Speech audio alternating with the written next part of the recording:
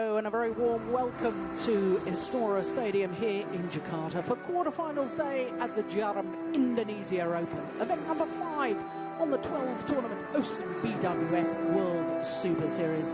Well, I can tell you that Istora Stadium is already rocking, and all the fans outside of the venue as well. There's plenty to do. There's face painting, there's restaurants for the fans to eat, there's bands playing outside. It's all creating the most wonderful atmosphere here in not only the 5th Super Series event of the year, but also the 3rd Premier event and the last Premier event for the Olympic Games. Of course, you can see from that there's still another Super Series, the Singapore next week, but this the last Premier event before the London Olympics next month. Of course, Super Series finals at the end of the year as well for the top 8 in all 5 disciplines.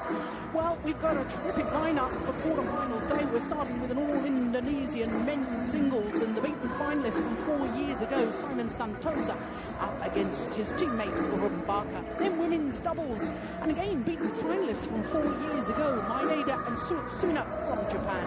They're up against the Indonesian pair of Johar and Polly, who are in their 3rd consecutive quarterfinal at the Indonesian Open. Then men's doubles, and Hoon and Tan from Malaysia up against the 2009 winners, the number 2 seeds Jung and Lee from Korea. Then another men's singles, and the number 8 seed Du Pengyu, he's up against the qualifier Sonny Dwi Kunchoro, fresh from his victory last week in Thailand. He really is in great form. Then we've got mixed doubles in the brother and sister team of Kido and Bernadette. They're up against last year's beaten finalists Tantowi Ahmad and Liliana Natsir. Then following that, we've got the European champions in the men's doubles, Matthias Bo and Carsten Mogensen from Denmark.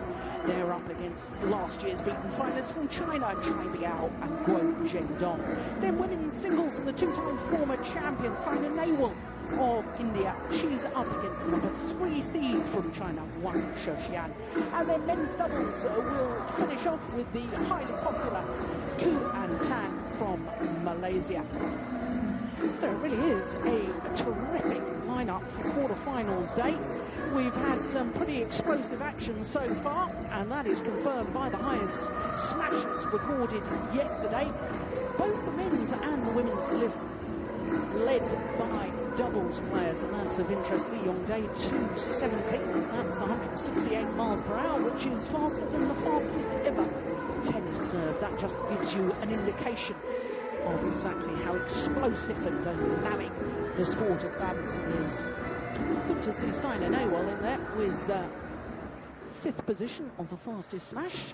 I thought yesterday when she was playing her 2nd round encounter that she was playing a lot more aggressive in her style of play, and that's borne out by that smash speed.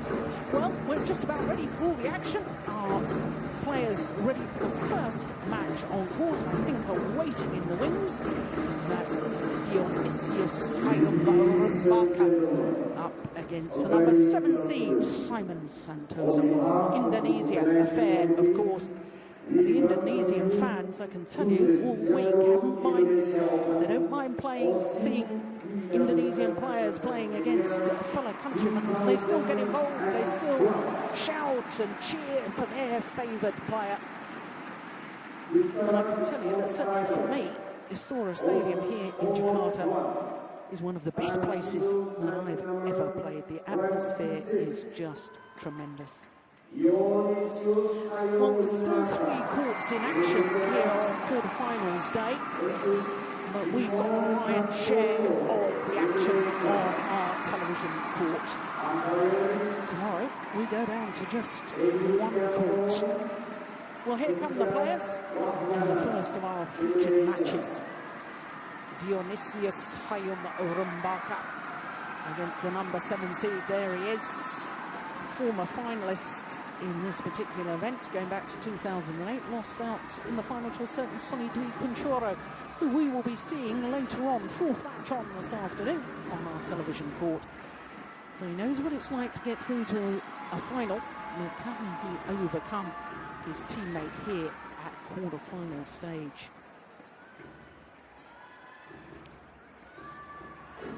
Well, there was 1 or 2 big surprises in the men's singles yesterday. can tell you in this top half of the draw, Simon Santoso is the only seeded player who remains. Of course, the big story from yesterday evening, if you were with us, was the fact that the #1 seed Chen Long of China was beaten by Kashyap Parupalli of India. So the other quarterfinal in this top half of the draw will be Kashyap playing against the Dane and Christian Vittinghus. Bottom half of the draw, similar sort of story. Only one seed remains, and that's Du Pengyu. And we will be seeing him later, as I say, against Sonny Dwi Conchoro. Let's turn all our attention right now to this first match on quarterfinals day. There, the 23-year-old Dionysius Hayum Rumbaka from Jakarta in central Java. He's a very tall athlete. He's 183, that's about 6 foot. Much taller than this man, the #7 seed, Simon Santoso. 26 years of age, so he's going to turn 27 at the end of next month.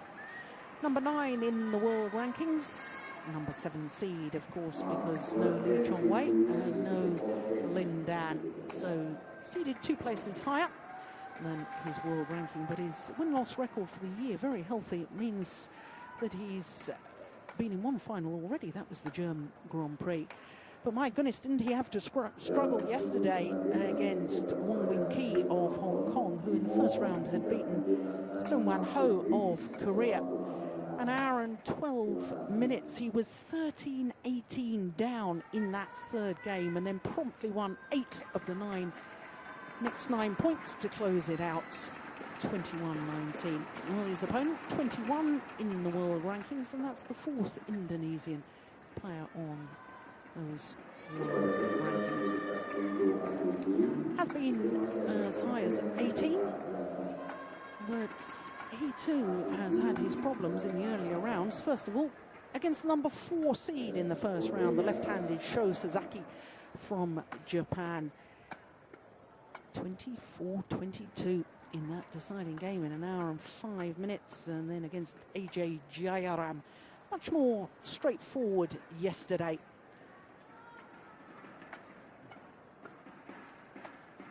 So these 2 players, although each other's games extremely well, because of course they train together on a daily basis. But as far as international competition is concerned, played against each other once previously.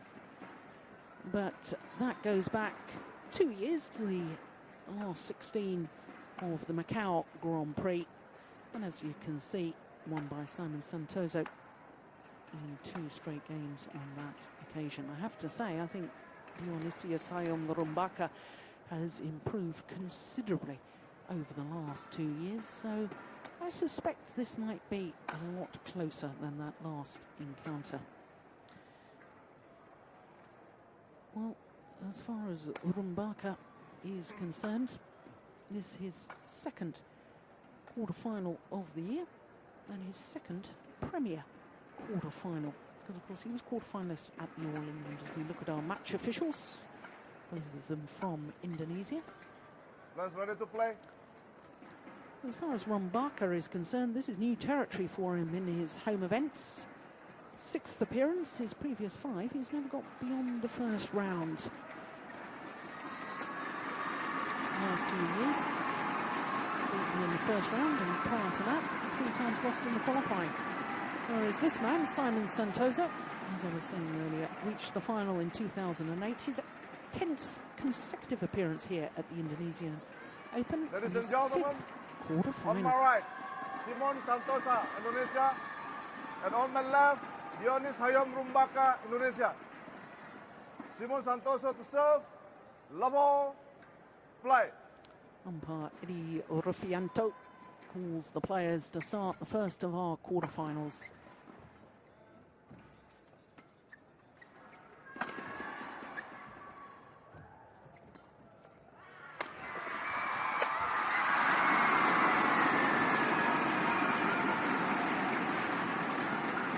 Well, I had a good old chat to Rumbaka yesterday before his 2nd round match, because he's just leaving the hotel when He drove by, stopped his car and said, "Jill, do you want a lift?" And drove me to the stadium here. Very nice young man, and he was talking about his form and saying that he felt good. Full of confidence. Let's see if that translates through to today's match. More difficult, of course, when you have to play against a teammate. Because you know each other's games so well.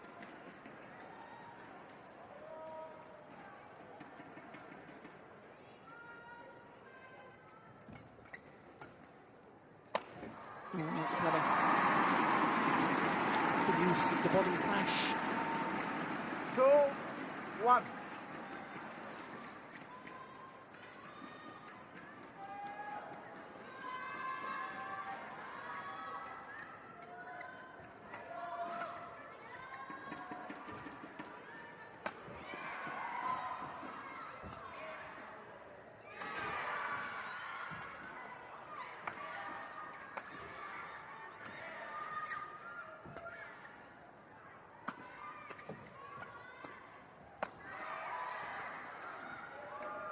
Ooh, came back in. Like I thought that was going to go wide. Well, we've noticed all week that there is a considerable drift in this arena, not only lengthways, but sideways as well.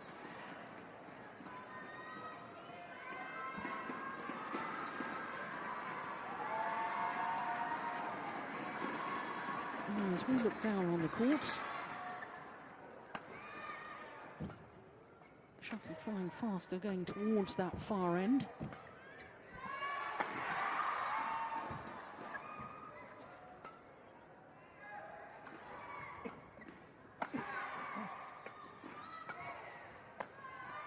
It's another good rally. Yeah, and there's the drift. Just taking the shuttle, making it go long with that back line. Service over. 2-3.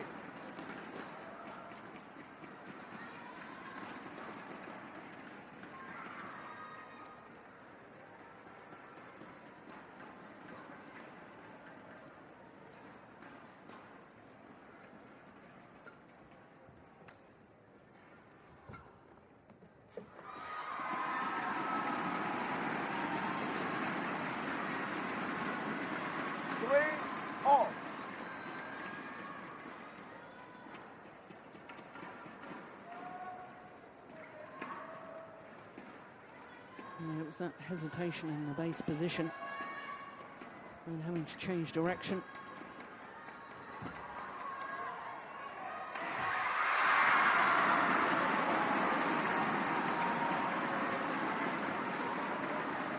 Service over.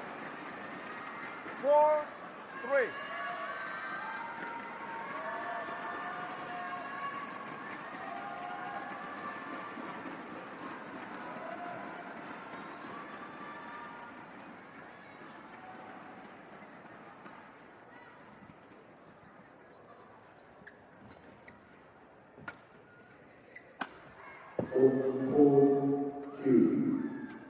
Oh, that was loose. Let's go to the final, match number 27. Now, this game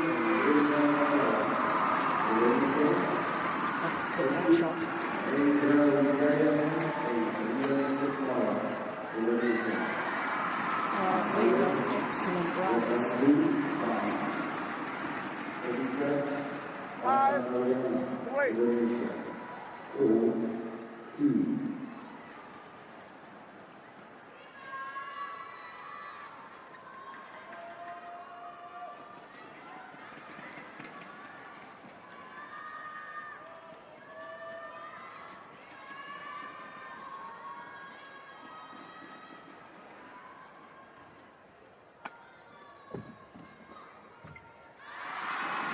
Just seemed to slip as he lunged forward there, Rumbaka. 6-3.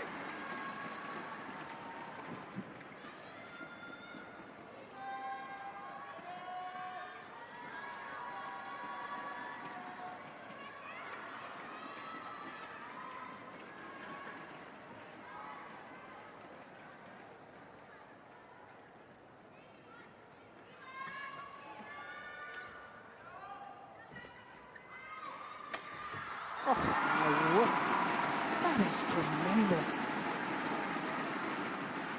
Service over. 4-6. Disguise, angle and power 251. It's just over 155 miles per hour. And that was played with angle.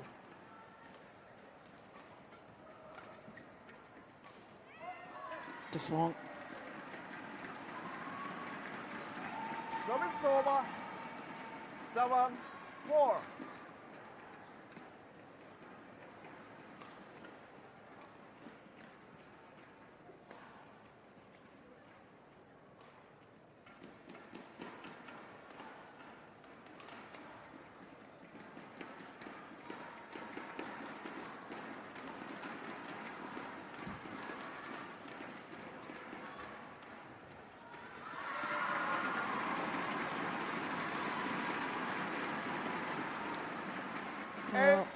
Well, Rumbaka knows that unless he plays the perfect net shot, he's going to be severely dealt with by his opponent, and therefore he's trying to play it just a little too tight.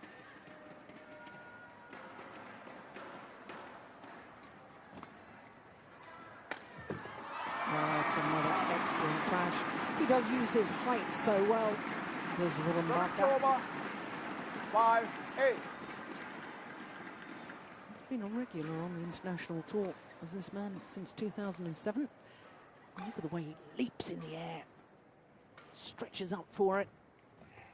Lovely play.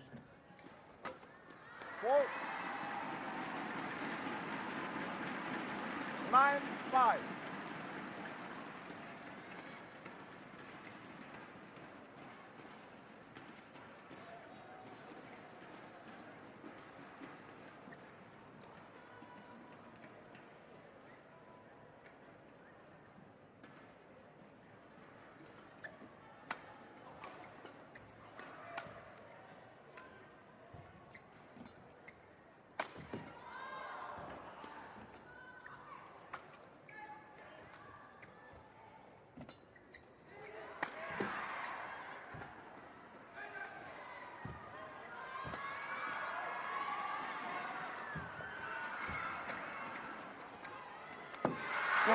Great coming forward from Rumbaka.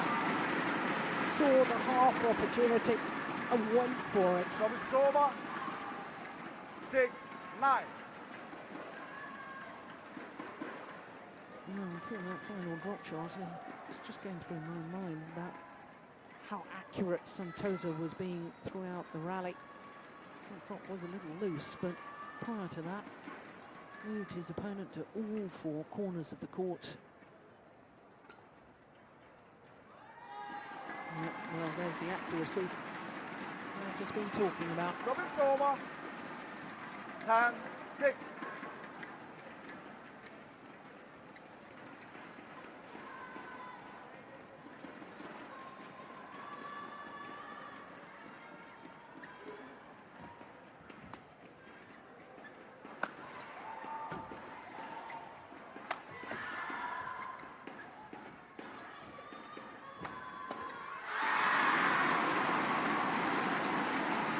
He knows he's got the pressure, and inevitably, with that sort of pressure,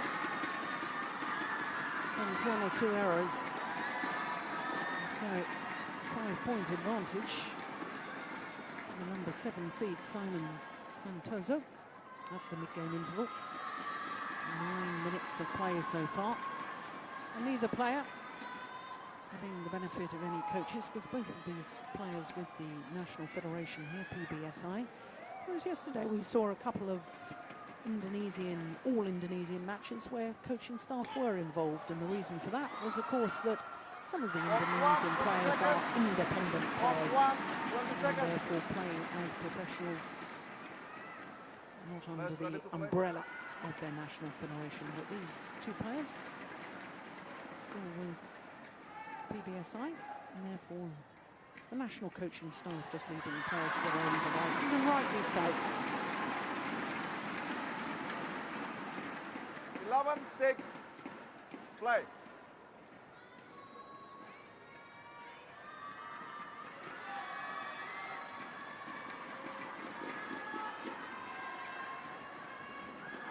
point. Now, apologises for hitting his opponent, and you have to say, what exquisite net play. Look at this return of serve. Played with disguise, hits the top of the net, goes over. Beautifully finished off.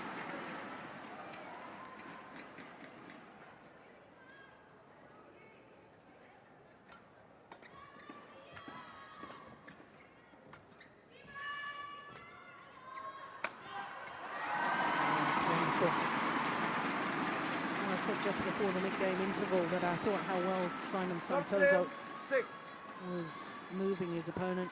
There's the front of the court, backhand side, and then very accurate down the forehand side with the smash. Making the tall man twist and turn, get down low. 143 miles per hour.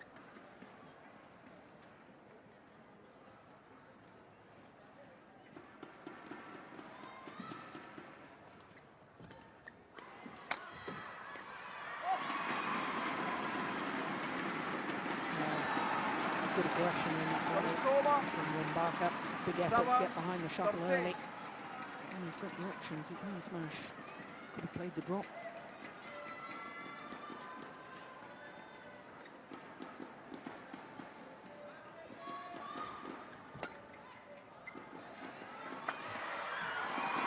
Oh, it's good.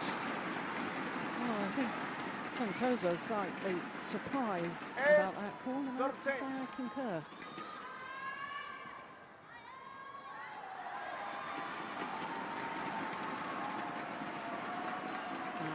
It land, unfortunately, at 261. Just over 162 miles per hour.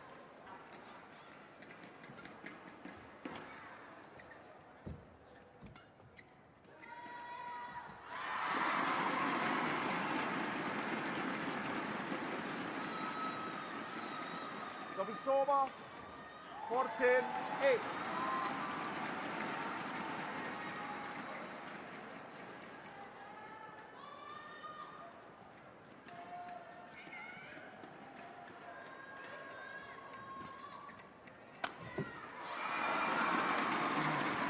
Very good again. My goodness, he's found his range well with that straight smash. What we call the round the head position. And once again, look at this movement. Leaps in the air, and by the time he played the shuttle and landed, body weight coming forward again.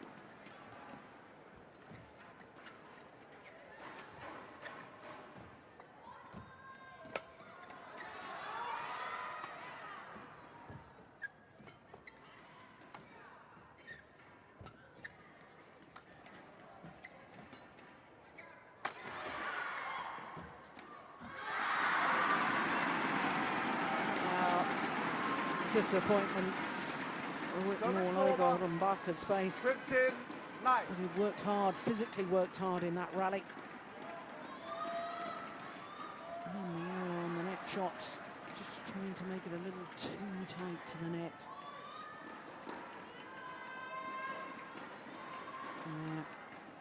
The anguish, he knows it.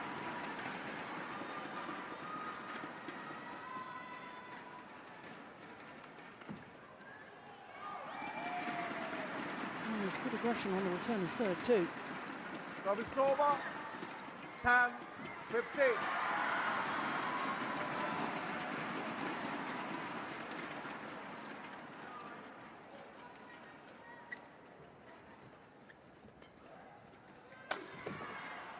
that straight smash again. Now one down the backhand side of Santoso. 11-15. And one down his forehand side. It's the first one he's got back in 3 attempts. Santoso couldn't return the second smash.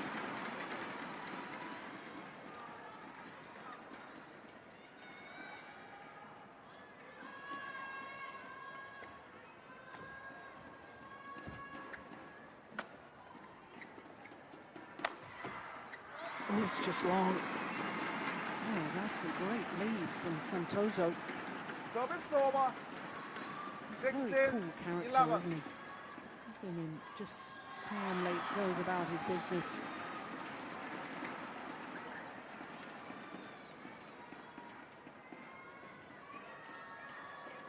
Had his injury problems in the past. 2010 only played 5 individual tournaments because of a back injury.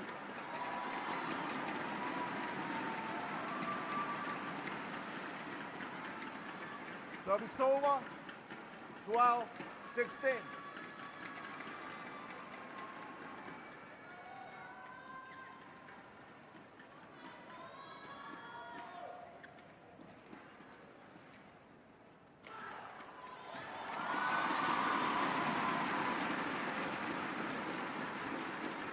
Oh, good net shot. Forced the error. Incredibly tight, and the way that Service he made over. the shuttle spin and 17, tumble 12. makes it very, very difficult for opponents then to control the lift.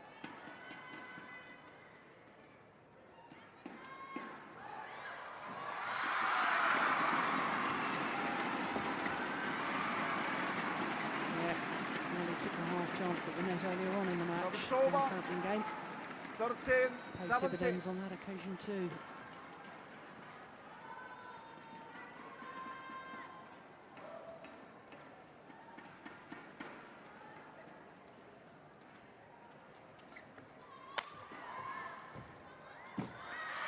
Oh.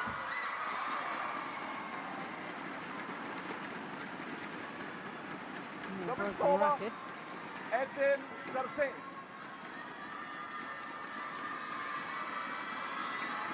Oh, he nearly got it back and in. I have to say, Santoso was very nearly a fault as he came forward, but did remarkably well to control the momentum of his body so that he didn't, in fact, touch the net. Okay, ready to play?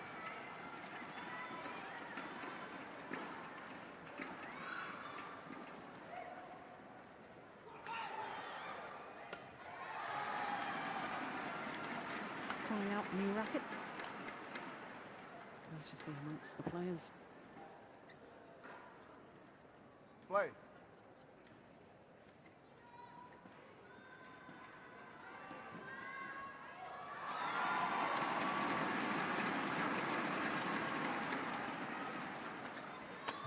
Oh, good return, good disguise. Got the shuttle pass, Santoso. 14, 18. Match number 28. Xiaowan and Tan Jinguo, China, versus Tianqi and Zhao Zhubai, China. Umpire, 15, 18. Australia. Second judge, OSIM BWF Malaysia, 0-3.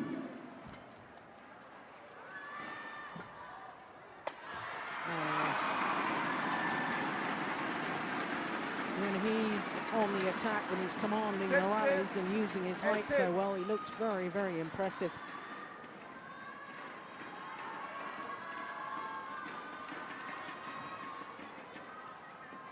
Terrific angle.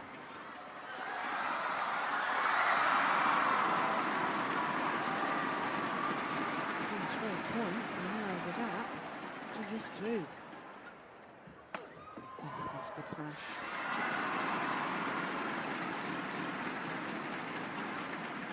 Service over. 19, 16.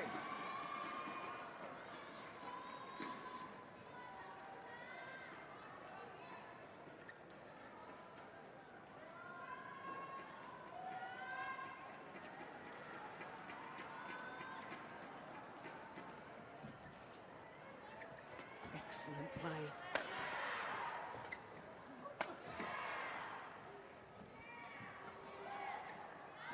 Push it long. There's the drift once again coming into play. Service over. 17, 19.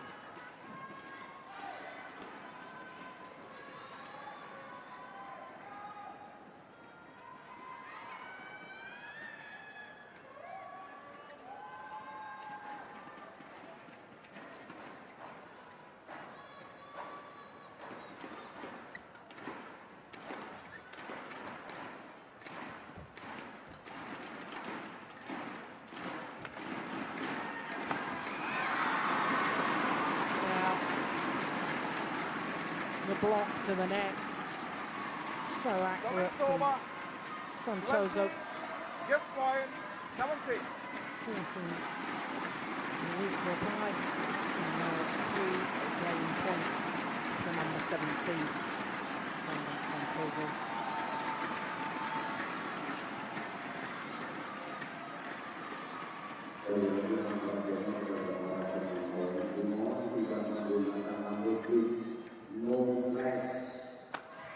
Missed it.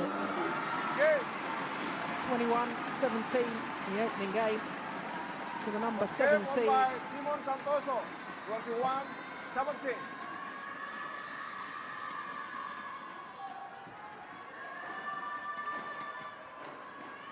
Well, he enjoyed a lot of success with his smashes in that opening game, but missed on that occasion. Rumbaka.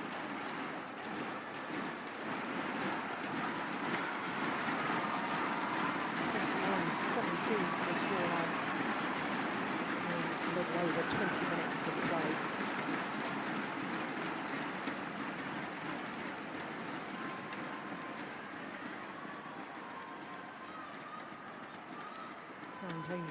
Southeast Asian Games gold medalist won the title in this very arena at the end of last year, did Santoso. Second gold medal, incidentally, at those Southeast Asian Games because he won gold in 2009 in Laos, beating Conchoro in the final.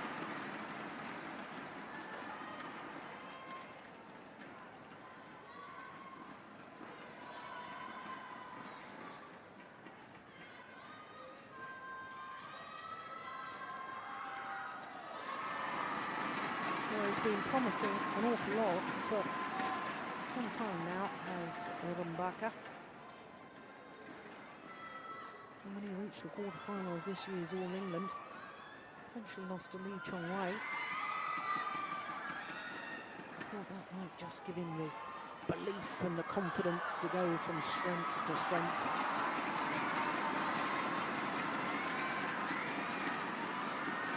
Forty-one, 20 seconds, 41, 20 seconds.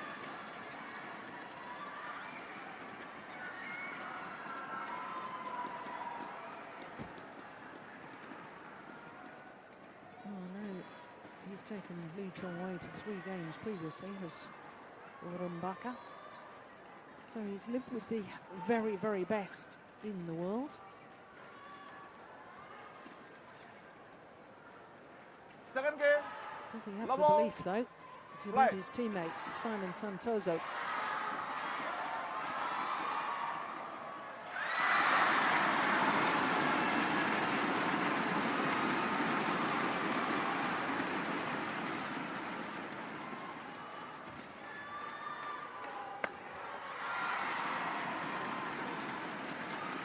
One love.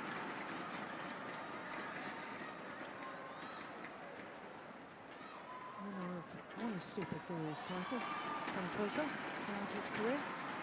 That was the Denmark Open back in 2009.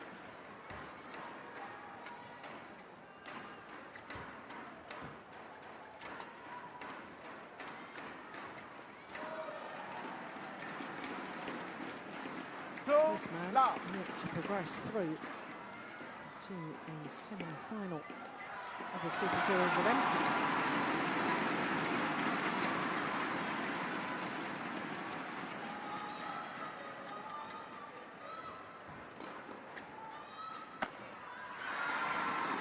Well, he seemed to mistime his jump there. Seemed to have landed before he actually hit the shuttle.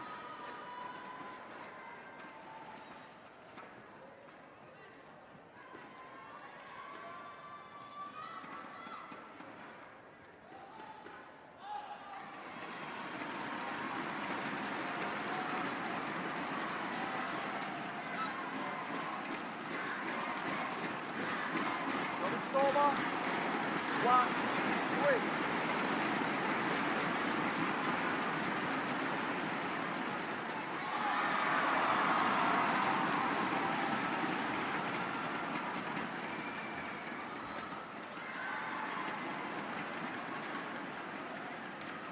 Service over. 4-1.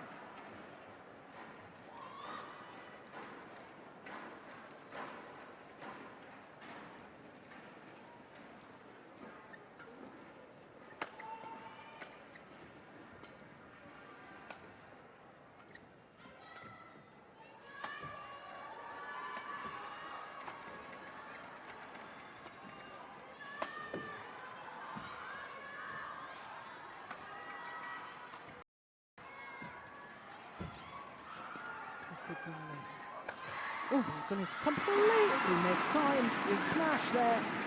Simon Santosa, the shuttle came off the frame of the racket. And I think Rumbaka was just so surprised about the mishit. He too mishit it.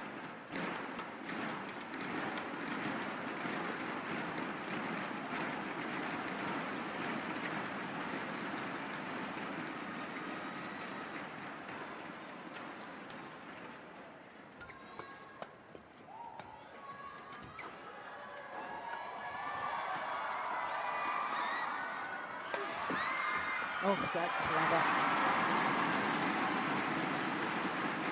Inspired play from Santoso. 6-1. Not only the skill to do it, but the vision, the awareness. He actually played that defensive shot when the shuttle had actually gone past him.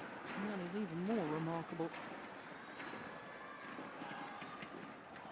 Now the younger of the two men, Rumbaka, got to be awfully careful here because his opponent has opened up a 5-point cushion. Yeah. Needs to start closing the gap. Service over. 2-6.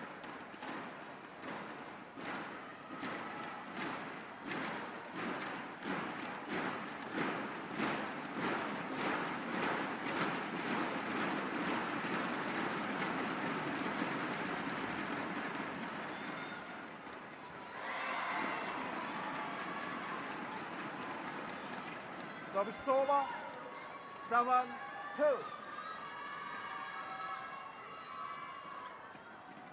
He was trying to let the shuttle come out of the tumble before he played it, but in doing so, then you take the shuttle much, much later.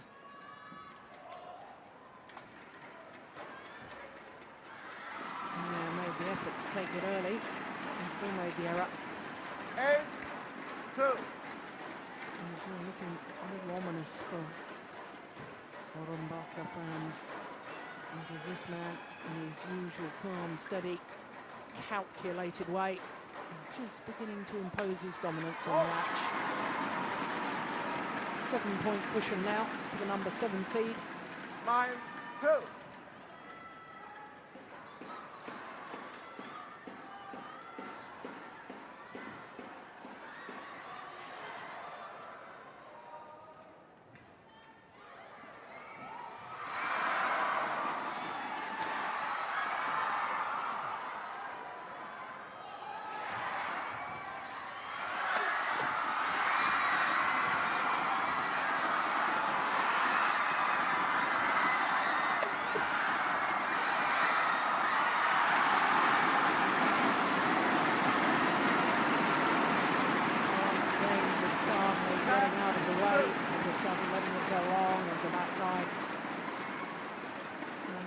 Fans, I can tell you, are watching the match on the adjoining court with the current Olympic champions Kido and Sevillawan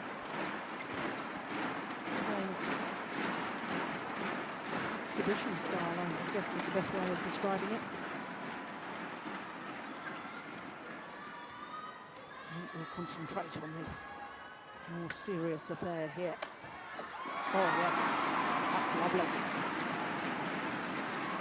11-2 interval.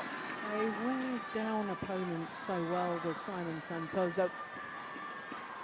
Mid-game interval, a 9-point advantage.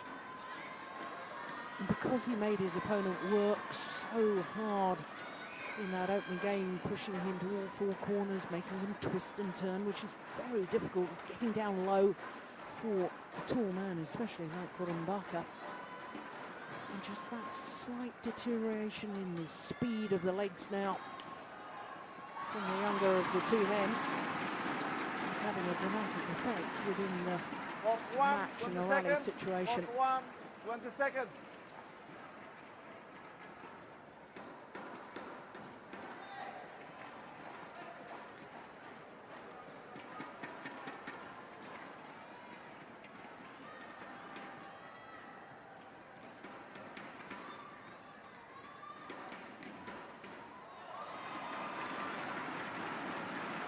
11, 2, play.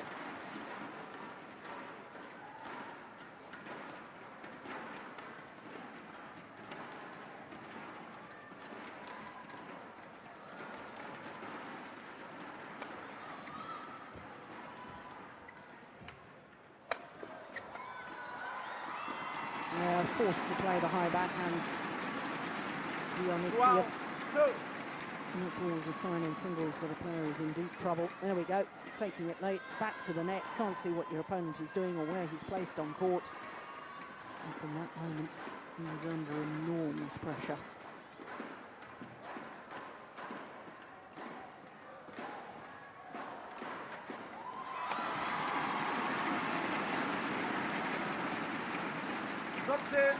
Two.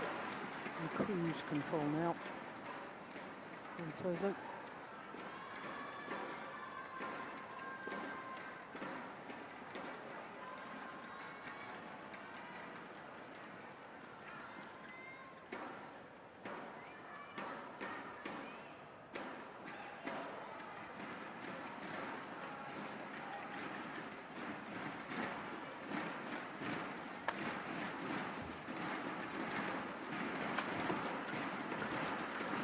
Short.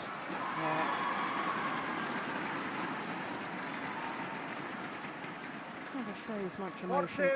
14-2.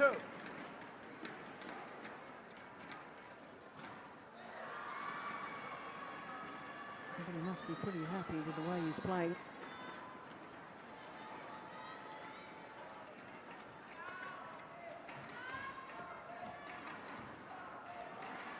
Oh, superb, yeah.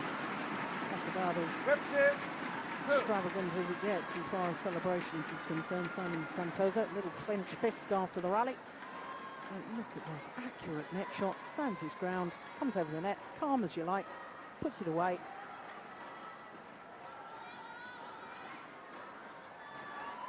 Super control.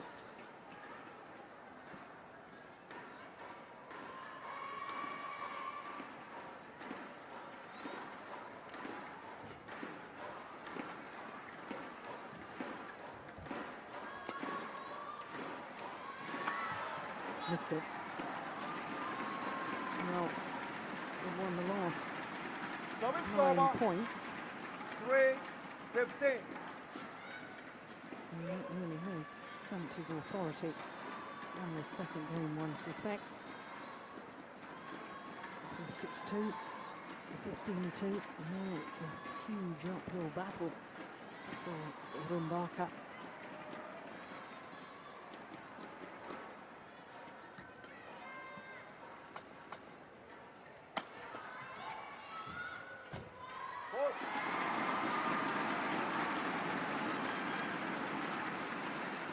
Service over. 16. More of a resistance has been broken down.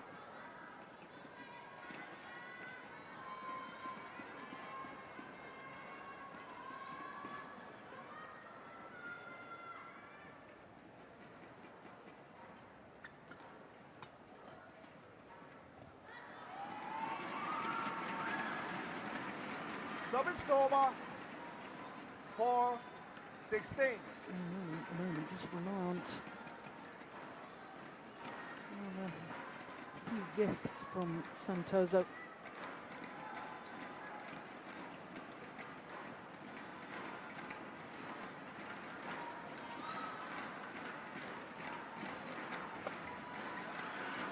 Wow, that was a lovely backhand. 5-16.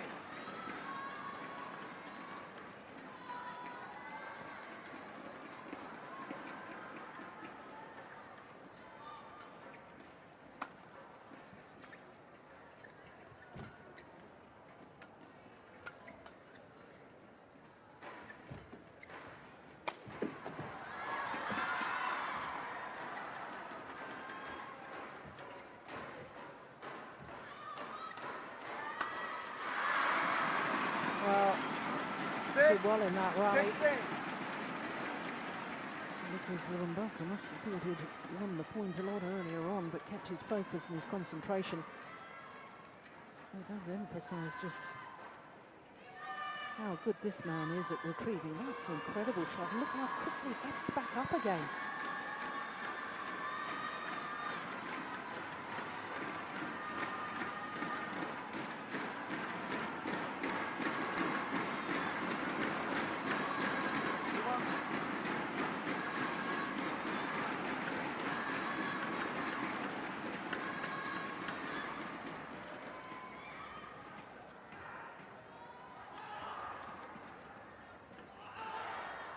Play.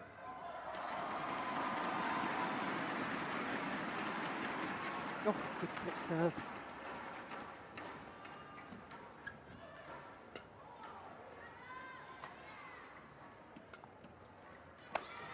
Mr. Over anxious to play the winner without extending the rally any further. Service over.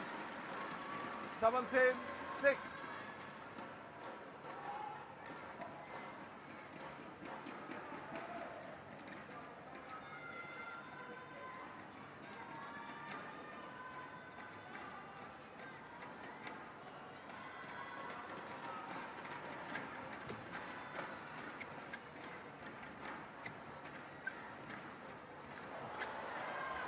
Well, I have to say, Santosa's net play throughout this quarter-final 18-6. has been nigh on perfect. Look at that, once again.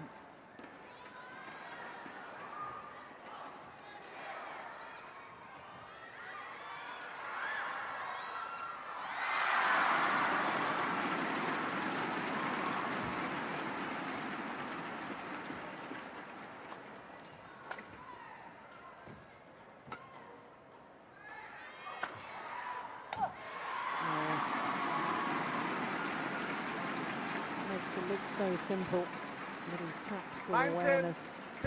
and implementation absolutely spot on. Smash to a place where you know your opponent's really only got one option. Back to the net and came forward so quickly to make the final kill. And now just 2 points away.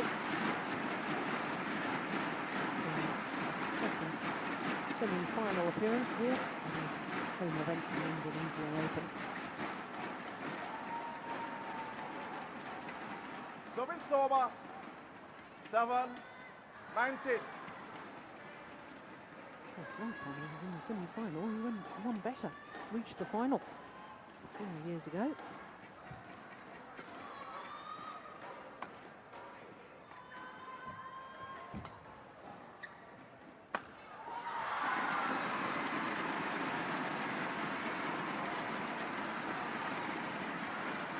Well, just hasn't been able to deal with the accuracy and the court craft of his opponent today. Rumbaca put up a very fight in that opening game. Very much second best here in the second. It's gone wide. First time of asking. 2 straight games.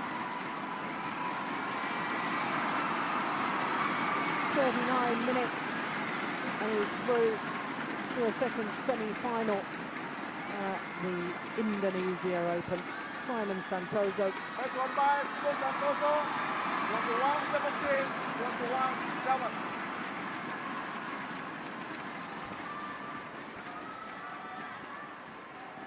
Final shots just going wide of the singles court. The cross-court net shot attempt from Dionysius Rumbaca.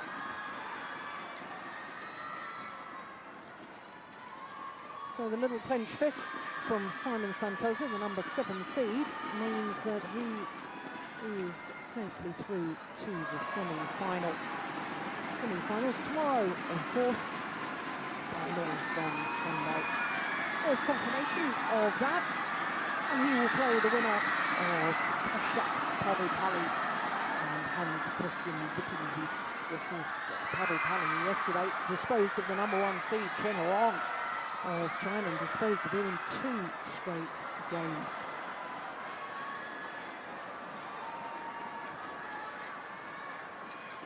So that's the first of our quarterfinals today, has been decided.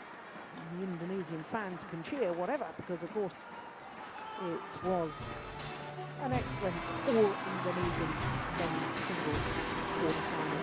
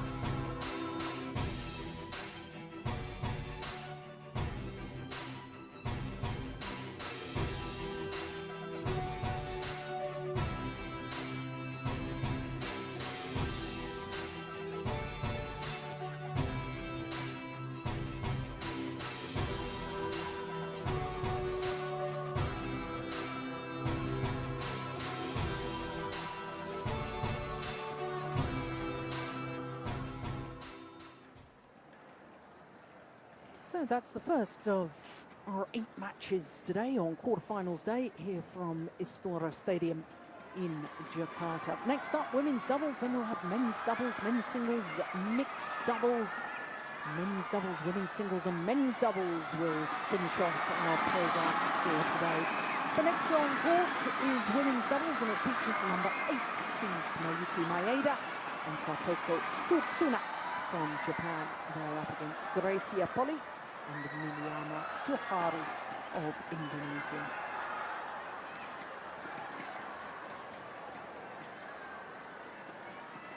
Well, the Japanese pair, number 8 seeds, have enjoyed success at this tournament in the past. Because like Simon Santoso, 2008, 4 years ago, they were beaten finalists. 2008, that's been a vintage year. It's always a vintage year here in Indonesia, and I have to say the way that they've set up the stadium and the activities just outside of Istora Stadium are absolutely marvellous. The atmosphere is tremendous in the stadium, and it has giant screens, face painting, live bands, places to eat.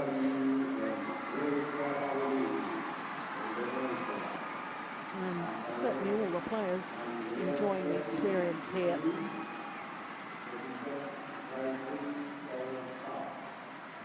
So women's doubles quarterfinal, Mayuki Maeda and Satoko Tsutsuna, the number 8 seeds, up against Miliana Johari and Gracia Poli.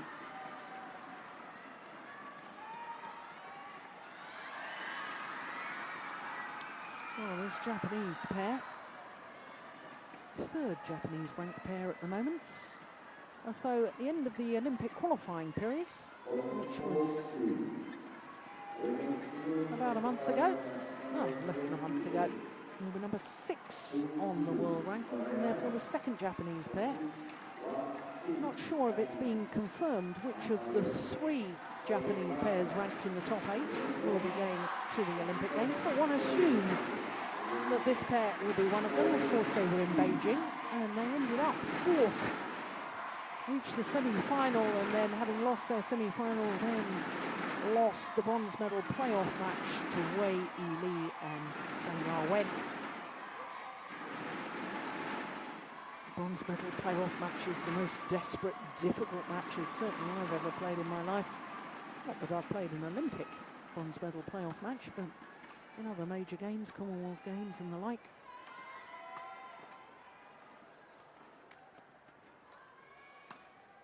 So for the Indonesian pair, Gracia Poli on the right as we look at them, the 24-year-old brought up in Manado.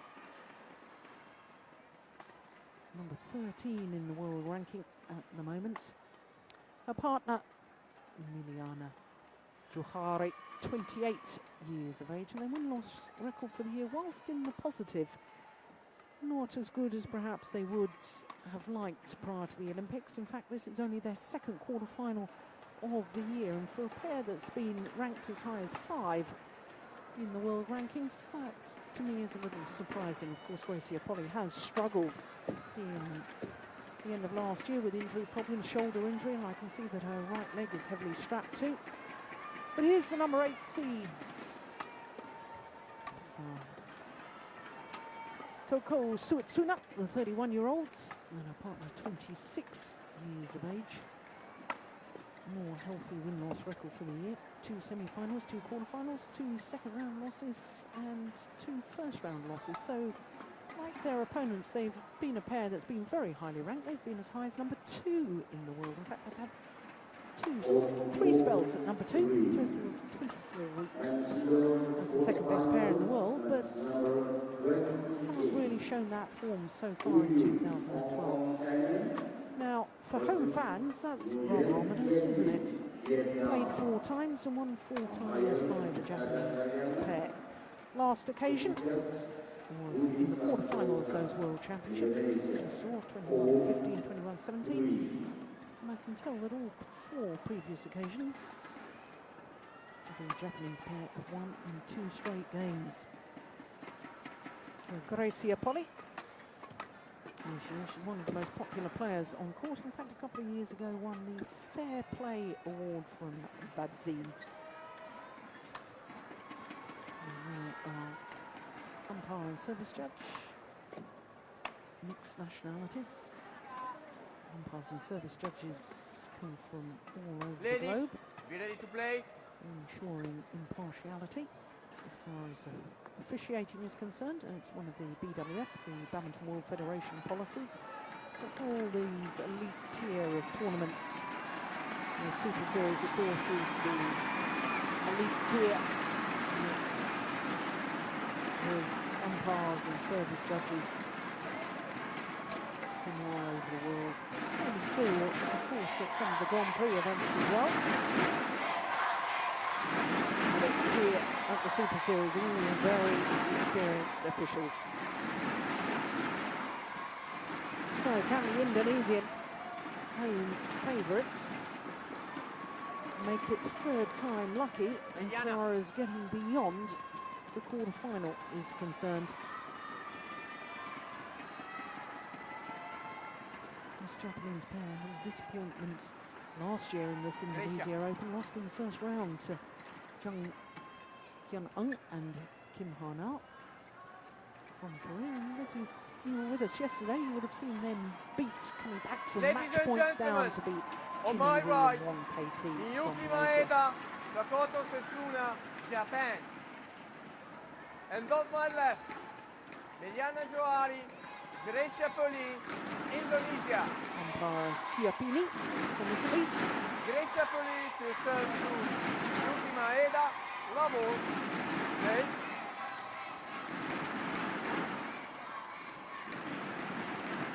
So the Indonesians' far side of the court against the number 8 seeds, Maeda and Suetsuna from Japan.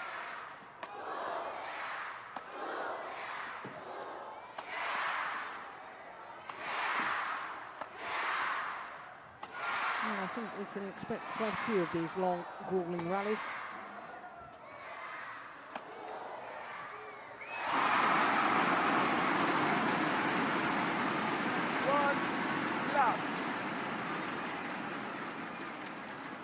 Indonesian combination still looking for their first ever title together. They've been in 3 previous finals,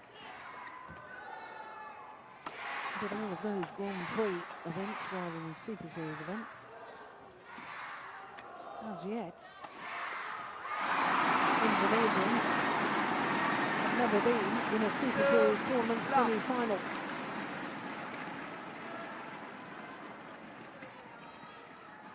This would be the place to do it, wouldn't it? With the home support.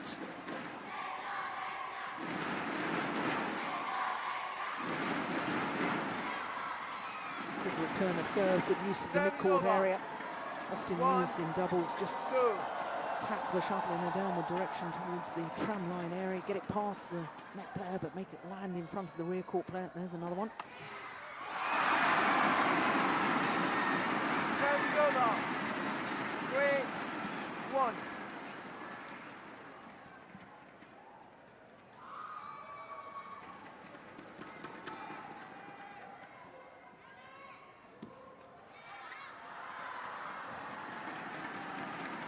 Time is over. 2, 3.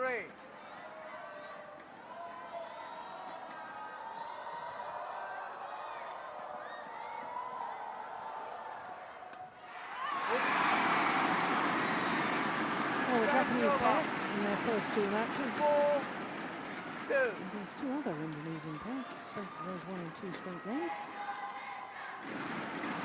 Polly and Johari had a tough old battle yesterday against fellow Indonesians, went the full distance there.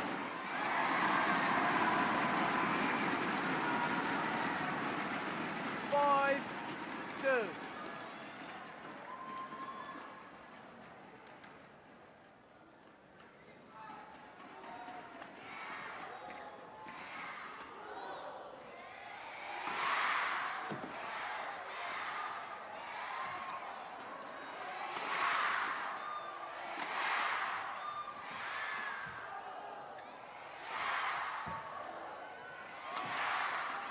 Oh, it's too flat, it's gone along with the back line.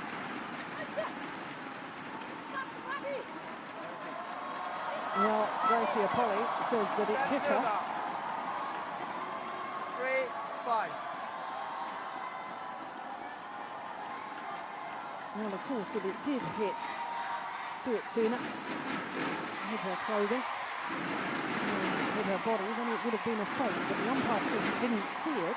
But I have to say, looking at that again, it did look as if the shuttle may have been deflected, which would indicate that it did hit her.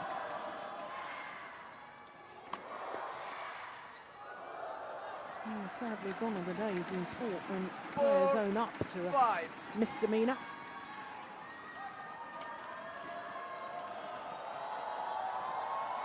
Out.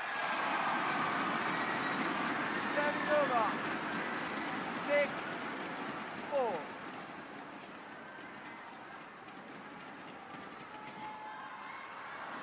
Oh, that's a wasted opportunity. Time is over. Seemed to rush that 5, quick serve. 6.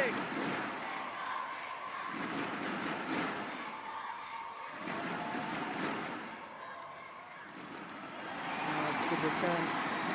The best of those serves from Time is Maeda. over. 7, 5.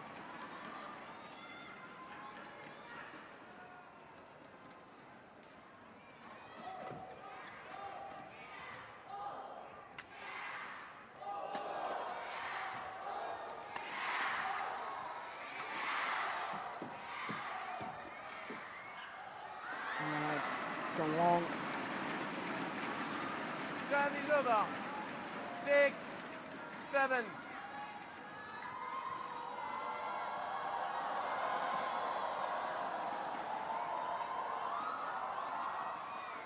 Oh, the crowd just trying to get on the back of Suetsuna.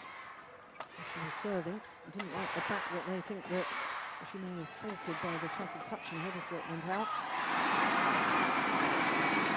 And a little look from Gracie Apolli 8, after 6. winning that rally. And psychological factors. And a little look towards her opponent. Spoke volumes without actually having to verbalise.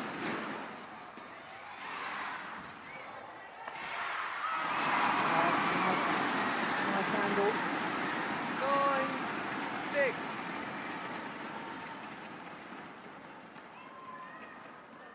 Of course, Johari has been in a semi-final of this tournament before. That was back in 2008 when she used to play with Shindi Puspa Irawati.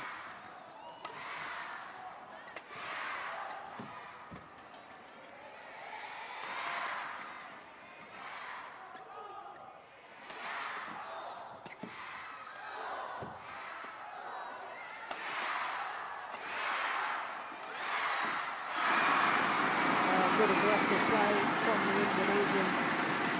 I have to say it's so typical of the Japanese pair that they're more than happy just to spend the early stages of matches really working their opponents by lifts and more lifts. And it's a 5-point advantage to Gracia Foley and Emiliana Johari at the mid-game interval. Just 6 minutes of play.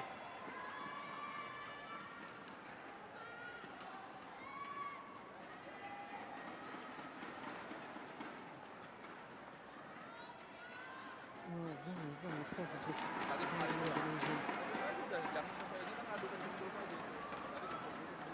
Dia sering cuma itu doang, ya. Cara mainnya jangan dirubah, fokus kamu ke situ aja terus. Ya, kalau bolanya ada banyak jauh tuh. Banyak lah, itu namanya jauh. Dan turunnya udah gitu terus, ya. 120 seconds. 120 seconds.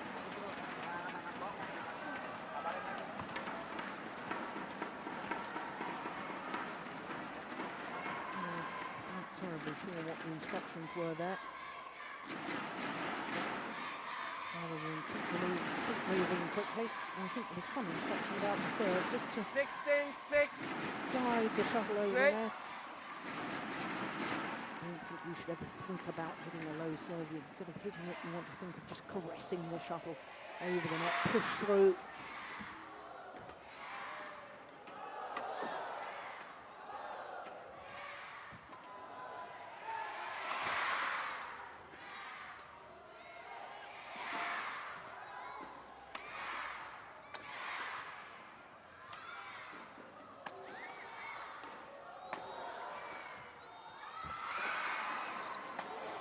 Oh, that's great. Super play from Gracie Foley. 1-6.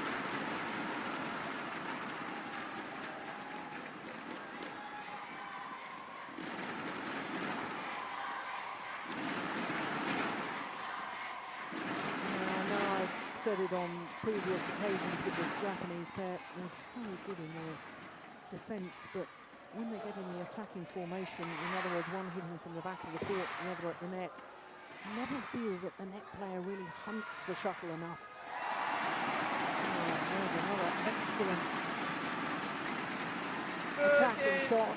6. Nice time, the cross-court drop.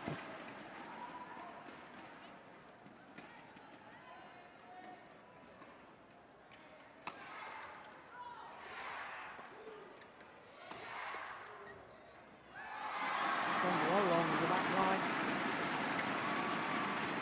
Okay, trying pushing them towards that far end 14-6. of the drift.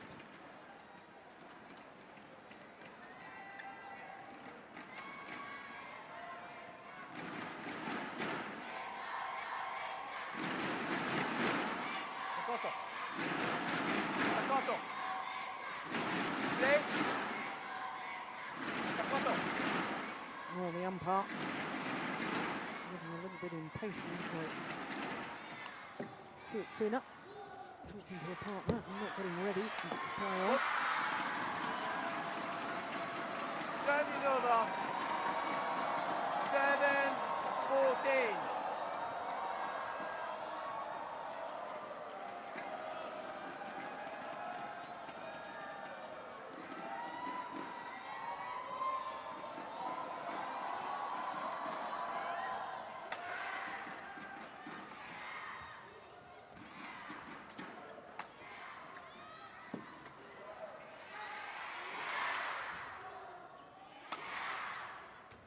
Oh, that's good.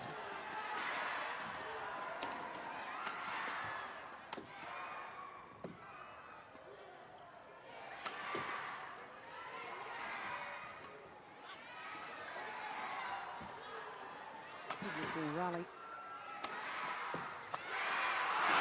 As far as the Indonesians were concerned, it was all worth it in the end. Serve is over. 15-7.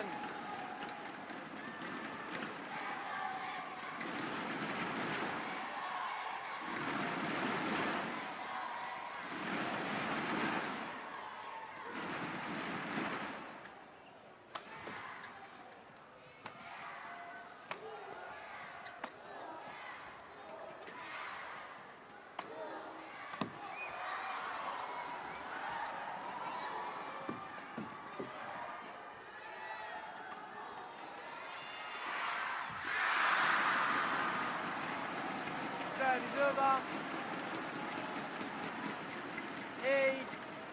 8-15. Oh, some big gulps of air going in there.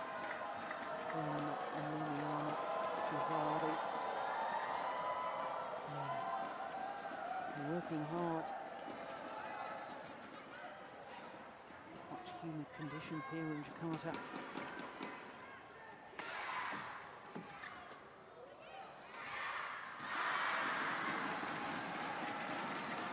Nine, 15.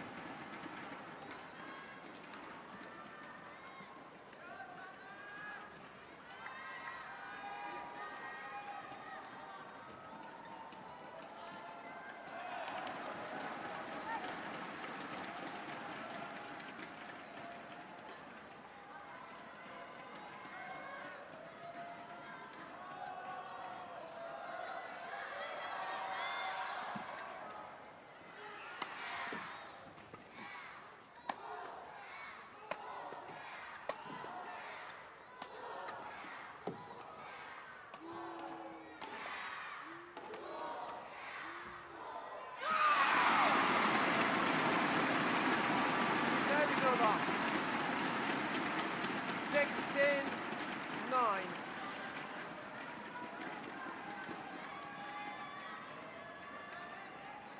Well, it sounds to me that already the Indonesians are feeling the pace of this. Late. Even concluded this opening game.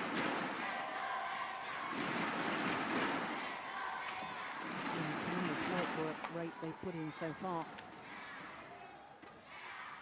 Spending a little more time willing to defend and not all out attack when they do get the shuttle in the air. Softer smashes. Service over.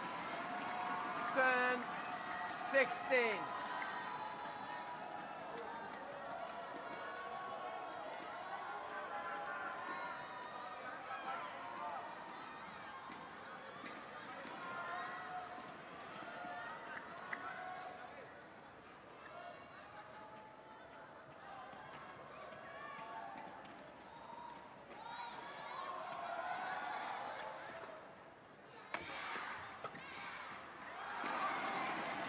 Out. 11-60. Well, the umpire's going to have a word with He knows I'm going to correct, okay? Sortsuna, saying don't indicate with your 11, arms, don't try and influence 16. the line judges.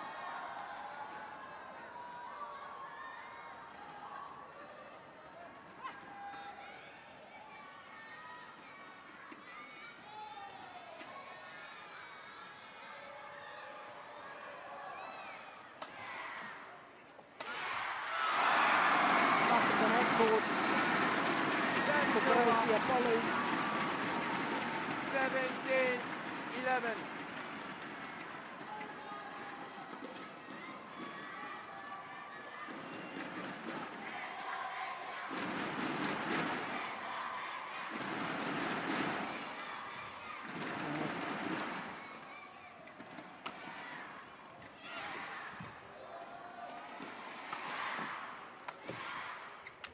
Oh, my goodness. How did she miss that? Service over. 12. That was a 17. golden opportunity.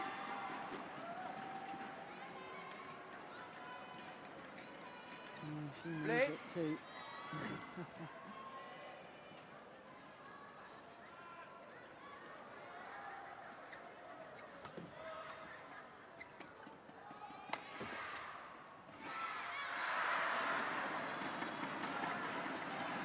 Thirteen, 17.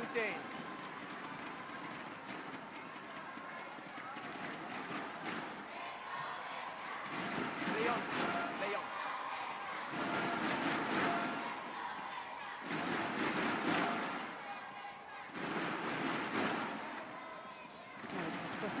Whether the shuffle should be changed or not. Get their way.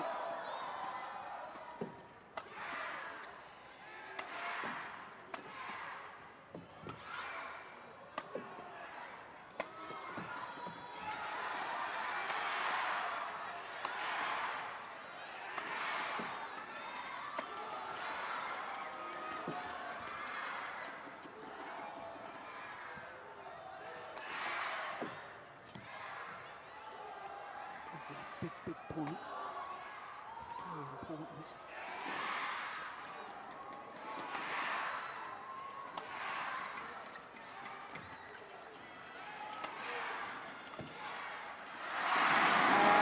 Finished off with no error on the final kill from Gracie. 18-13. That makes 18-13. 14-17.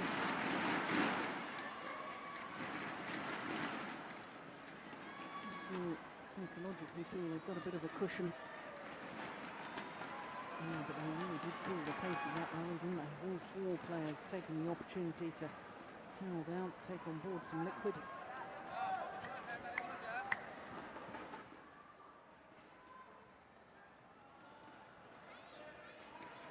And the umpire just trying to get the attention of the court attendant to come on and mop up the perspiration.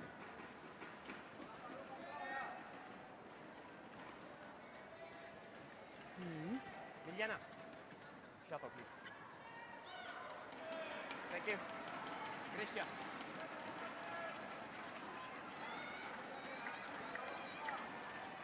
Eighteen, 13.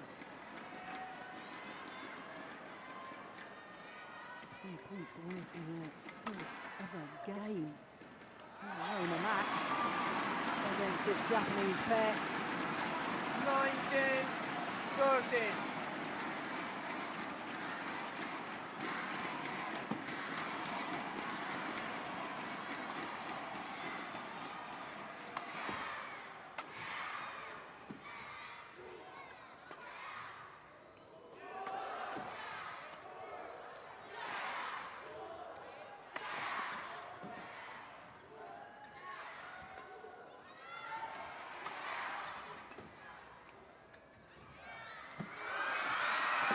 Good rally and confusion in the end between the two Japanese players, both stopping and leaving it to the other. 8-13. The Indonesian fans rejoice because it means that Gracia Poli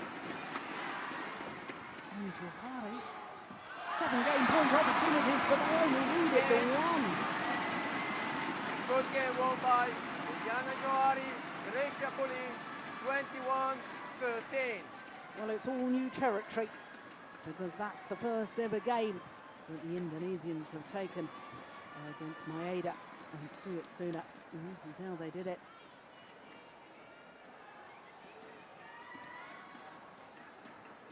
And the big question is, can you keep that going? There was something going up to say they were so positive from the start of the match. Thoroughly deserved it.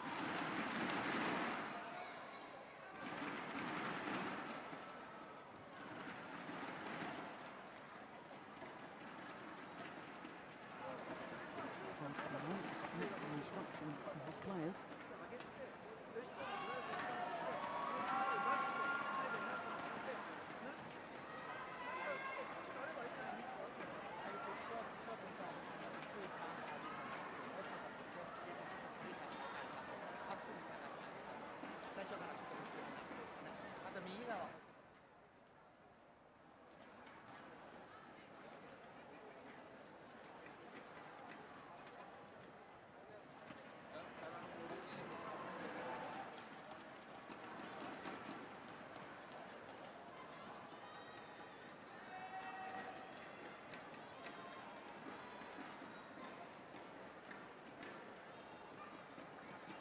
But 120 seconds. For 120 seconds. Yumiki, could you put inside?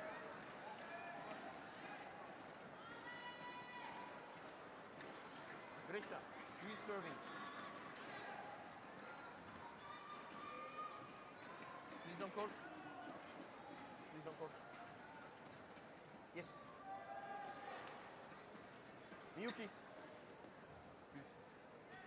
Well, the umpire organising the players, telling them to clear up their kit bags and make it all neat and tidy.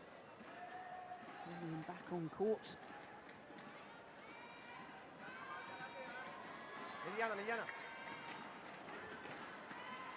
Second game. Level. Play. The Indonesians having taken the first game 21-13. Now they're playing with the wind, so the attacking play should be even more effective. And I think the most important thing is to keep doing that, to keep looking for the open spaces. And Coach Park Ji-won on the left is really looking very concerned indeed.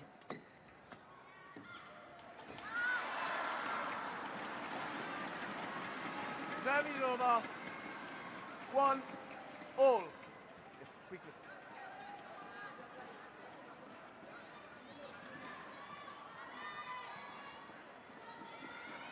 Got caught in no man's land.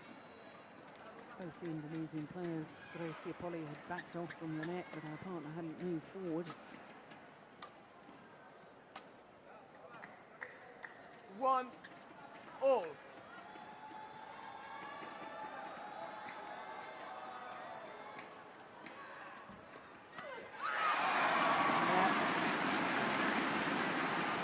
Service over. 1-all.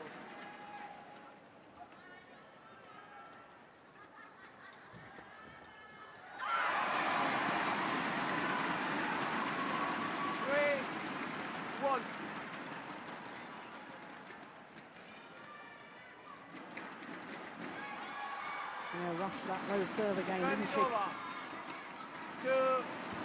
3. It just seemed to be a little sharp tap of the shuttle. Play.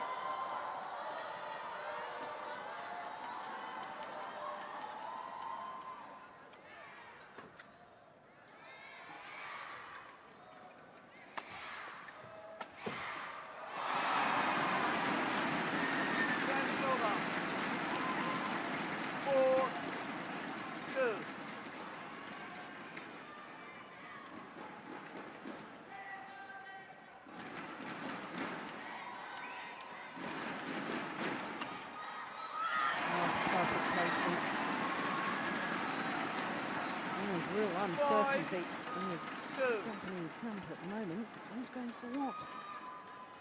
Both left it for the other. The ultimate point of the open game, and both left it for each other there. Sharp words between the two of them as well.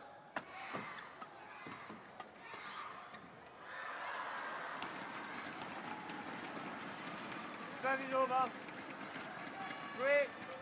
3-5.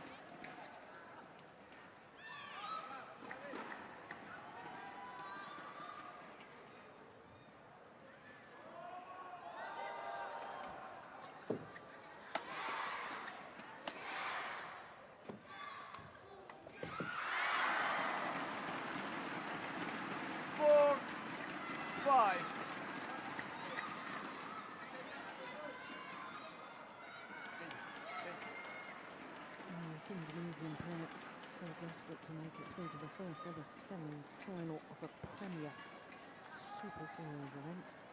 There's 2 semi-finals in ordinary Super Series.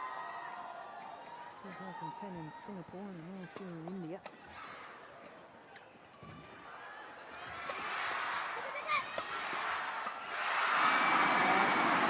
Good attacking play. Over. 6-4.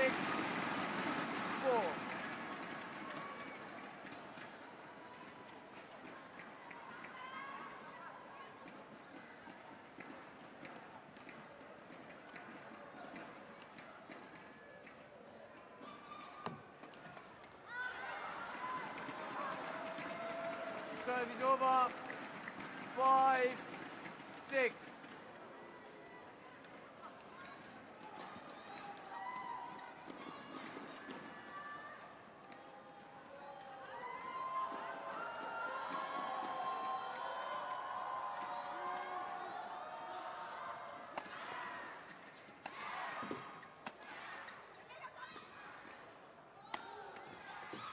clever smash, but that's landed well in.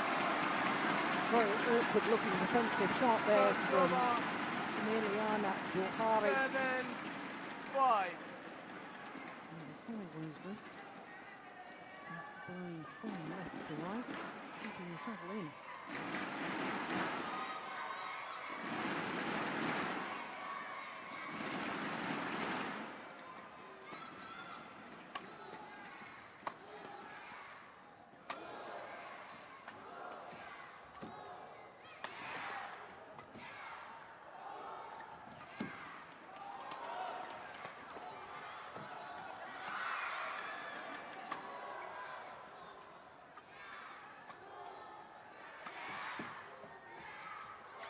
That's nice. Oh my goodness! Service over. 6-7. Well, he got the first one back, then played one while she was sitting on the floor. Couldn't manage with the second time though. Did awfully well now. And she gets another one back. Second time of asking, makes the error.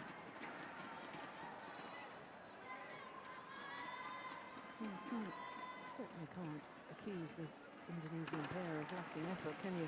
Yuki. Wonderful rally.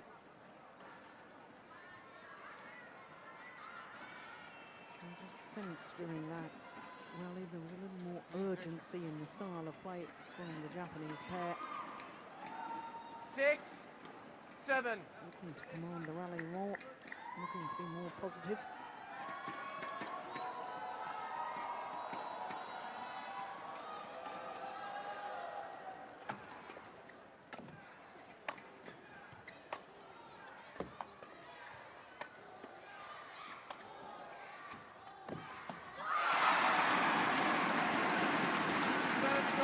Yeah, no wonder they applaud. It's good badminton.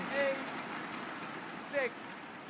Both players really now hunting the shuttle and looking for the opportunity to attack, get one of their players towards the left, which is the standard of the traffic formation. And two players standing side by side on the court, that's the defensive formation of the Japanese pair at the moment. Ah, no, that's good anticipation. And Suetsuna. Service over. 7-8.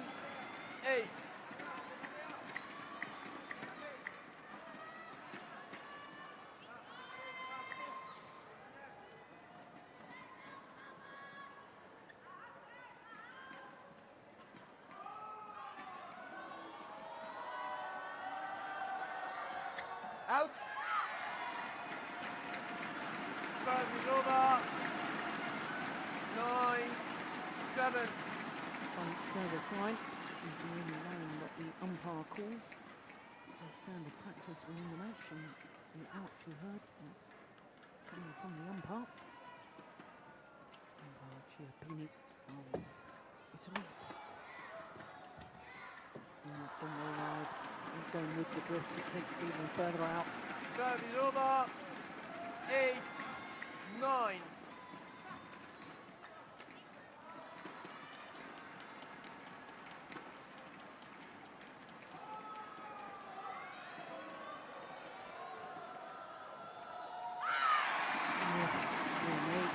Service over. 10-8.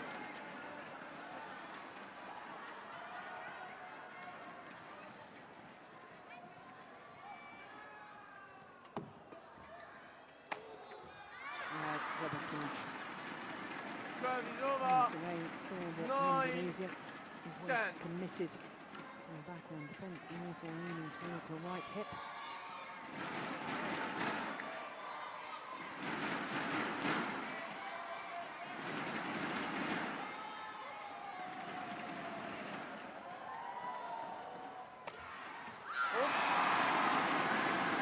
Service over. 11-9. Interval. So to the mid-game interval, and the Indonesians have a 2-point advantage.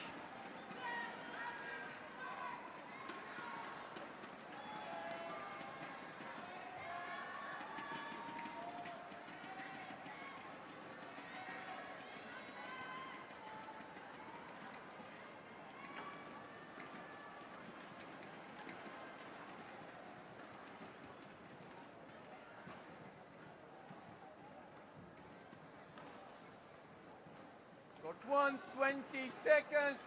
Put 120 seconds. Well, Park Ji-won is definitely giving advice about Please, some coach. form of attack. Please. Which is something that the number 8 seeds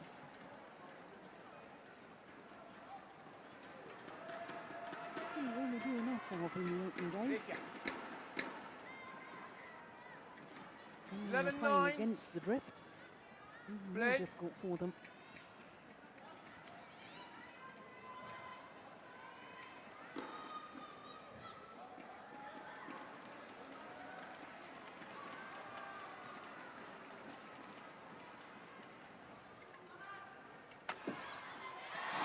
Good smash. 12-9.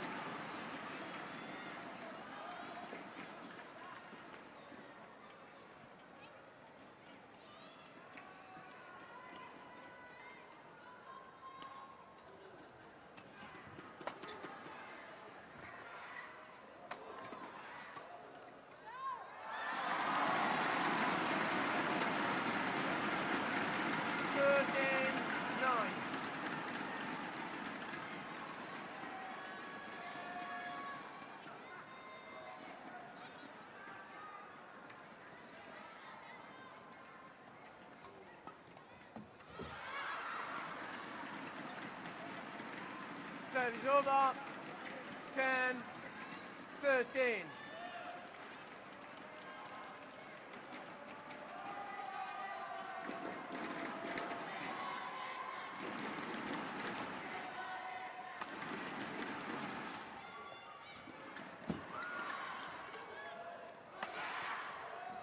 Good defense.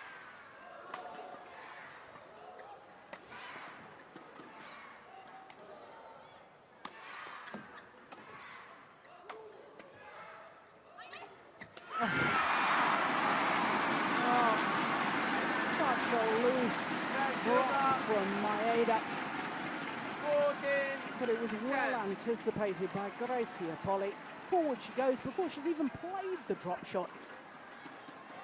And then like the opening game when she had a similar backhand kill, made no mistake this time.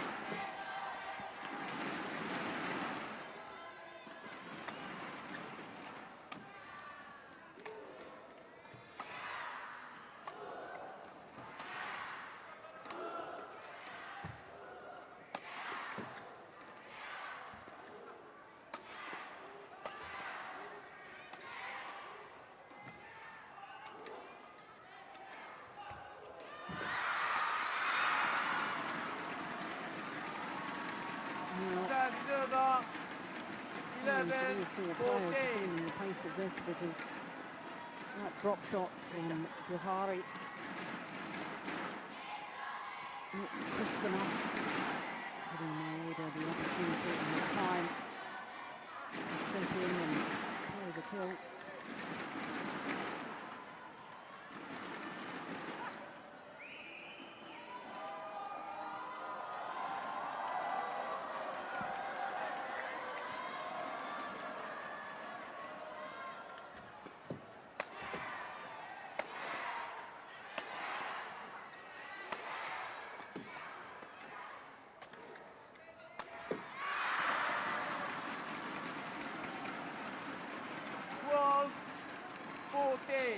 I just get the feeling that the next 2 or 3 rallies are going to be absolutely critical to the outcome of this contest.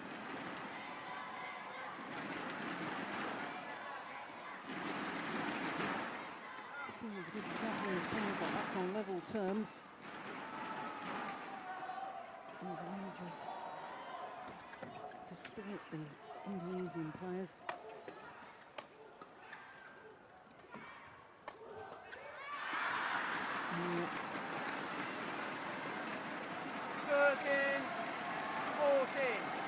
As the home players are concerned, just sense that they must keep their noses in front.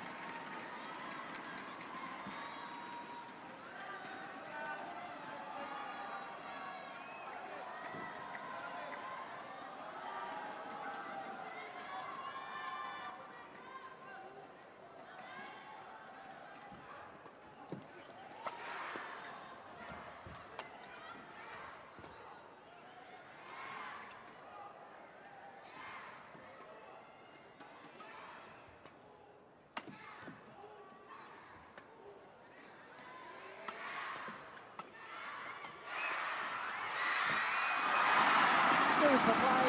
Croatian receptions from Gracia Polly. Serve over. 15-13.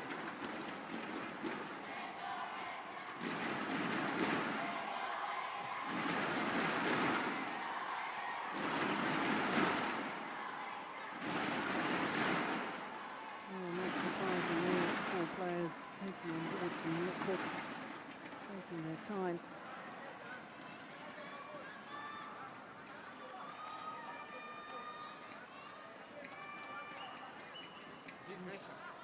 Battle of this quarter-final for the right to play the number 2 seeds, the current England champions. 15-13. And Djarum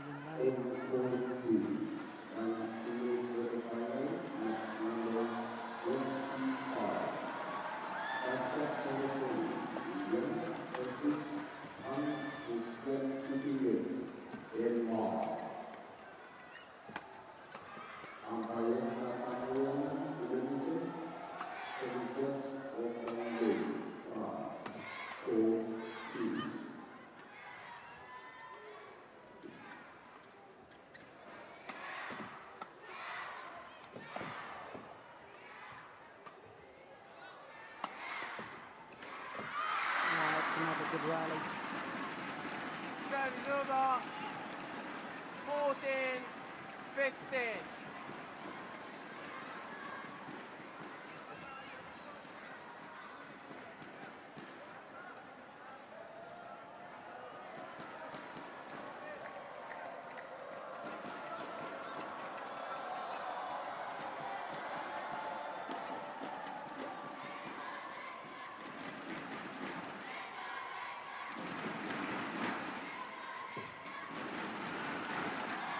Well long.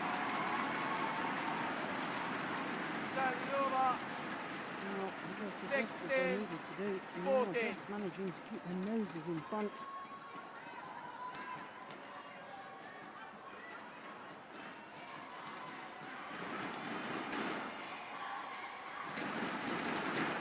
Play.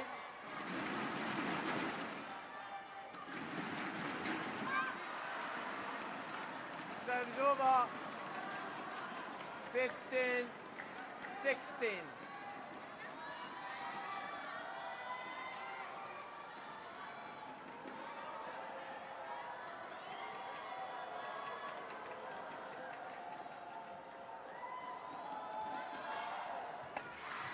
And short. Serve over. 17-15. A bit closer. Goal.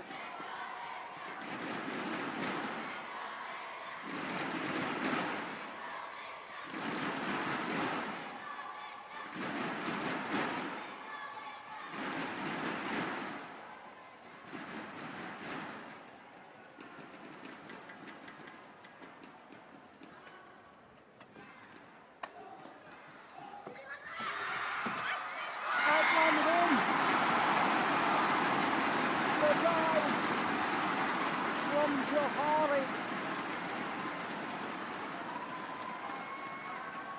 18-15. Everyone's celebrating the mascots as well. What an effort to reach that.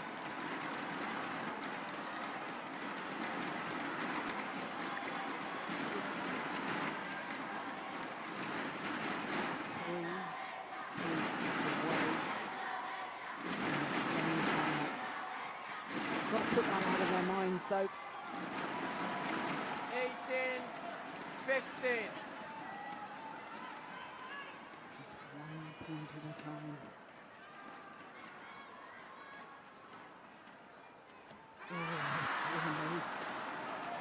Serve over. 16-18. Nerves getting to Gracia Polly.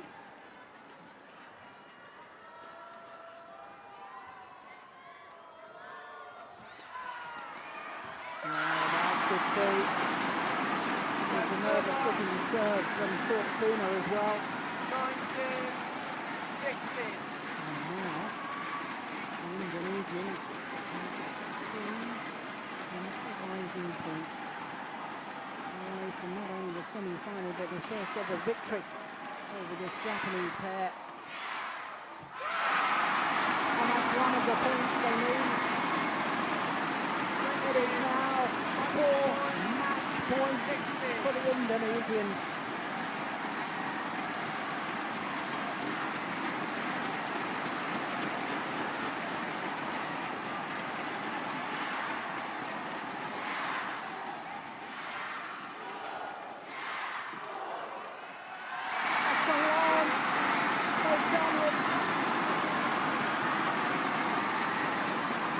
Indonesians embrace, the fans celebrate, and their first ever semi-final in a Premier Super Series event.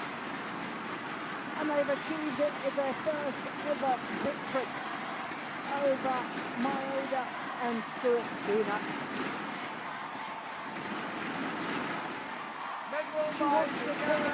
She watched it run, and again it was a long way along that back line.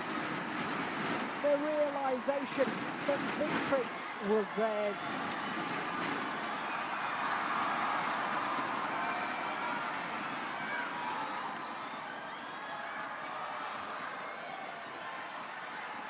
And the coaches applaud, as indeed they should.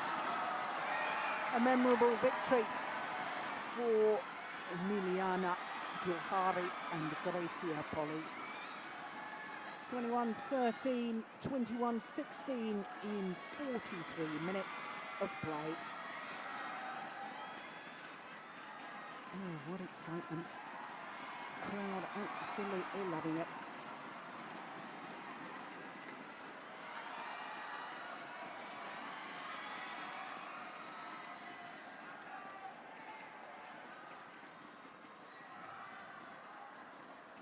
Well, of course, we've still got another 6 matches to come today on quarterfinals day. Memorable moments.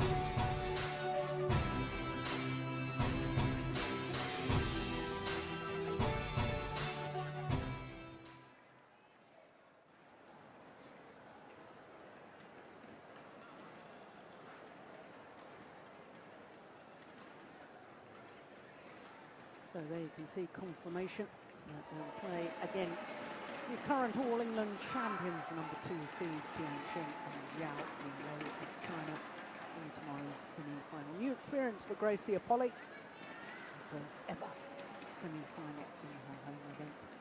Well, you can see right at the top of the draw that Wang Xiaoli and Yu Yang, the current world champions, in a walkover in their quarterfinal against Matsuo and NATO of Japan, number 6 seeds.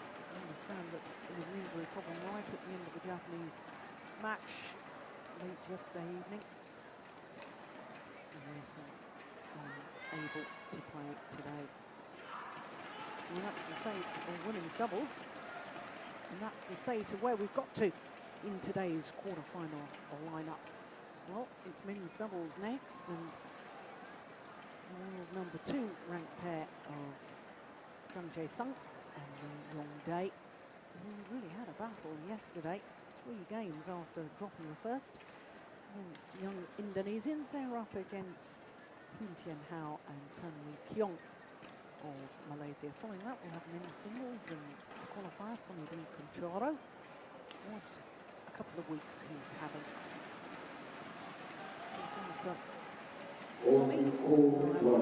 Sonny, mixed doubles, the men's doubles, the women's singles, Number 28.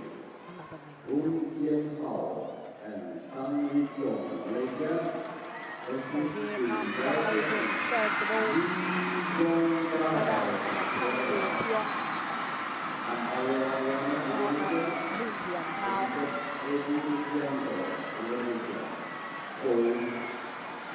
They're up against the number 2 seeds from Korea, Jae-sung and Lee Yong-dae.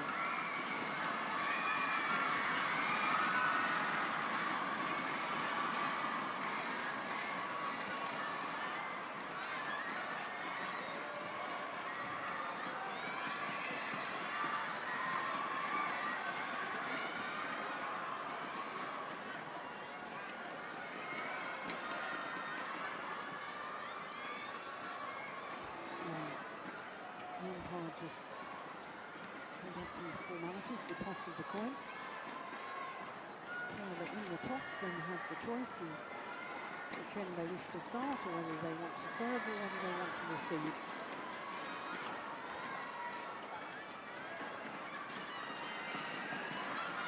So Lee Yong-dae, 23-year-old from South Korea. He is, of course, the reigning Olympic mixed doubles champion and the gold medal in Beijing with Lee Ho-jung.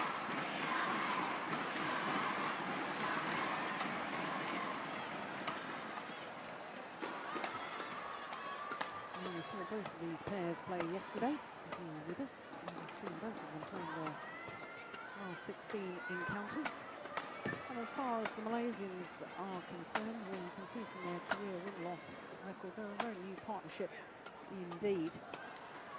Only 5 individual tournaments played so far. They've played some 2 matches in the Thomas Cup.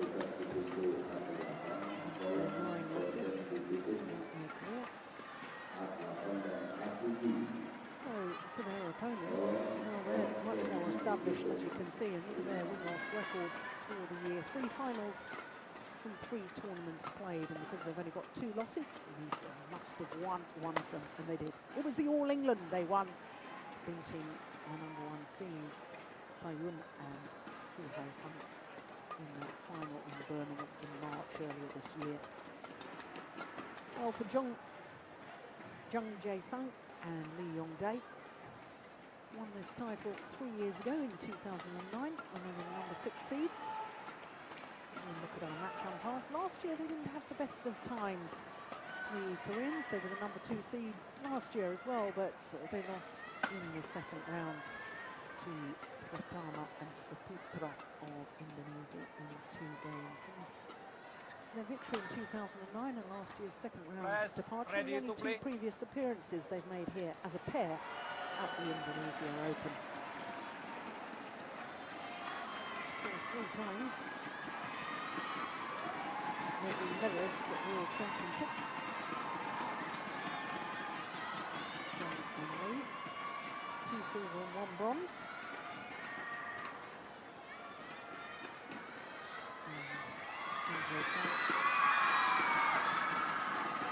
Will be retiring after the London Olympic Games. So Lee Yong-dae, who's hugely popular, not only in his home country, but I can see some of the female element within the crowd. I've been very excited by Lee Yong-dae's presence on court.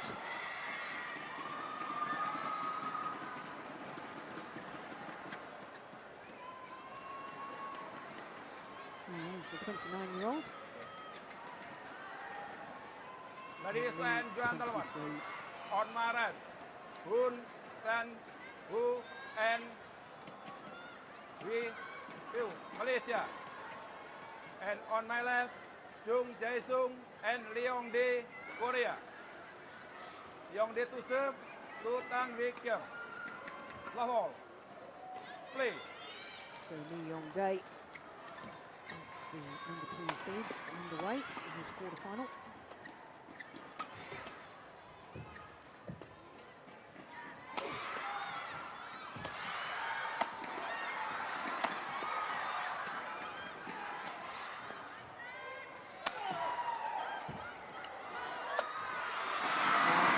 Good opening rally. First time that these two pairs have met each other, and that's not altogether surprising, considering how new the Malaysians are within their partnership. 10:55 in the very first rally. Record for the tournament at the moment. It stands 261, I think we had in the singles earlier today.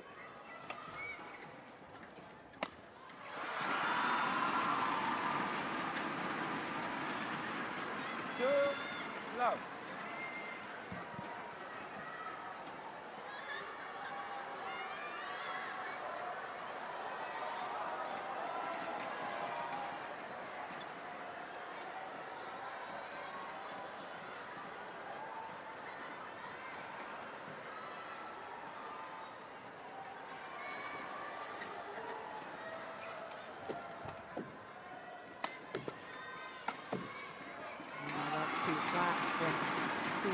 Out.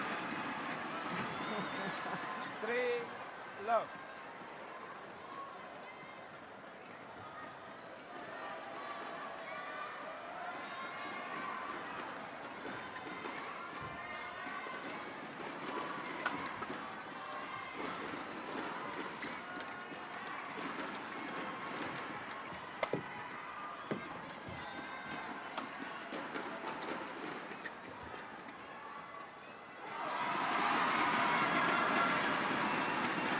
There's the 25-year-old, Young Hao.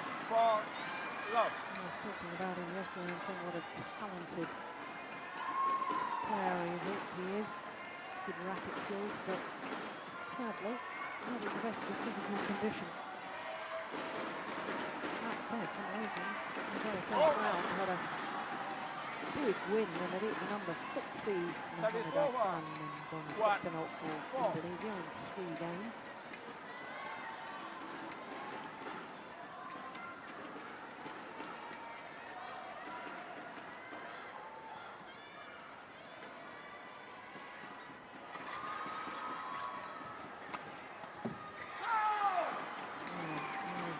Of the racket skills, the vision, the awareness.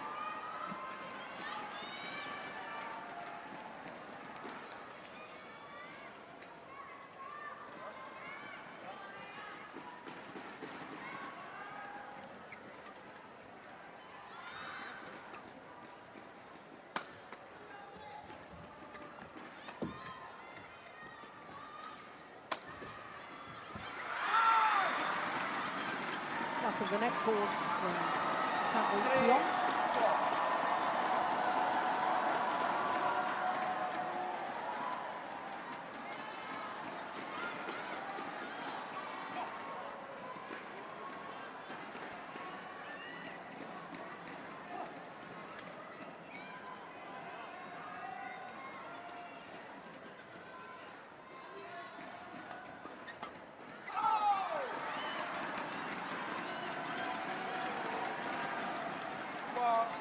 out.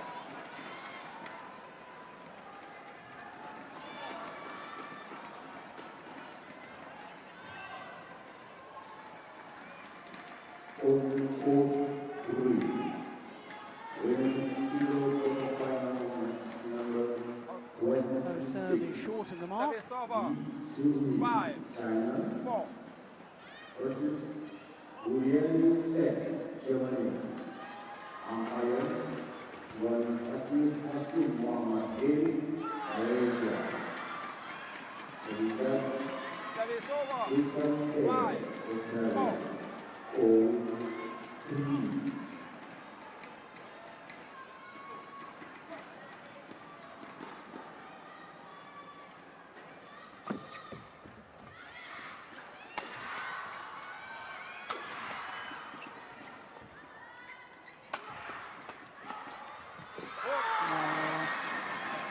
It's the positive defence, driving the shuttle back.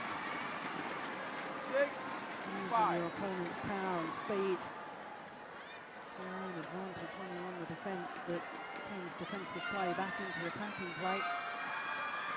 Very, very well executed on that occasion by the Malaysians.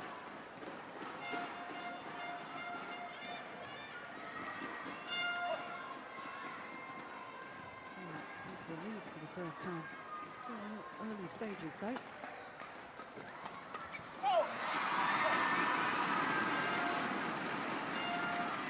Service over. 6-all.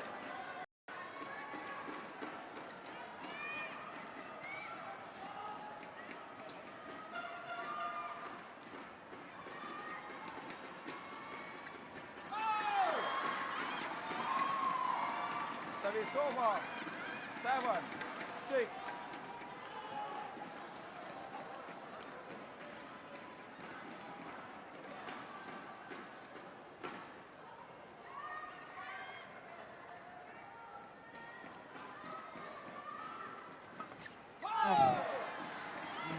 Just a prime example of his 8, court awareness, 6. his reading of the game. Tian Hao did no serve, anticipated the third shot, and found the gap on his opponent's side of the court. The Korean coach looking a little bit concerned at the moment.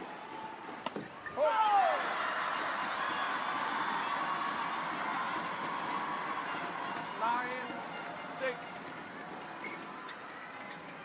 He's won 9 of the last 10 points of the Malaysians.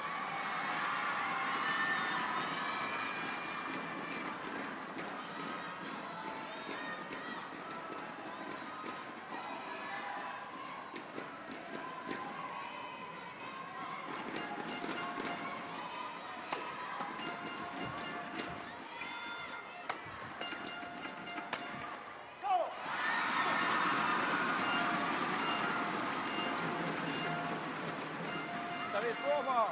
7-9.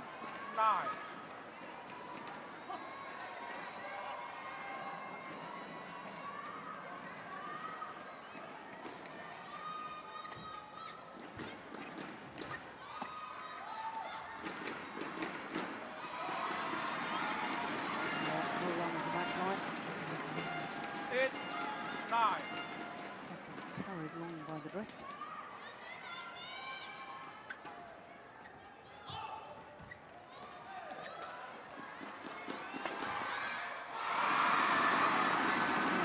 Back level.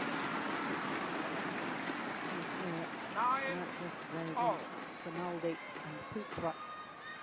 Absolutely fantastic encounter with the young Indonesians. Putra, very reminiscent in my view of Sigit Widianto. Incidentally, is working for our colleagues in the post-broadcast as he's doing commentary. Service over. 10-9. Having a good old chat about the good old days when we were playing, just before play started today.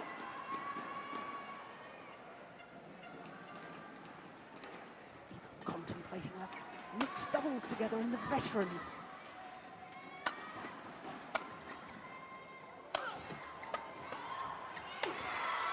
Good rally, good play.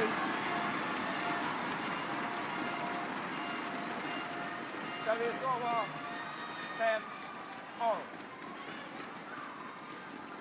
277, 172 miles per hour. Fastest of the tournament so far.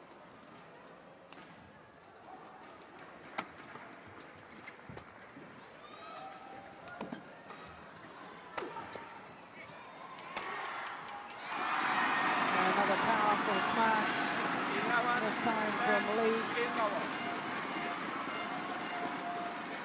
We're just warming up, aren't they?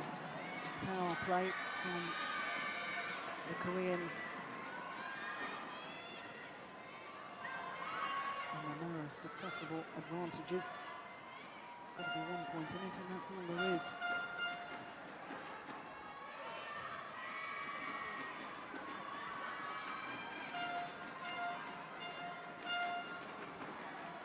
Incredible hang time in the air from Lee Yong-dae. Always, when he leaps in the air, just seems to Got 20 stay seconds. in the air from Got eternity. 20 Seems to seconds. defy gravity.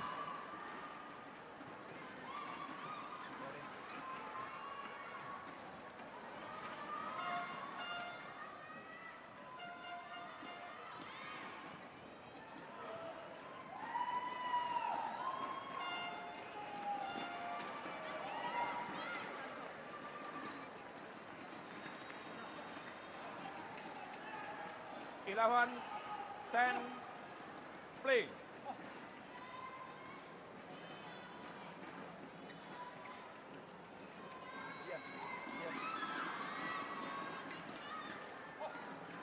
Slight confusion as to who's supposed to be receiving. It is Kim Tien Hao.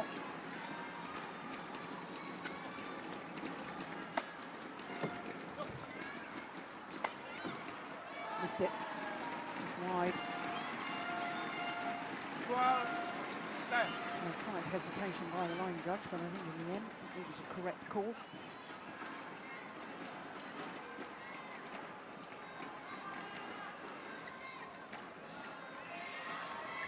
Oh, that is superb. What disguise. Service over. I suppose if 11, there is 12. one criticism of this man, Lee Yong-dae, it's the fact that his defensive stance does tend to be very, very deep in court. So quick, he can usually get those net shot, those drop shots, but on occasions like that, he struggles.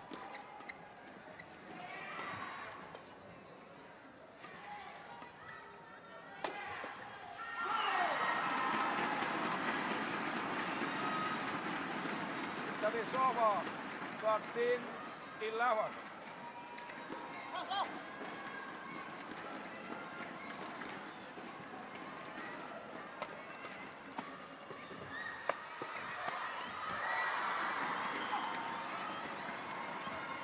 Service over. 12, 13.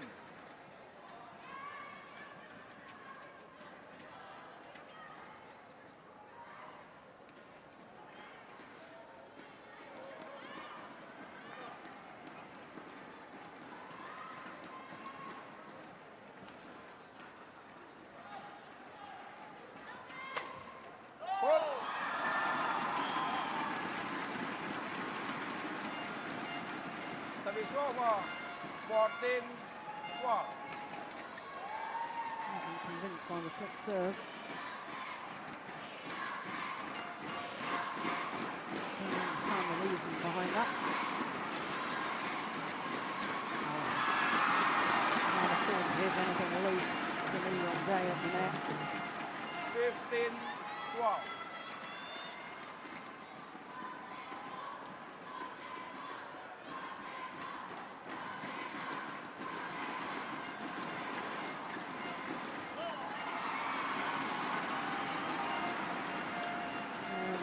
Applying the pressure at exactly the right moment within the game.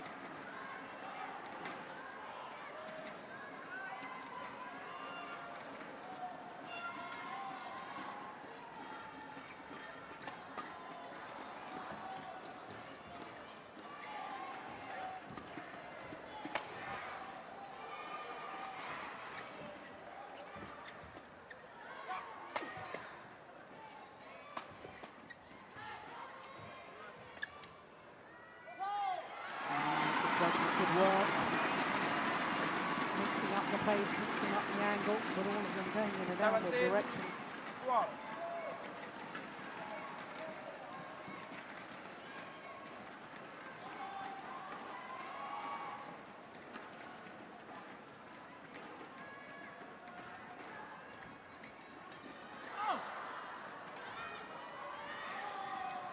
Service over. 13, 17.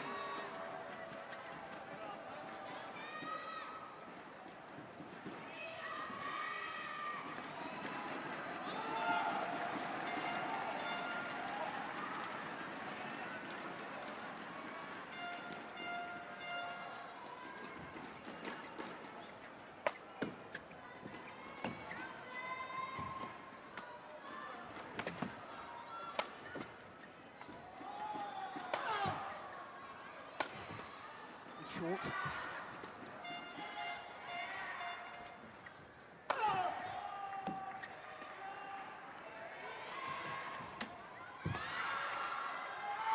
It's just wide, good rally. 14-17.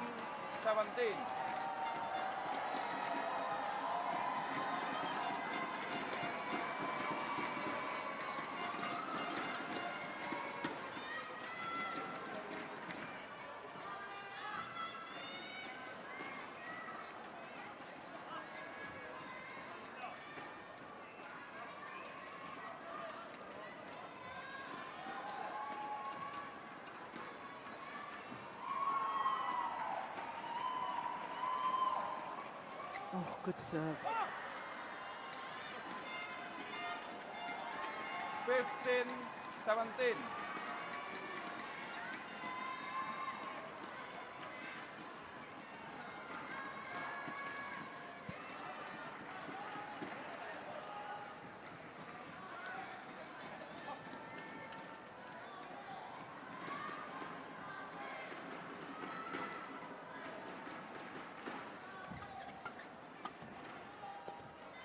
Going wide. Yeah. Helped by the drift. Service over. 18-15.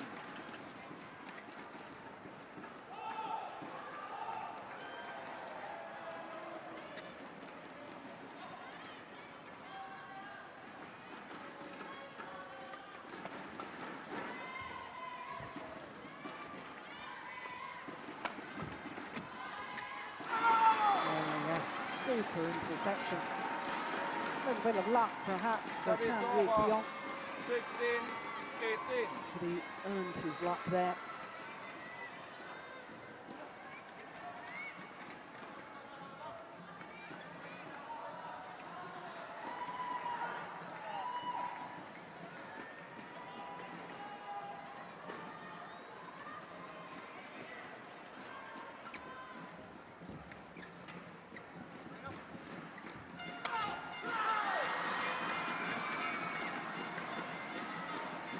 Seventeen, 18.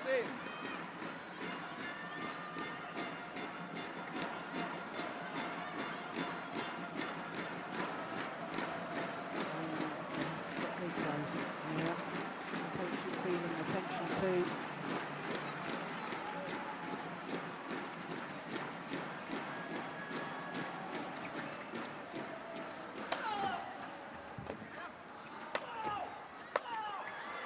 Good defense. From wide.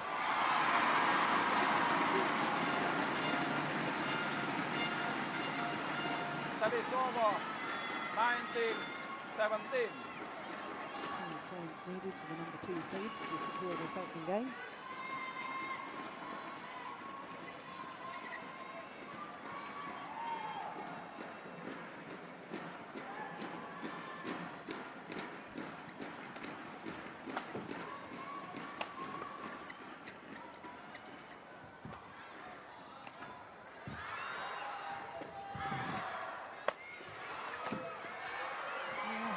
Rally.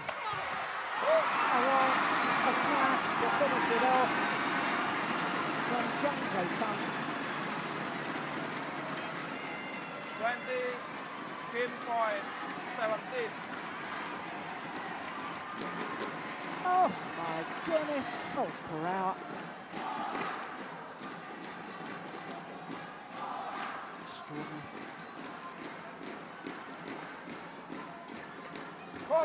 Yeah, still time of asking. Number 2 seeds secure the opening game. Won by Jung Jae-sung and Leong Lee. 21-17.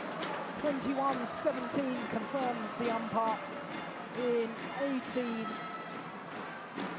minutes of play. Well, we've seen great defence, great athleticism, 283 smash. It's always dynamic and exciting men's doubles.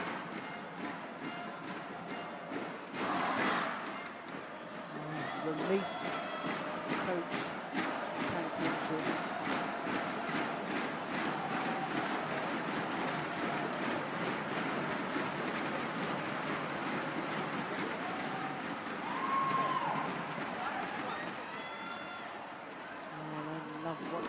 badminton. Very knowledgeable crowd here in Indonesia. Good badminton when they see it. And we are certainly seeing some good badminton.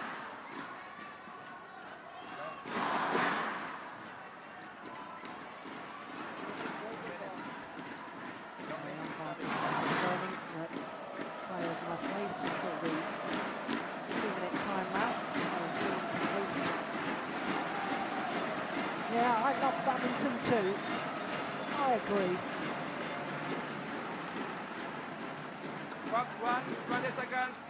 Clock 1, 20 seconds.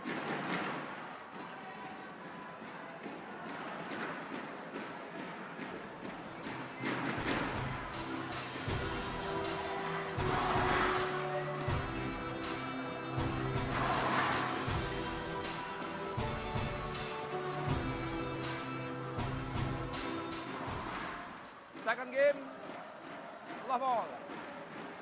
Play. Well, have some more. What we saw in the first game, please, gentlemen. And that was excellent badminton.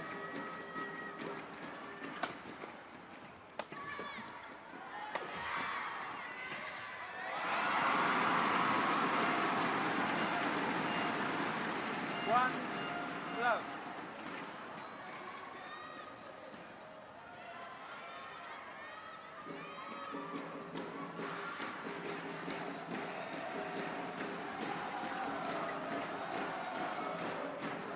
Just wide.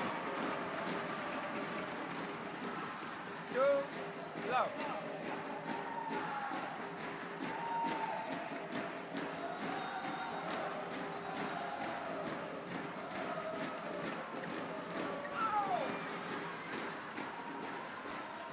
Service over. 1, 2. That'll be quite normal. Have a bit of a reaction after the exploits of the opening game, the tension that perhaps might be a little flat at the start of the second.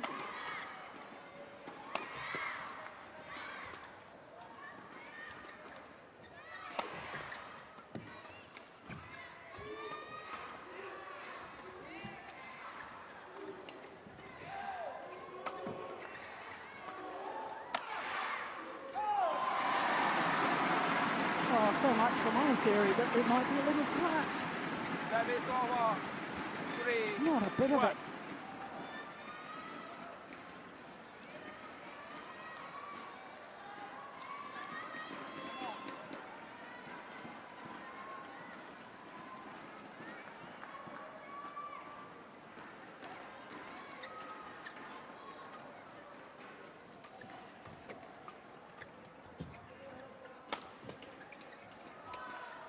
Short. Yep. Able to get an extra angle on that. Jason. 4, 1. Well, considering that he's really been struggling with a shoulder problem, for Jason to put a smash in that opening game with 283. Yeah, 267. What was he thinking? Well, it shows to me that he must be pretty much fully recovered from that bad injury. And good to see too. Service over. 2, 4.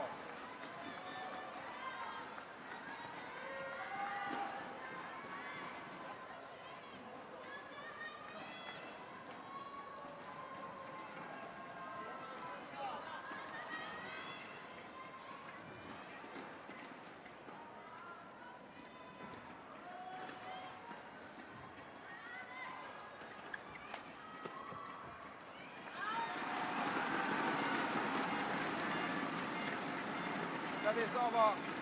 5, 2.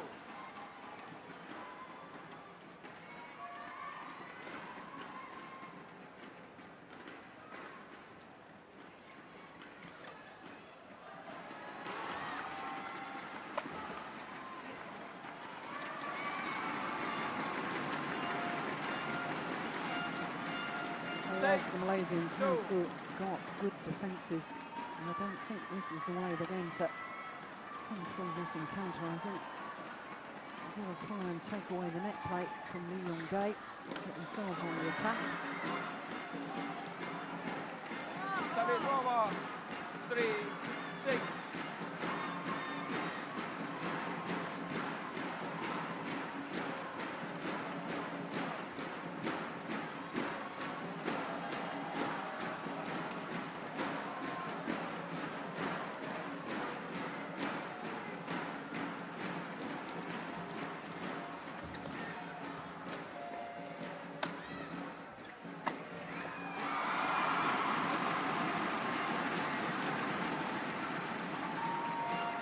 Service over.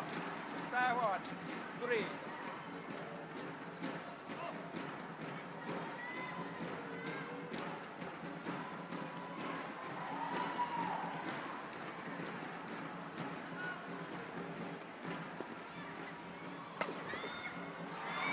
Good smash. 8-3. Such a complete player as Lee Yong-dae.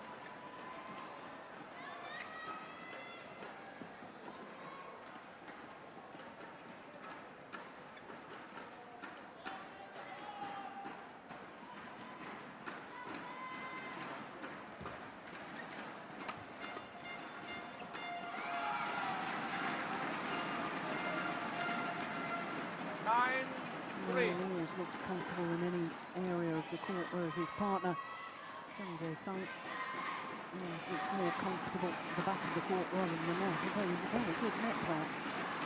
This is their favoured formation. No, and that's why. Great placement on the smash. 10-3.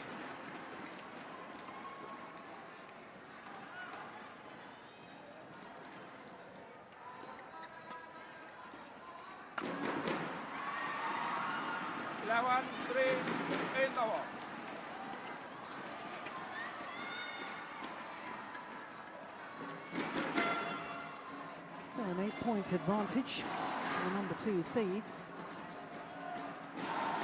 And I suspect that the Malaysians really have to do something quite dramatic to change this around. Dramatic change of tactics. The body language of the Malaysians not looking particularly good. Part 1, 20 seconds. Part 1, 20 seconds.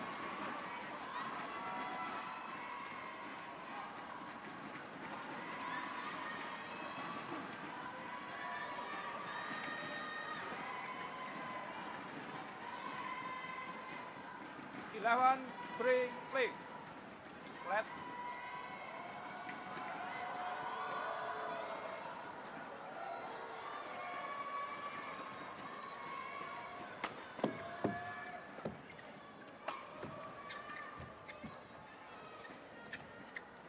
Oh, that's lovely.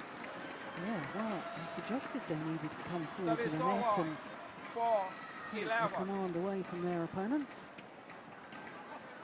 And Keon doing precisely that.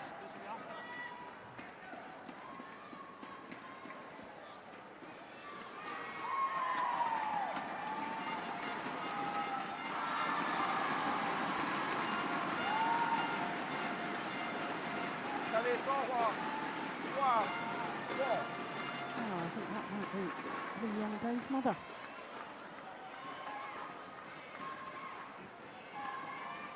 Lovely to see her here supporting her son. She'll be very proud of him too.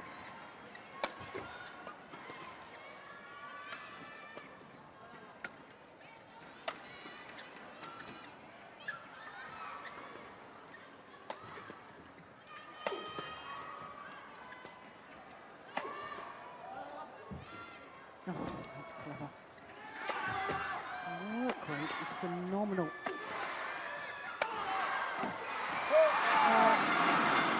Well, he played 90% of that rally on his own, did Lee Yong-dae, without the help of his partner. 13-4. 8 or 9 shots from the back of the court before he managed to get forward and finish off the rally. Incredible. 266.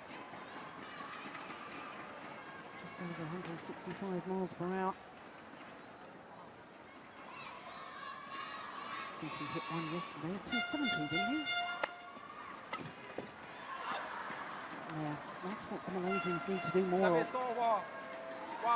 Total commitment at the front of the court. You might as well, because if you're going to defend, you're going to lose this match. You might as well go for it. Try something a little bit different.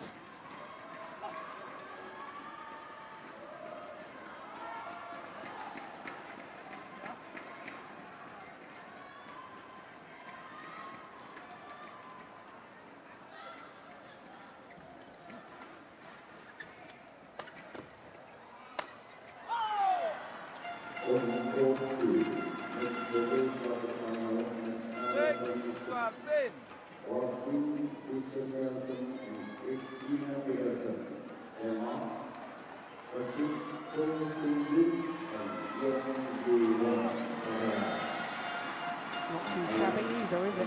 265.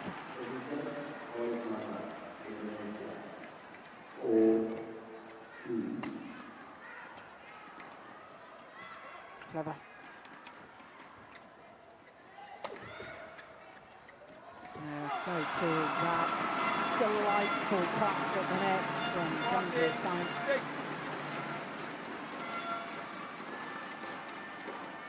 Well, he's certainly got the racket skills at the front. Young just doesn't seem to hunt the shuttle in the same way as his partner does when he's in the front of the court.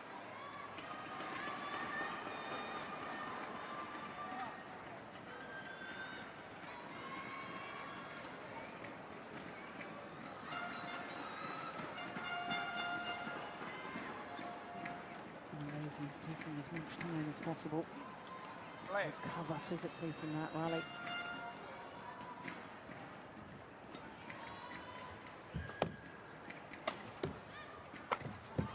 Oh, goodness me, how did he get that back?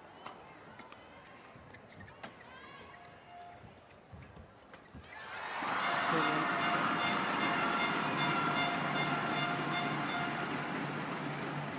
Well, 15-6. they have been in great form, this Korean pair. Reached 9 finals in their last 11 tournaments since September last year. In fact, the last time they failed to reach a semi-final was in this tournament a year ago. Oh, what else was he called a fat airport? It's over. 7-15. Yeah. Well, now the Koreans have just realised why the fault was called. The umpire felt the shuttle touched the ground first. It didn't. Went straight onto his racket. The Koreans were absolutely convinced the fault had been called on the Malaysians.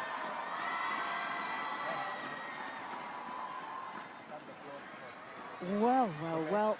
I said immediately what on earth was the fault for. Now that is absolutely extraordinary.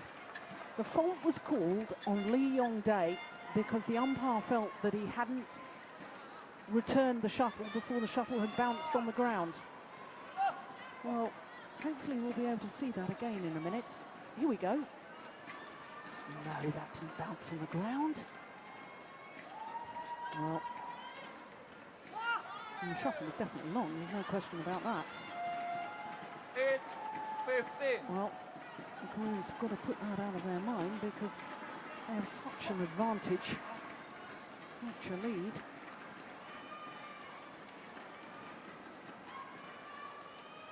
You mustn't let them adversely affect them.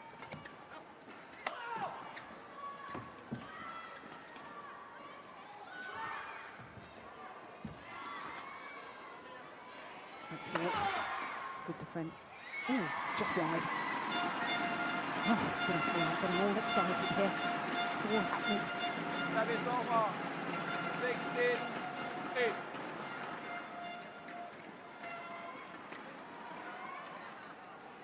16-8. .285. Yeah, good call, line judge. It was just wide. 285. That's extraordinary. That's 177 miles per hour.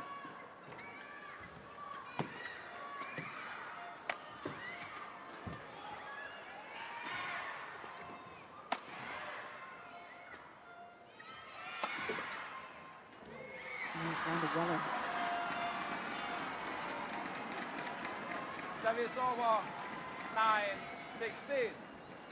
First bad decision he's made in the match so far, Lee Yong-dae.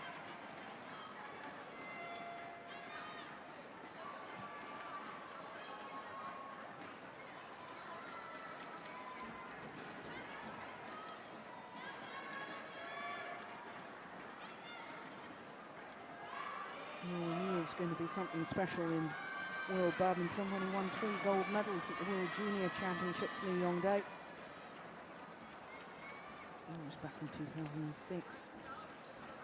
This man too has a gold medal from the World Junior Championships. That's 2004 with Kam Boon-fyong.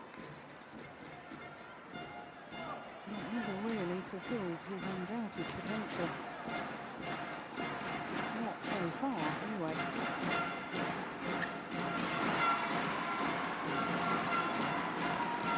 Service over 17-9.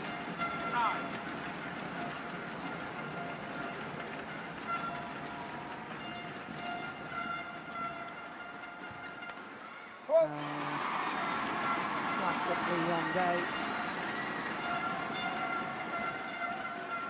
18-9.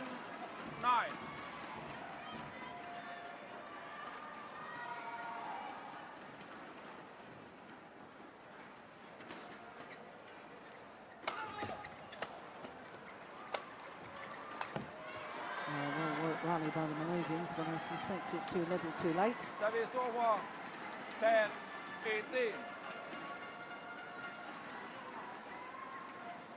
Why on earth weren't they doing this earlier?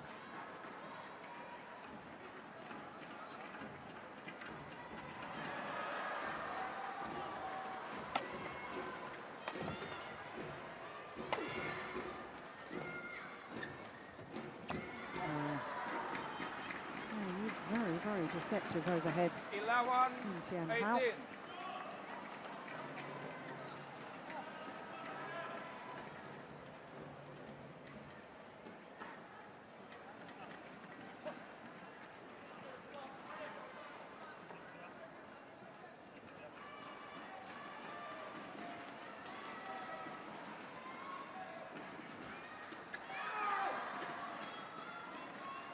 Well, 18.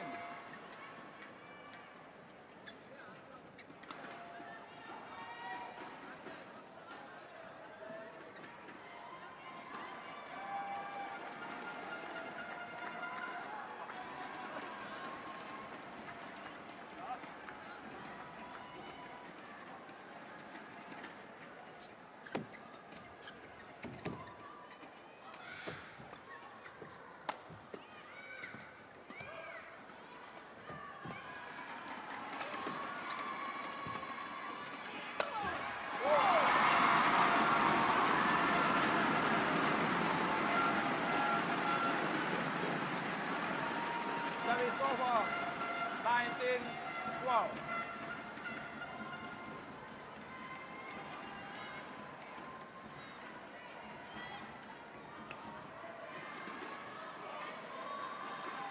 Points away and continuing their run at least semi-finals in every tournament played since last year's event here.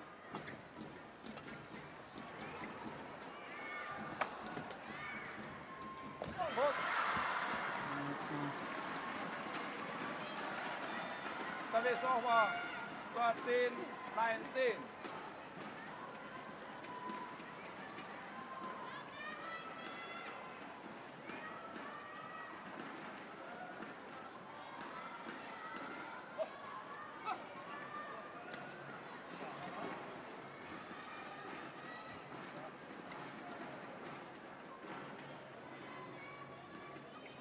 Oh, good flick serve again.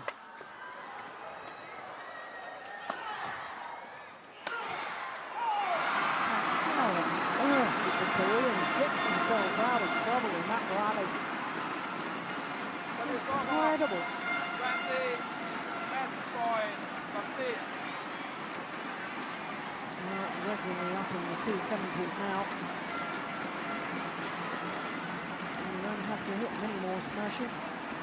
Now that we can convert one of these next 7 points. And it's the first win-up point saved. Service over, 14-20.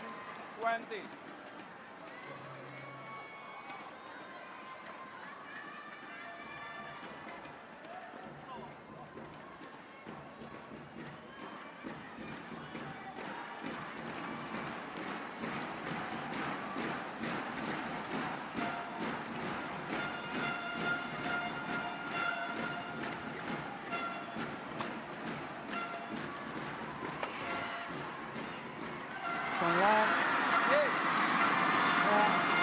And the delight of all the Koreans.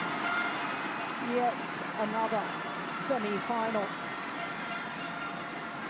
Coming through this quarter-final in convincing style, 21-17, 21-14, in 41 minutes. Match from May, Jung Jae-sung, Young Dae, A female fans 21-14. delighted to have seen a new young day. Well, we'll be back tomorrow. Semi-finals tomorrow, of course. Yeah, a little smile as well towards his mother.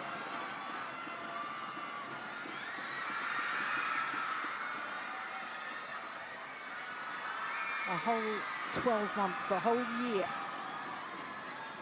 Now, the Koreans have managed to reach at least the semi-final in every single tournament they've played. That is a quite remarkable record. There's some inconsistency.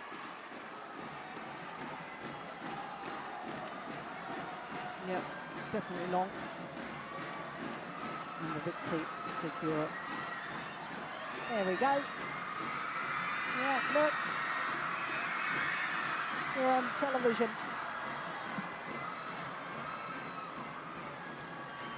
Mum very happy.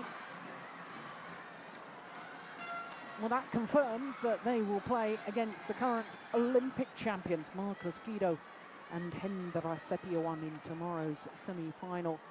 Because, of course, the Olympic champions beat teammates Orendra and Sukmawan in 2 straight games. They had to come from behind in that opening game, but very convincing in the second. So, what we're guaranteed of for tomorrow's semi-finals is 4 pairs from 4 different nations in the men's doubles. That's always good for the sport, isn't it?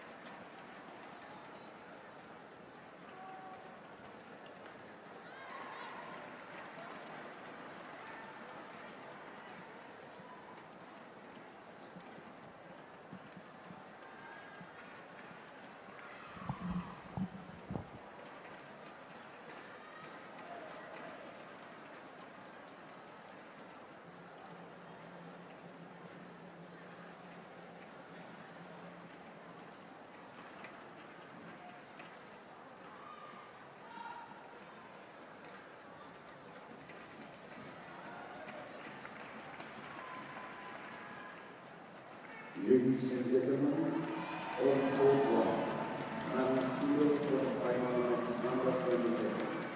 220, China versus Saudi Arabia. Well done. Looking to the reflection as the next match is calling for the players to come out because it's the qualifier.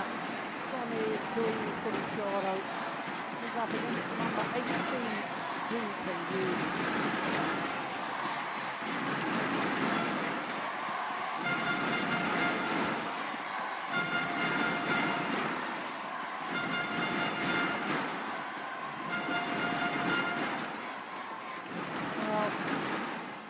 the fans salute the comeback kick. So Sonny Djaru's career will look to be in tatters at one stage, a catalogue of injuries and fighting back from one injury to pick up another. But my goodness, he's suddenly come good. Because the former champion here won the title in 2008. In the final. Now, a week ago, he won the Thailand Open from the gold event. This week, he's battled his way through qualifying. In the first round, he beat the number 3 seed, Peter Gader, the veteran Dane. And then yesterday, put out the 6-time former champion of this event, the former world and Olympic champion, Taufik Hiliat. Well, world ranking of 45, up 20 places from last week. And his win-loss record for the year looking very healthy now, having won in Thailand. He reached the final of the Malaysian Grand Prix, so he's been in the final of the last 2 tournaments he's played. But look at that. First 2 qualifying matches. Well, it was actually the player from India who played in the first of the qualifying, and then another days in the second qualifying, and then, as I say, Peter Gader, the number 3 seed, and yesterday was absolutely superb against India. But you have to wonder, because this quarterfinal is his 11th match in 10 days, having won in Thailand. So the number 8 seed, well, he's currently number 10 in the world ranking. And he too, like his opponent, has a very healthy win-loss record for the year, 16-5. He's reached the final in the Asian Championships. And both of his matches so far in 2 straight days. So as you can see, yesterday's against out of Taipei. It's actually an hour for those 2 days, so that indicates that it was very physical. I actually watched it, and some of the rallies were absolutely grueling. 2 players that have very physical styles, very good.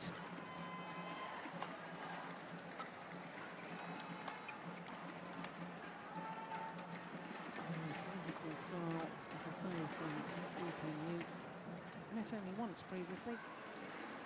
2 years ago in the first round of the All-England Championships, and as you can see, 2 straight games, very comfortable in the second for Sonny Djarum.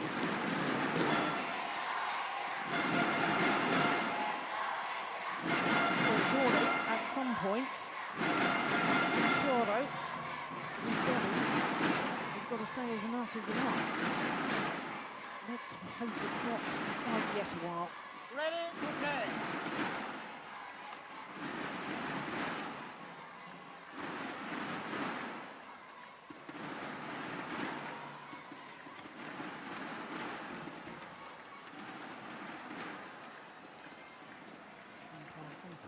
From Thailand.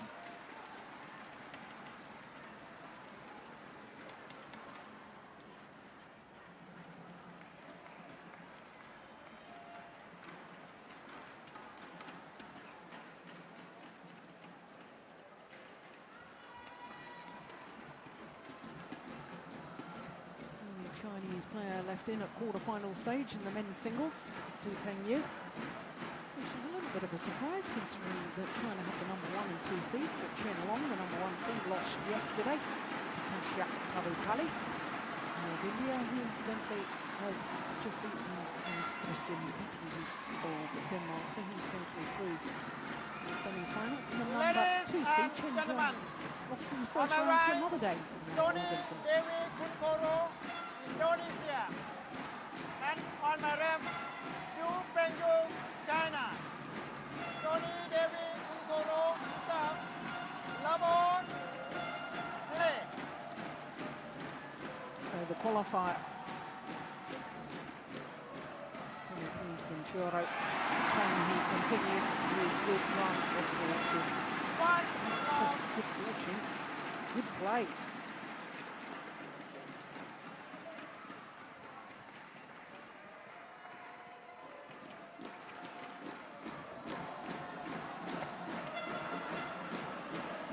Over.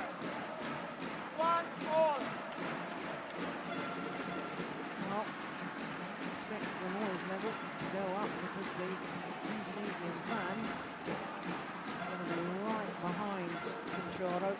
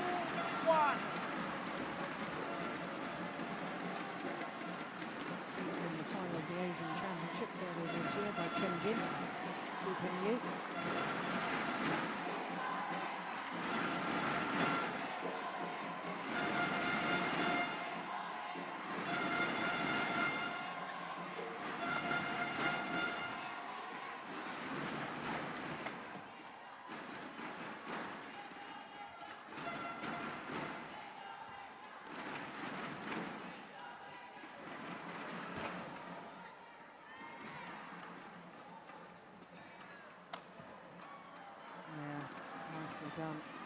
Well, he's never won a title in a ranking tournament. Yu Pengyu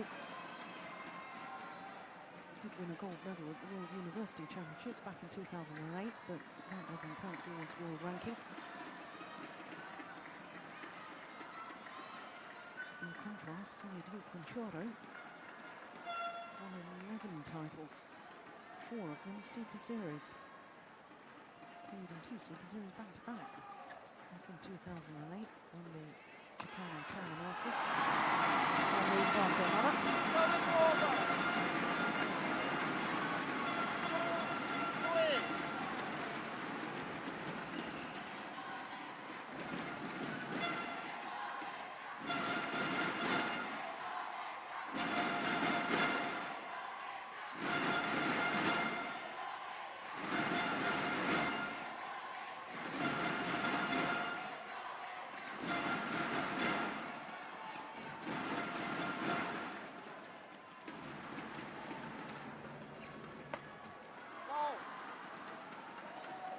It's over.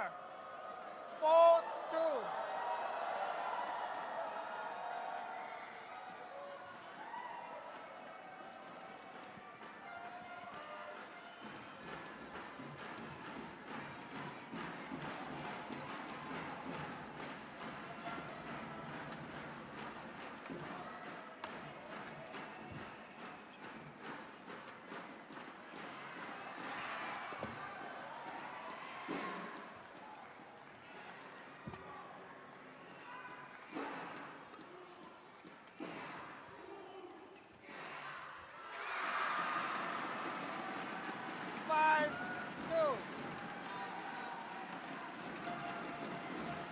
Completely different style of play from Pinchoro's opponent today, his opponent yesterday. Really adventurous, creates angles, creates something out of nothing. Yu Pengyu, very much the worker, very few winning shots, just retrieves everything, works his opponents well.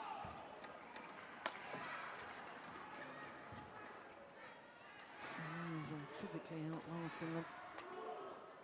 I wonder, given the fact that this is Pinturo's 11th match in 10 days, I wonder if that might just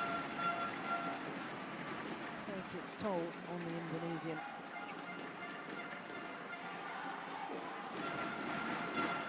When you consider as well that he spent all of Monday travelling from Thailand back to Indonesia. It's 11 matches over 9 days of competition.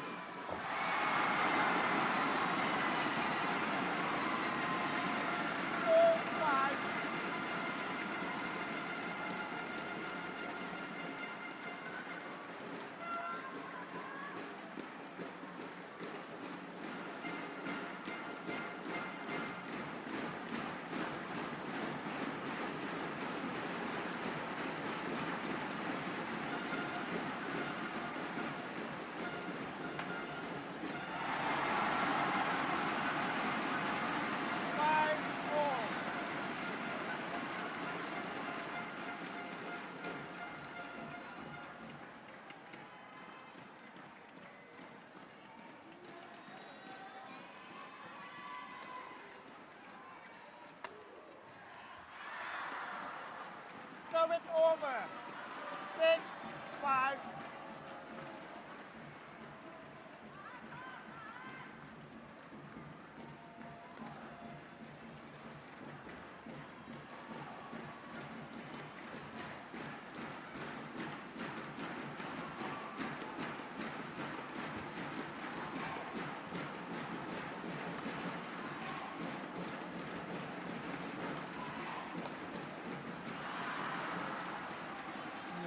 Bit of hesitation from Pinchuro. 5. Forced into that indecision. No clever placement of the smash. He's able to defend forehand or backhand. At least he can smile at himself.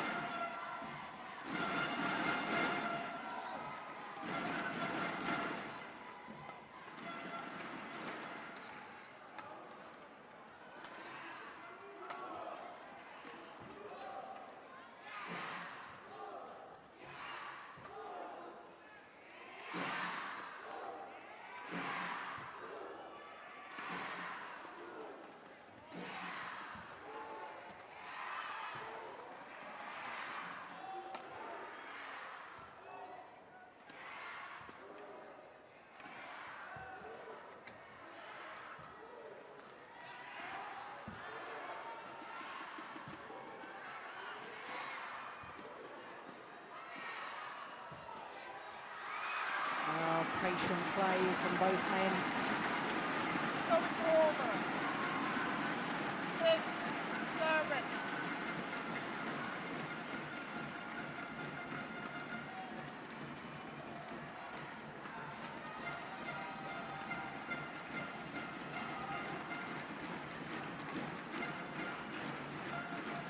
No, he was silver medalist at the World Junior Championships going back to 2000.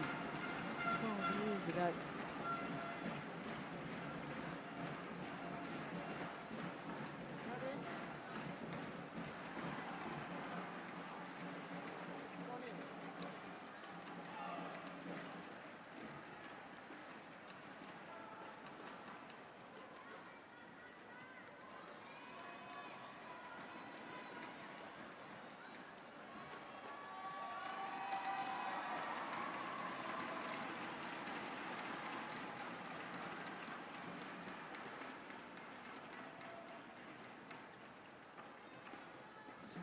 Been so desperately close, Pinchuro, to the big one.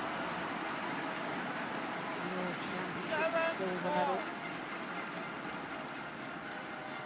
In Kuala Lumpur in 2007, Olympic bronze 2004.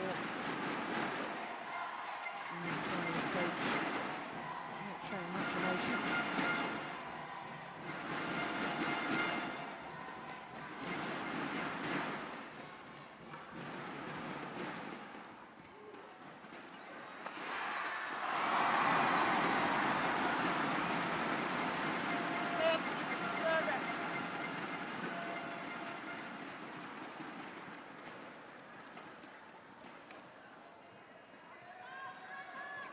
First time he's been back in the lead, Indonesian, since the first point.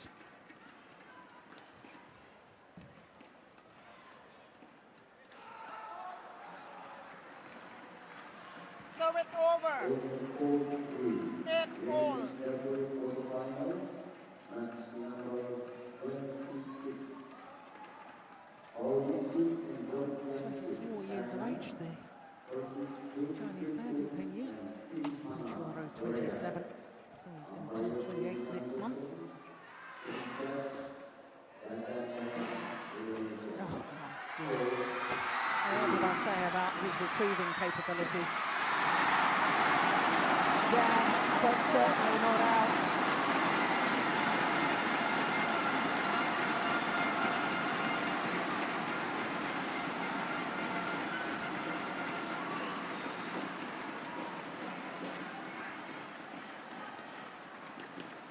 Unbelievable.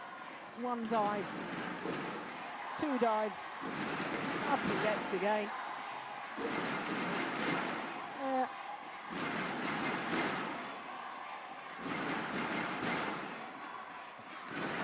then doesn't take the opportunity to have a quick rest. Up again. Ready to get on with it.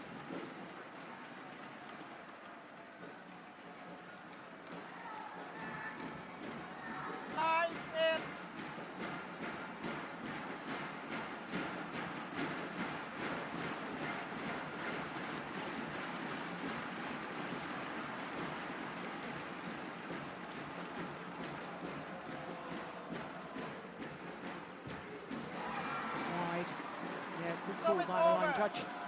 Looking straight down that line. Correct call. The crowd don't like it.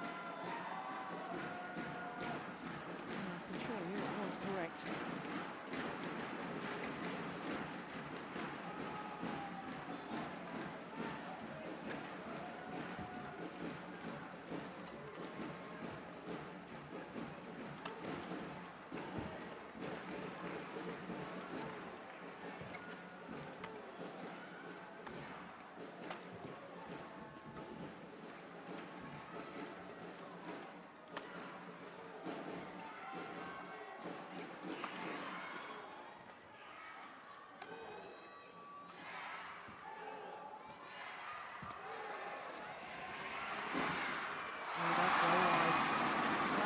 Patience.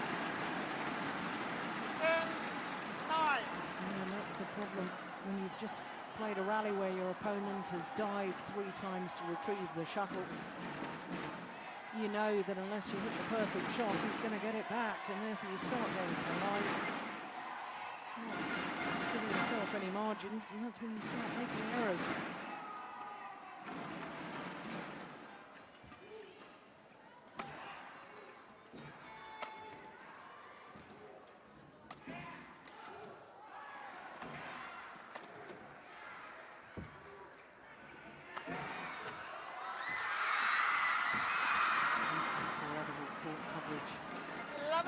11-9 interval. Run of 3 straight points. And there's a 2-point advantage.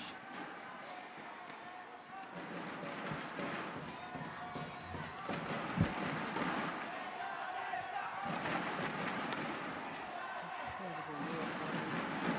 I don't think even Lin Dan or Chen Long worked as hard as this man on court.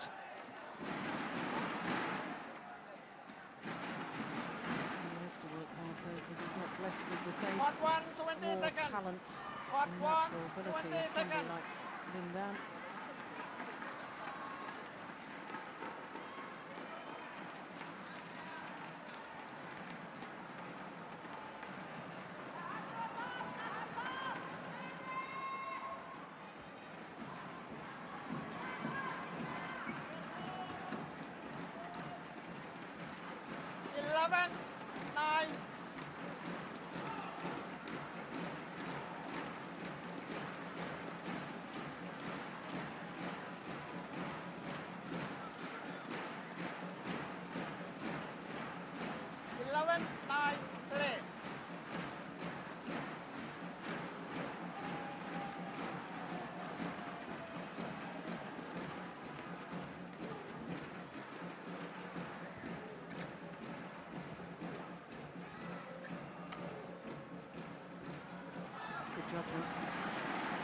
not long. So it's over.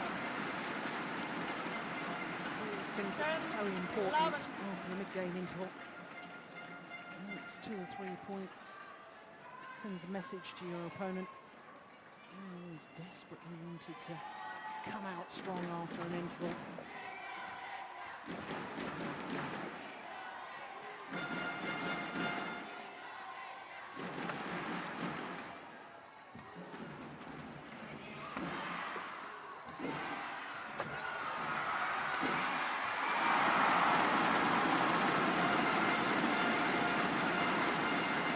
Back level.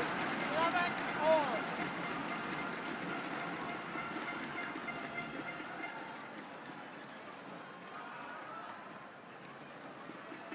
Probably played 2 extra shots against Du Peigneux that he wouldn't have to play against any other player in the world.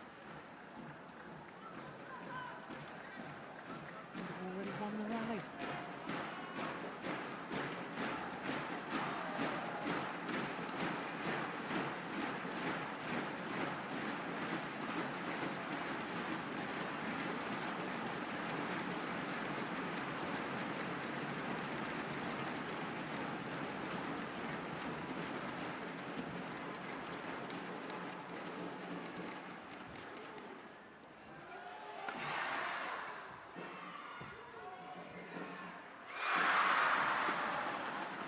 So it's over. 12, 11.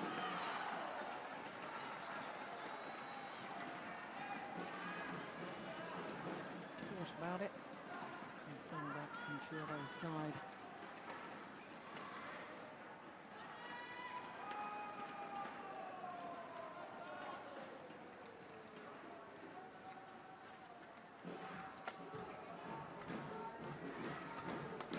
That's good. So it's over. 12 all.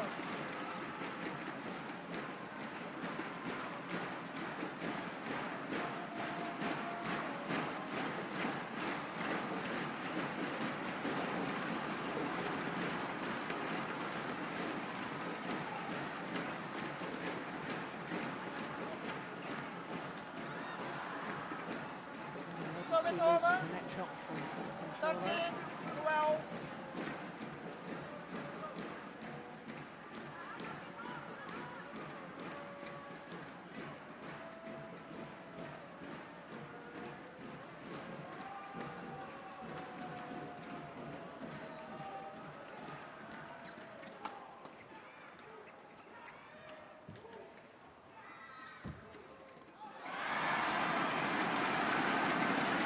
So it's over.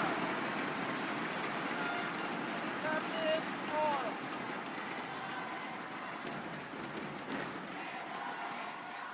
He's there. Probably would have gone over.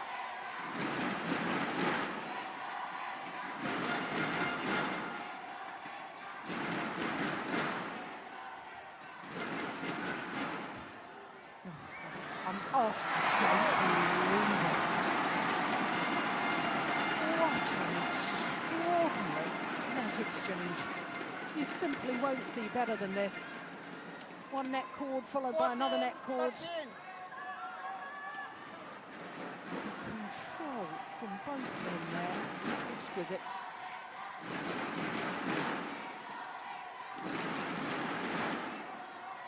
It was quality net play last week that took him to the title in Thailand, including that So it's semi-final victory over. 14 over the all. one world and Olympic champion Lin Dan. First victory over him after 9 previous losses. And he can follow that up with victory now over Du Peigneux.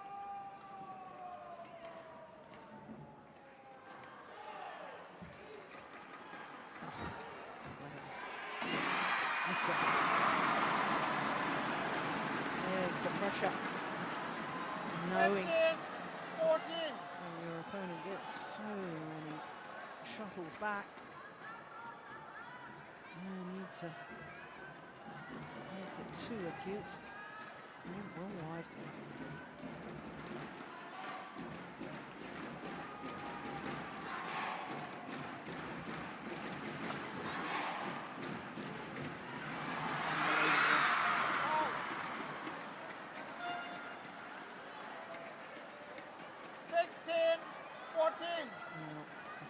himself a little smile. That was just incredible reactions from his opponent. He's right to commit himself going forward there.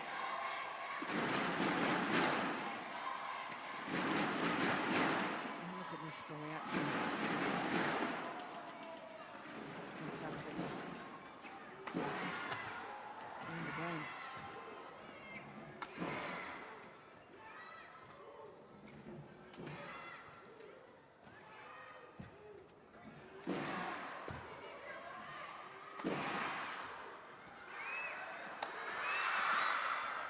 Wide. And on 4 straight points now. 14. Yu.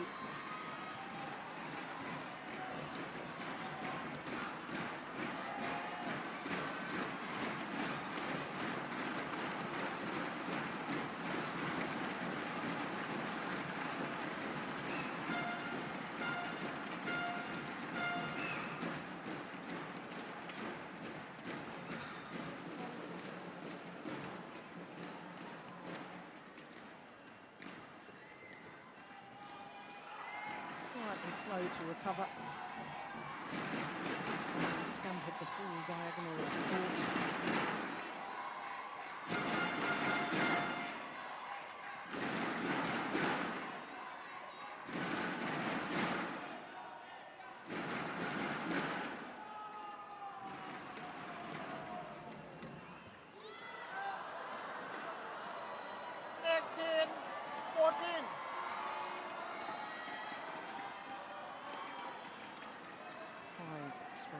Now, and is this the decisive passage of play?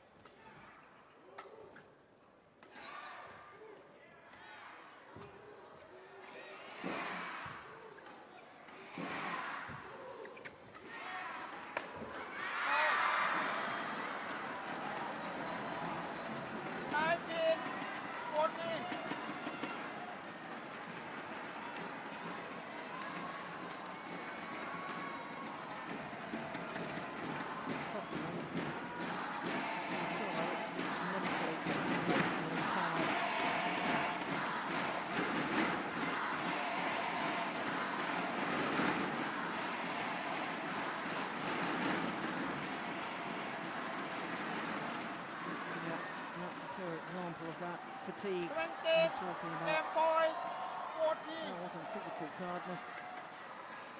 It was mental tiredness, run out of ideas. And now on a run of 7 straight points, it is now 6 game points for Du Pengyu.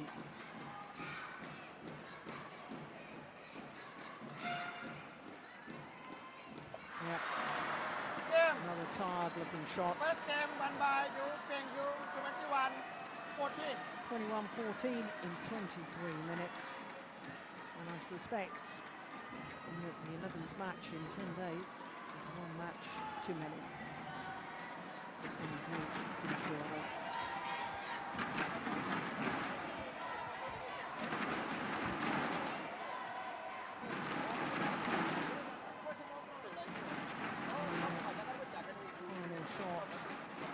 Dragging the shuttle down into the net. Never really got behind the shuttle.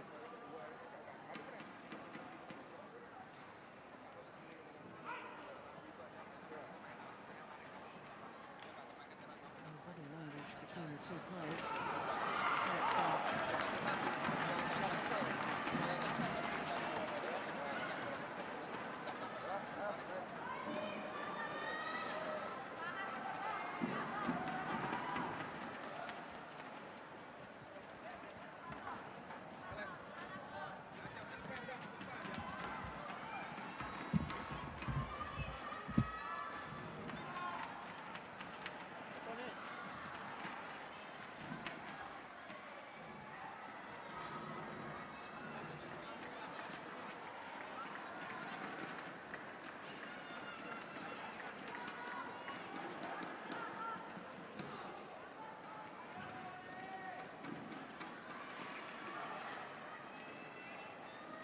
Hot 1, 20 seconds. Match 1, 20 seconds.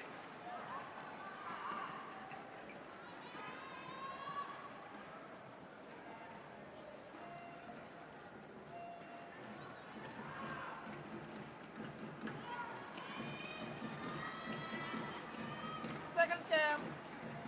Love on. Play. A big question mark in my mind.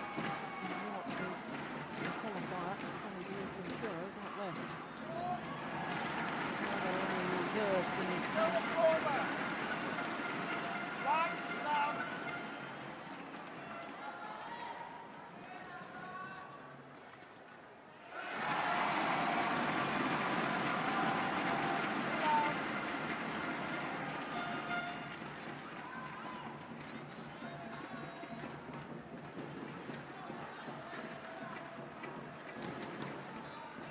A little bit of dispute as to whether the shuttles should be changed or not.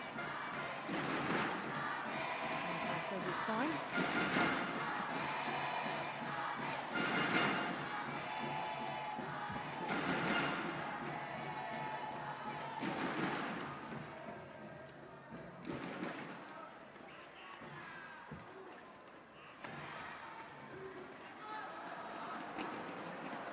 Service over.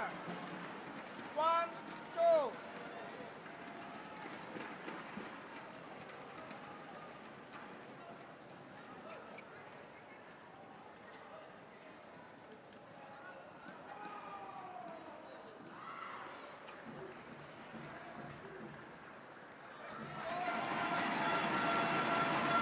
Service over. 3, 1.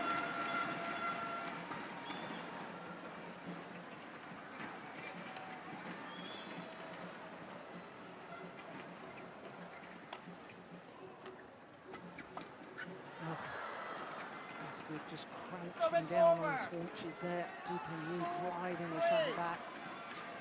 And the power in the legs come in.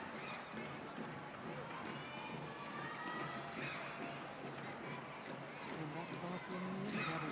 There we go.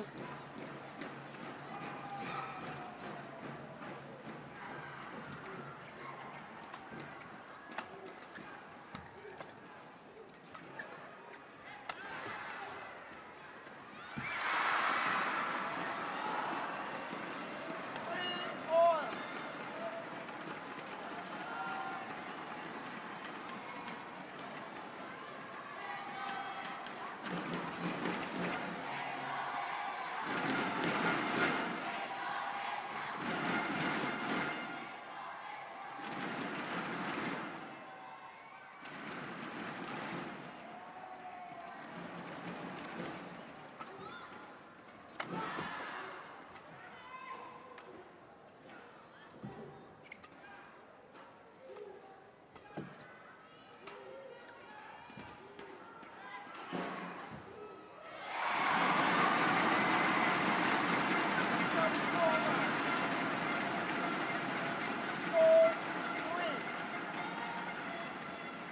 Well, I think he was looking so tired emotionally and mentally at the end of the first game.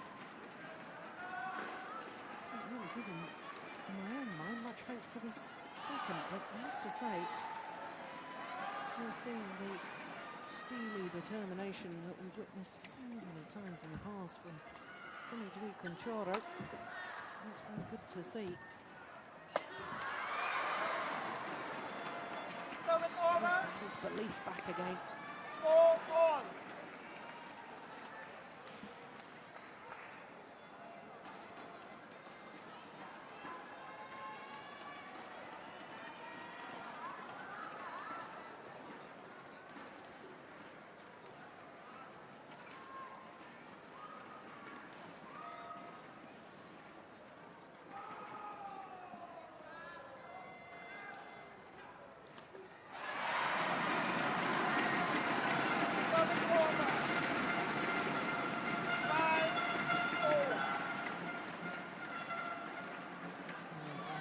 Better to play the backhand. Easy to be wise after the event.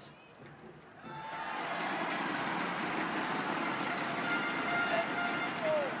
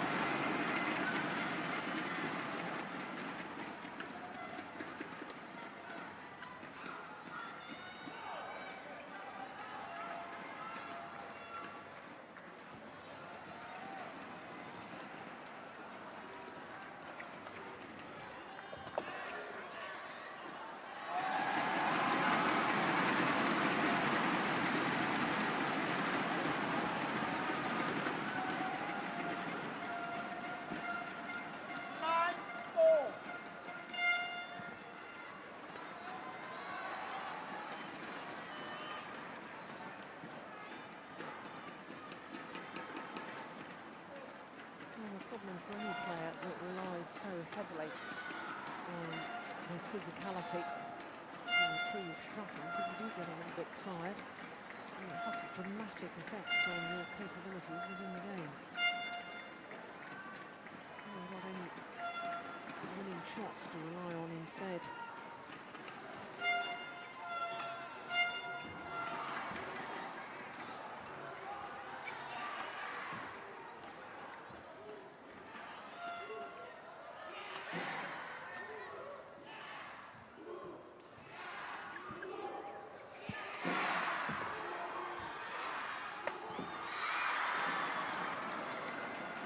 Service over.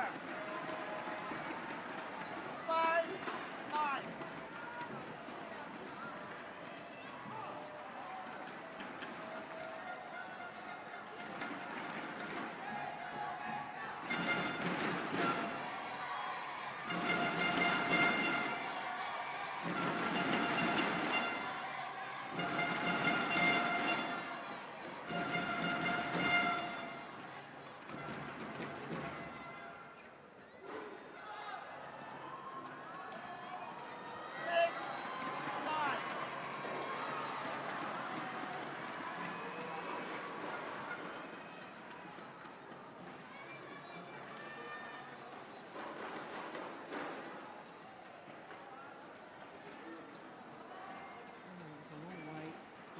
Back line.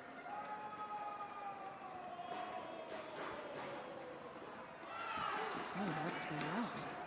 And that's landed in.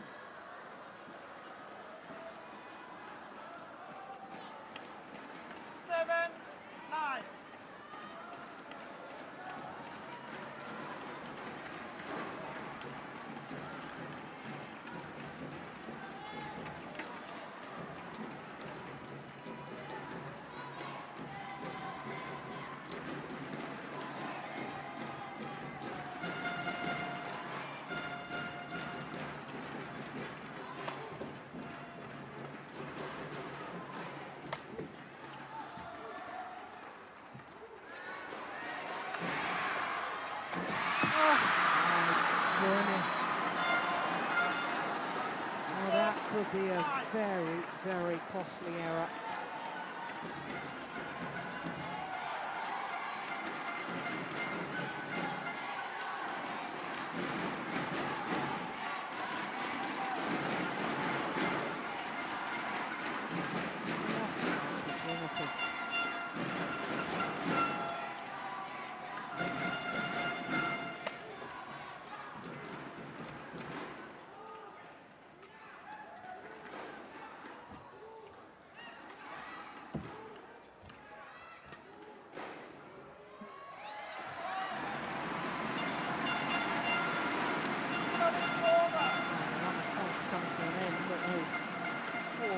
To do New. It's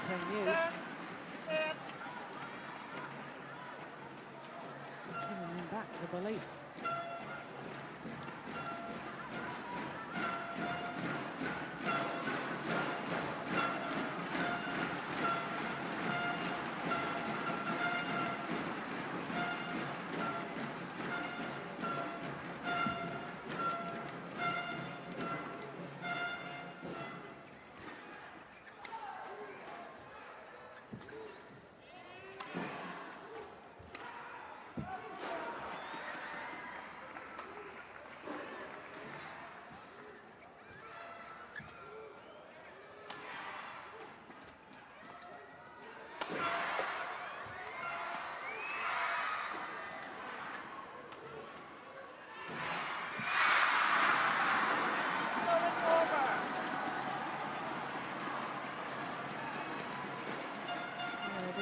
To the mental pressure, doesn't it? Start to think to yourself, how on earth am I going to win these rallies? Everything I tried just keeps coming back. Got to make it tighter to the net, got to find the lines.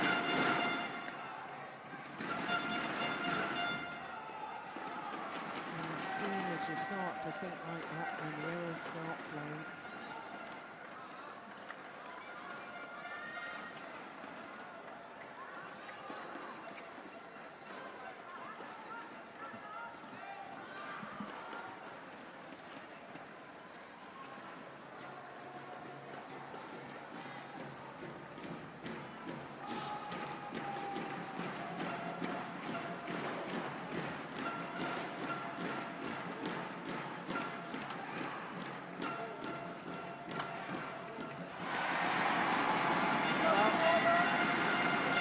favourite has the advantage of the mid-game interval.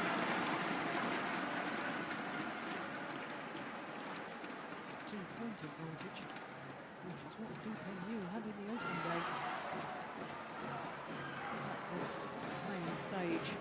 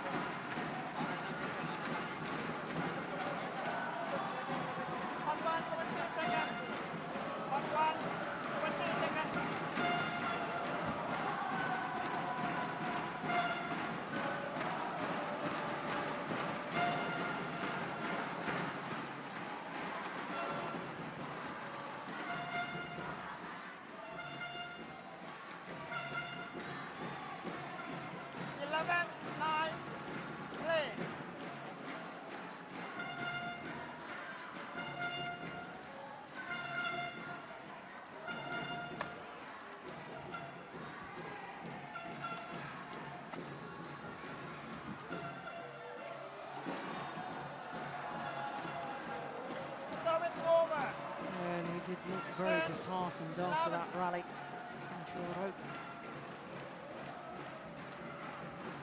Bitter disappointment. And another error.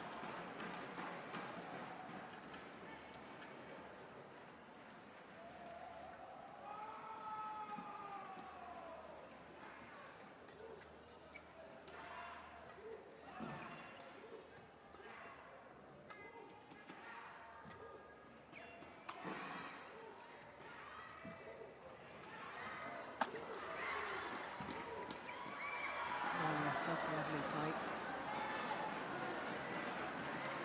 Yeah, and look at that body language.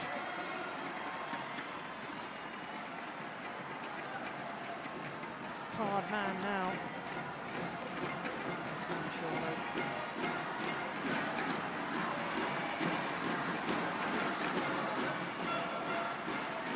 The crowd doing their part to try and lift him.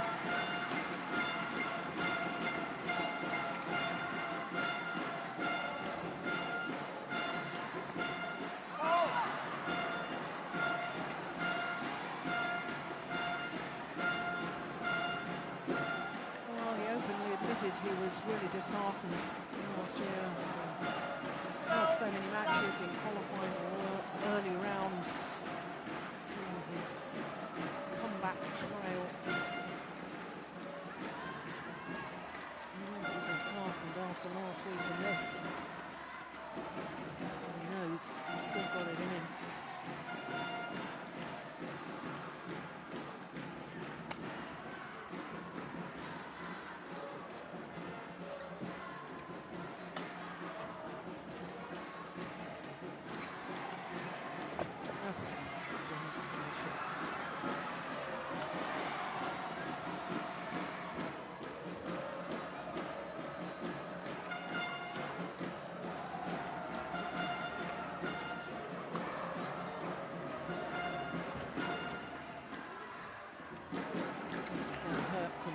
Physically this rally. Very important he wins it. Goodness, he's got it now. How does he do it?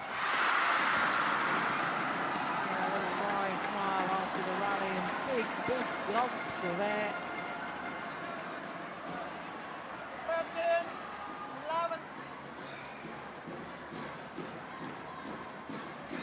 Well, I'm sure I must feel that it's like that rally won. And yet he still ended up losing it. As we're watching this replay again, extraordinary improving capabilities, I can tell you that Sonny Conchoro was slumped over his racket bag at the side of his court in the kick box.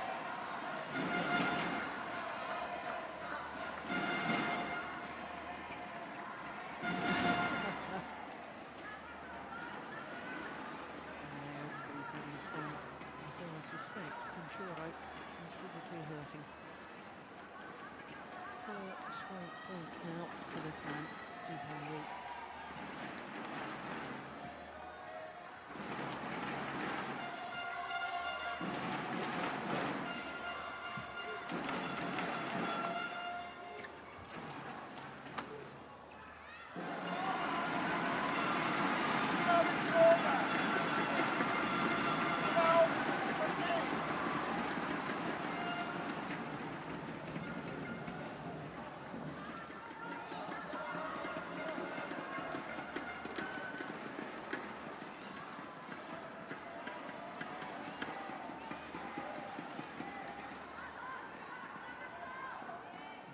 Deep breath, concentration, get yourself settled.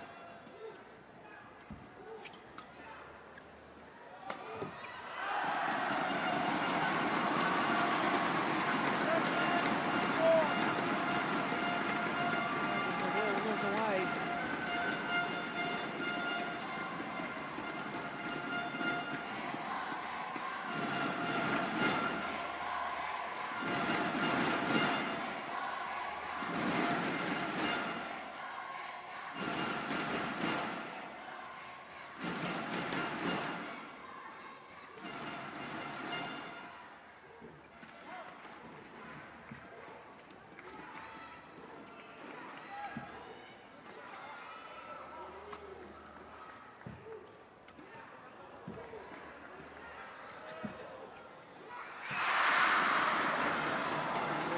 With the net shot there, Conchoro.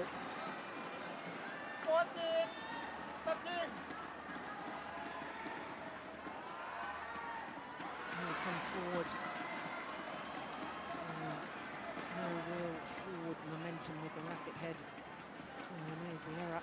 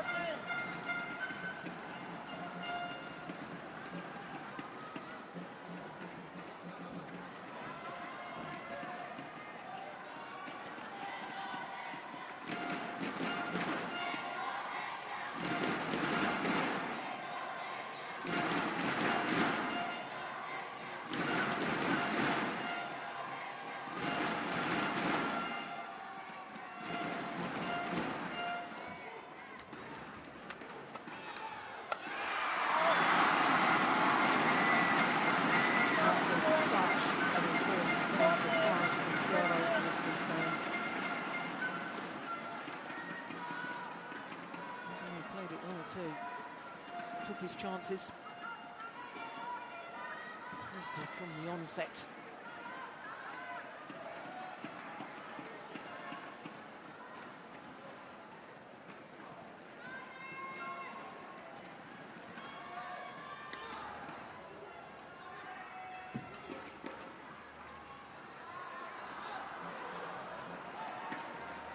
Service over. 16, 14.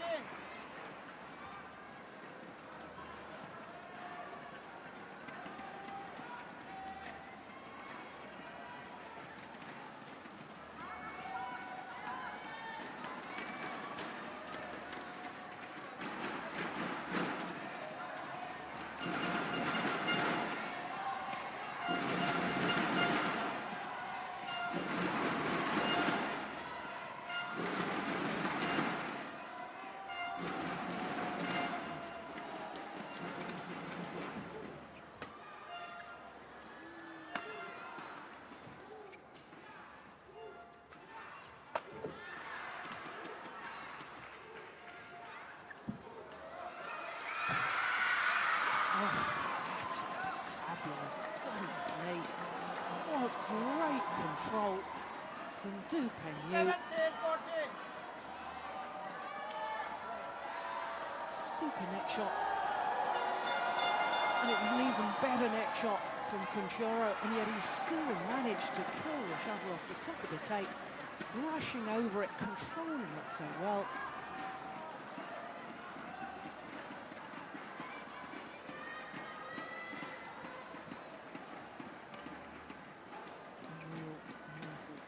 It's needed right now from Sonny Dwi Kunchoro.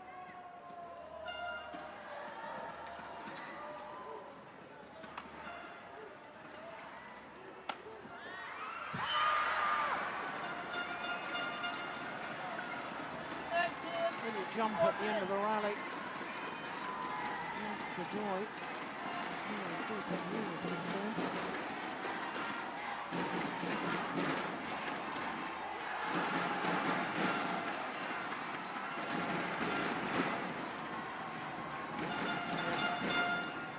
He knows he's almost there. Almost through his first semi-final. Indonesia Open.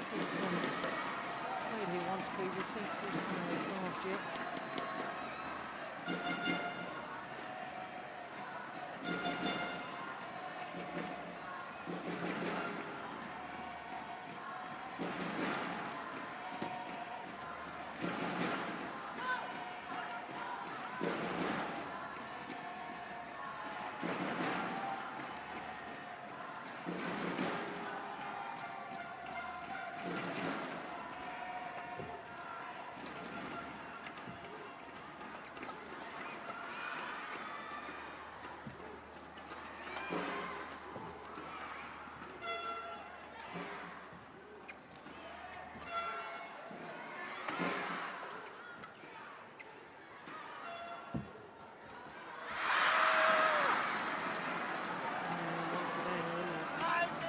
Trot round the courts in sheer delight from the Chinese player. He knows he's very nearly there. Only 2 more points required.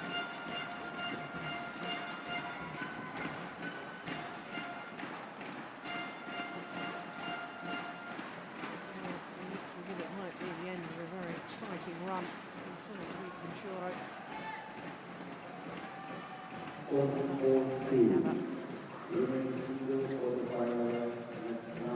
happen in sport.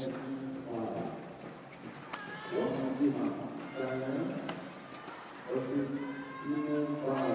Denmark. Umpire Wong Kang Yu, France. Secretary Santa Indonesia. 4-2. Rounded in. And on a run of 5 straight points.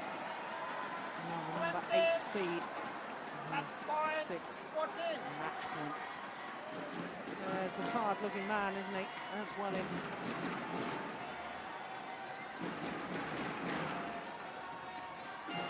Well,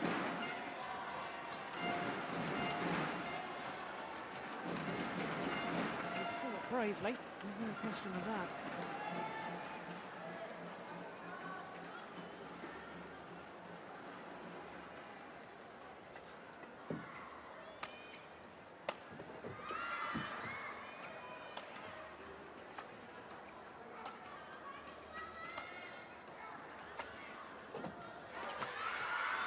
Defiant to the end.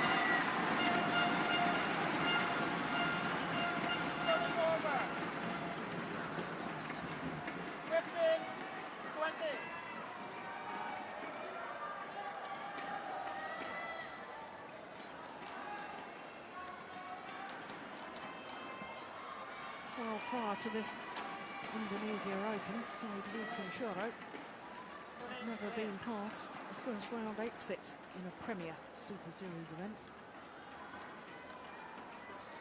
This man looks very much as if he's about to appear tomorrow in his 3rd semi-final of Premier tournaments, because the Premier Super Series only came into existence last year.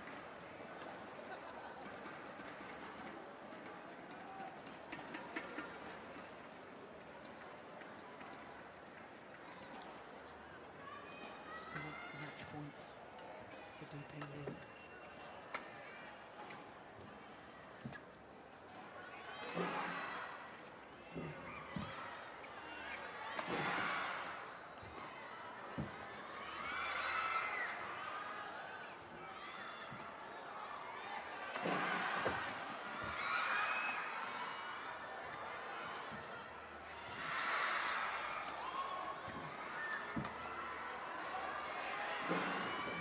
Interesting rally. You just happy to keep the shuttle in play. Yeah, and this time, second time of asking. And Du Pengyu sinks to the floor.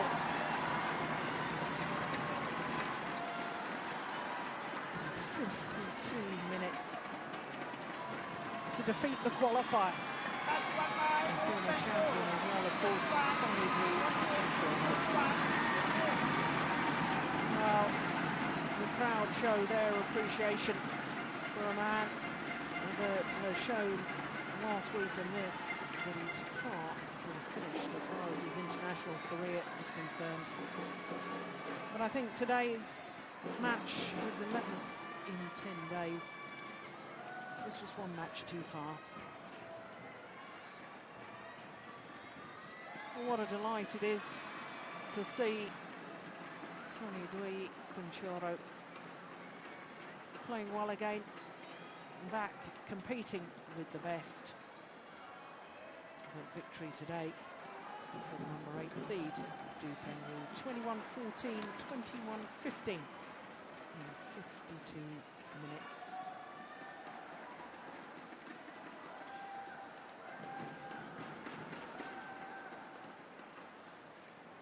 So Du Pengyu safely through to the semi-final, and that concludes the semi-final lineup because Hu Yun of Hong Kong defeated Tian Min Nguyen of Vietnam earlier on, so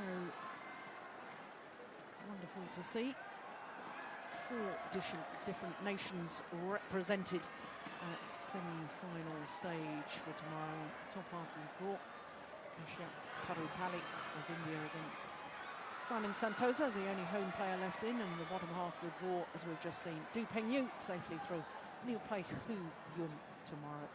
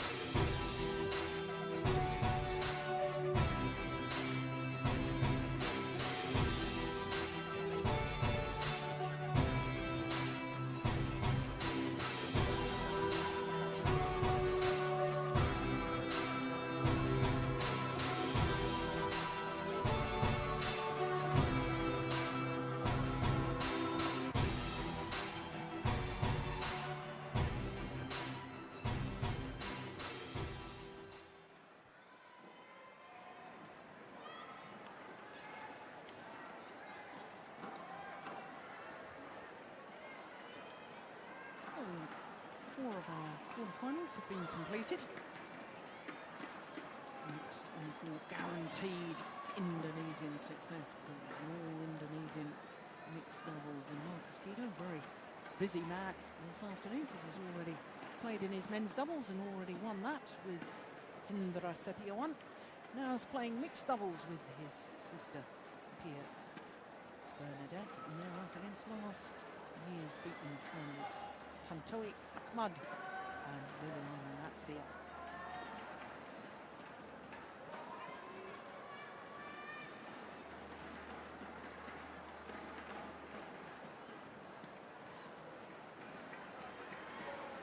Going third one. Let's go for the final. Let's go.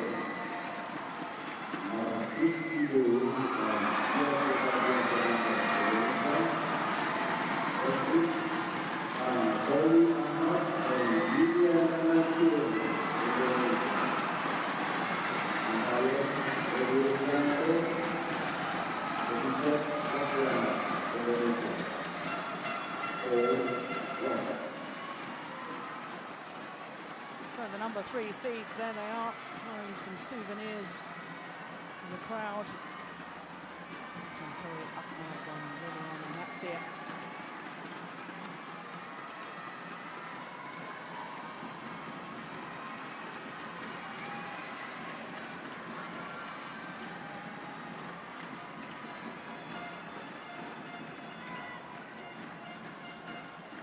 A year ago,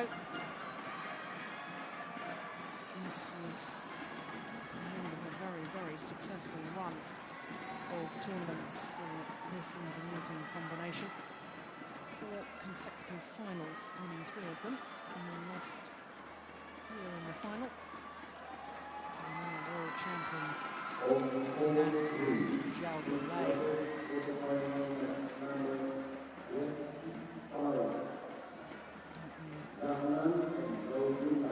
this event a year ago, did that's it. 3 consecutive titles, being the India Superseries, the Malaysian Grand Prix Gold event, and the Singapore Superseries. It's now with the Superseries events when we have a premier event. The premier this year for 2012. Premier event comes first of 2 consecutive Superseries events. And I think that's a very sensible move by the BWF, the Badminton World Federation, so that players are all fit and ready for the premier event, and they're going to be tired after the first one. And of course, we've seen all the best players performing to their absolute ultimate capabilities in the premier event. So the world number 3s, win-loss record for the years, impressive, isn't it? 5 tournaments played, and they've won the last 3 tournaments. England, Swiss Grand Prix, a week later, and then the India Superseries event as well.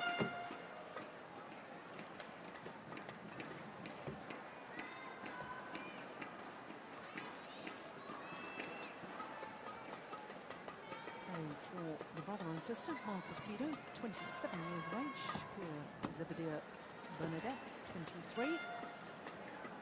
And their career win-loss record is the same as their year win-loss record. But please don't pay too much attention to that world ranking of 622, because they've only got 2 tournaments towards that world ranking. Their 2 previous events, the Korea Super Series and the Malaysia Super Series, lost in the qualifying of both. Well, they're both outstanding players in their own right, no doubt about that. And whilst, of course, Marcus Kido, very famous the world over for his men's doubles, being current Olympic champion and former world champion with Hendra Setiawan, Pia Bernadette, in her own right, very, very fine mixed doubles player, and that borne out by the fact that this is her 3rd consecutive quarter-final at this particular event. Ready to play? 2 years, reached the quarter-final with Kuniawan. Actually split from Kuniawan after the French Super Series last year, considering they was as high as number 8 in the world ranking, and looked pretty good certainties for qualifying for the Olympic Games. A huge surprise to me, and I know a number of other badminton fans throughout the world, that that split happened, but not really got to hear exactly why the split happened. But what a success these 2 have been since they formed their partnership in 2010. I'll tell you up by the million, and that's it. Reached the final, the first 3 tournaments they played, winning 2 of them, the Macau Grand Prix and the Indonesia Grand Prix Gold event as well. Had been followed with a number of players. Ladies and gentlemen, on my right, Marcus Kido and Pia Zebedee Bernadette, Indonesia. And on my left, Tontowi Ahmad and Liliana Natsir, Indonesia. Liliana Natsir to serve to Pia Zebedee Bernadette. Labo, play. So, Liliana Natsir, Also former world champion, Olympic silver medalist with Nova Service Widianto. over. 1 love. And now with new partner, Tontowi Akbar. One of the world's leading players once again. Service over. 1 all.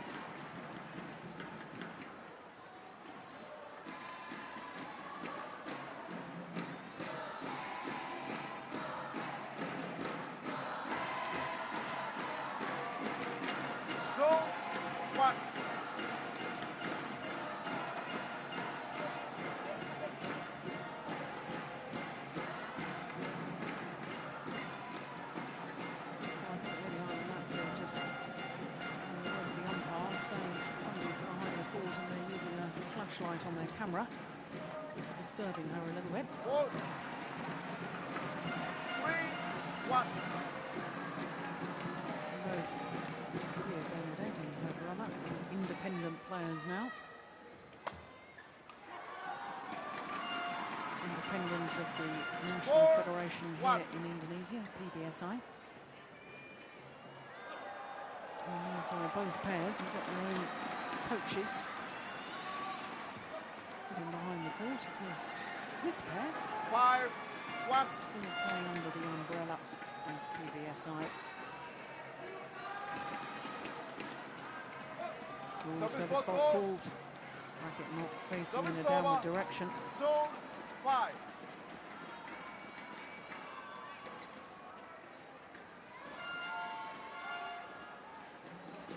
Service judge Wiliana of Indonesia making the call. Service over. 6, 2.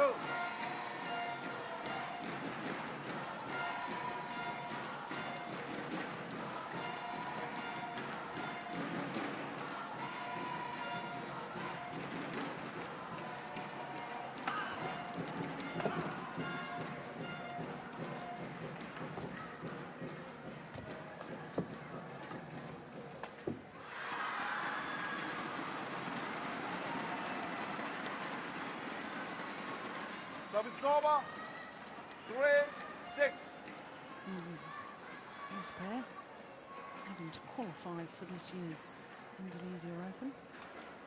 But I have to say, Marcus Guido and Pia Bernadette in their first round played some sensational badminton when they beat the number 5 seeds, Chen Conley and Chen Wen-sing from Taipei. 3.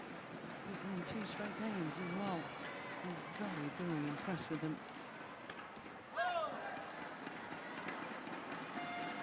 Service over. 4, 7.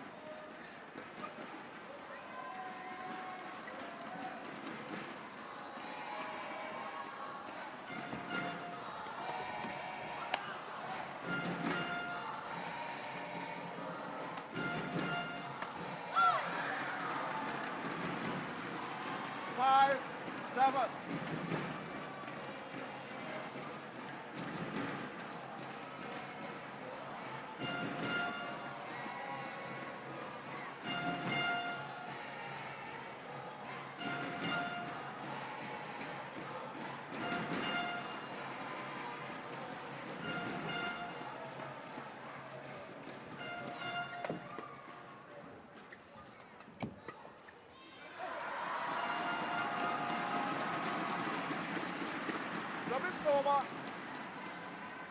8, 5. I think she was right to go for it, because I think that the only way that Pia and Marcus will actually win this encounter is if Pia Bernadette actually does take the net area away from Liliana, and that's it.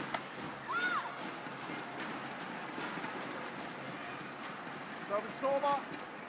6, 8.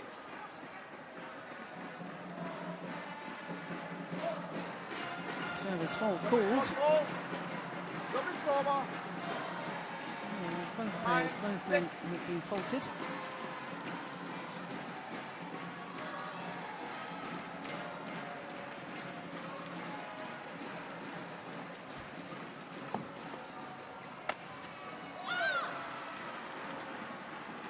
Great expectation on the shoulders of Tantowi Akrad and Liliana Natsir after they won the All England title earlier this year.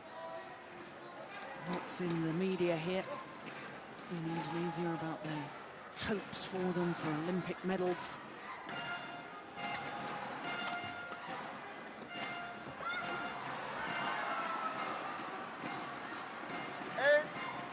Interesting to me that on the number 3 seeds coaching bench is Liliana Natsir's former mixed doubles partner, Nova Widianto, and he just retired as a player.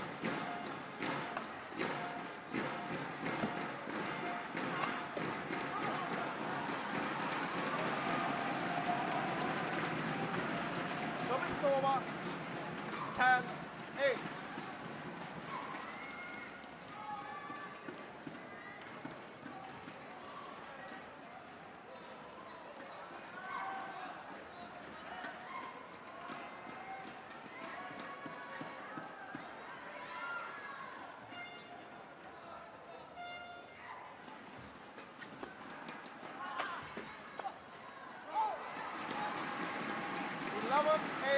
Interval.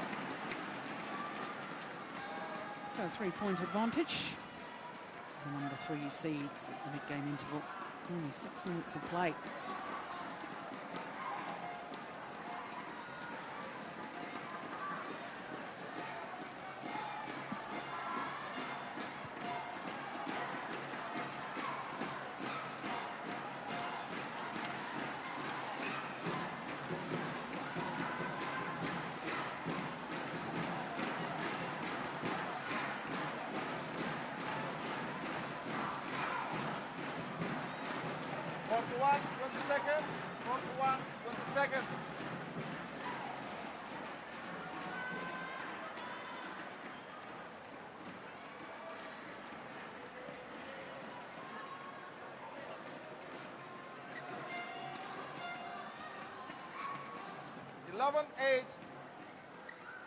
Play.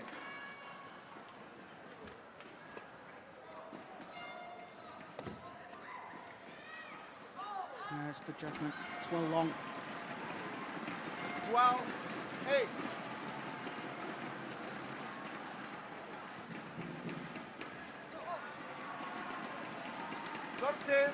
Eight.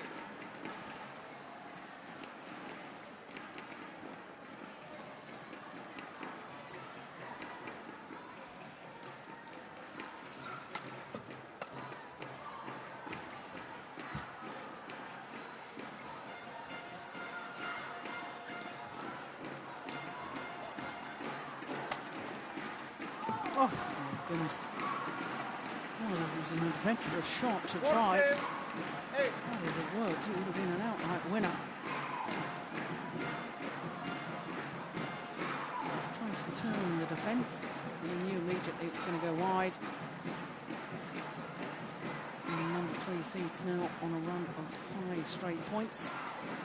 And the run comes to an end. Service over. 9-14.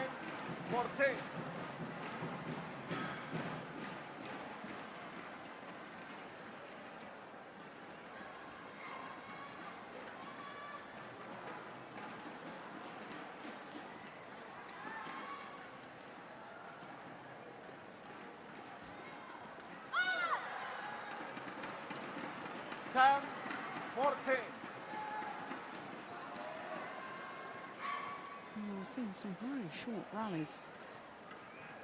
And I suspect that's because 11-14. one pair is so new, they're not quite sure exactly their brother and sister, exactly who's going to cover which shot and who should be moving where on court. Tantowi Akrad, anyway, by the nature of his play, has a very, very good smash. Likes to go for his shots. It tends to be short rallies anyway with him.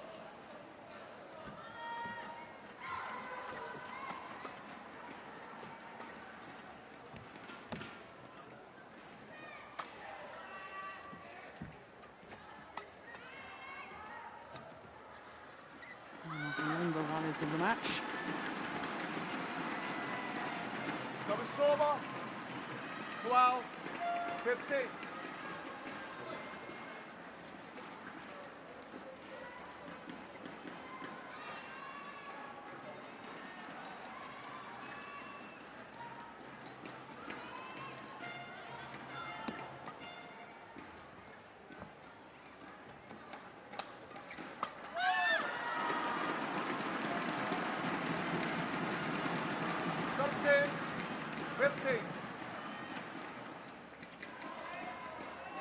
Incredibly physically strong. Look, there's hardly any backswing of the racket. Play that backhand from Marcus Kido.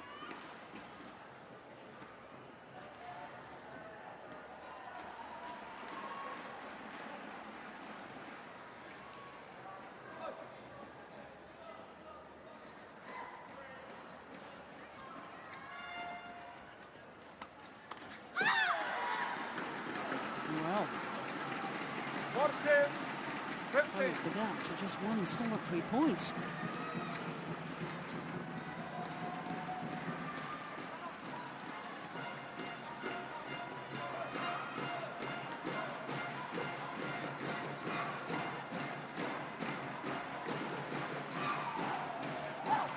Oh dear. Service over. 16-14. Yeah, it's a pity. She needed a good serve there.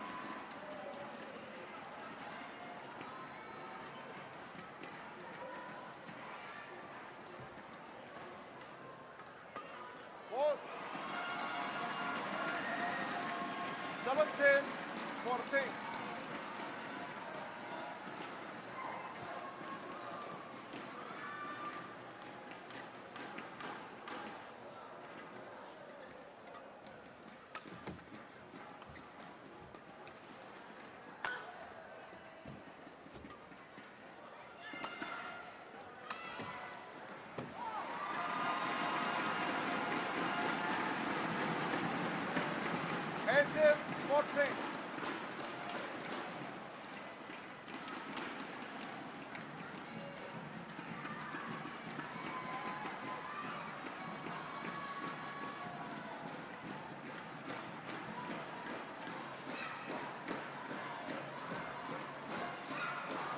That's just delightful.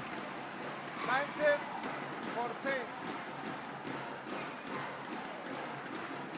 Good low serve.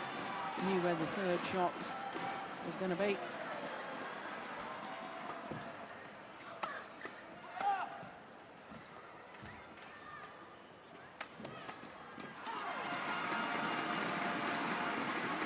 Now on a run of 5 straight points. It's game points. The number 3 seeds apart from Latvia.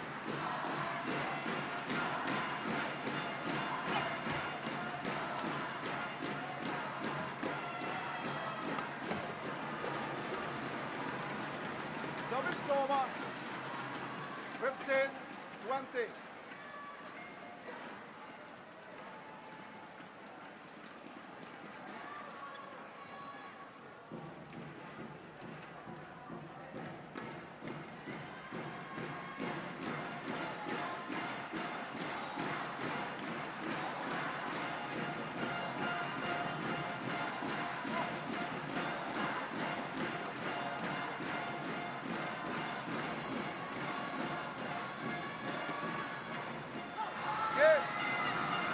Second time of asking. Was given by Opening day. Ahmad and Liliana Nasir, 21-15.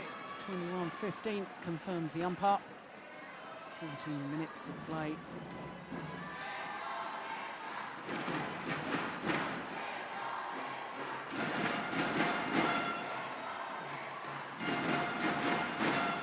Oh, there's moments of brilliance from Marcus Kido and Pierre Oliver, but not consistent enough. Rally after rally, point after point.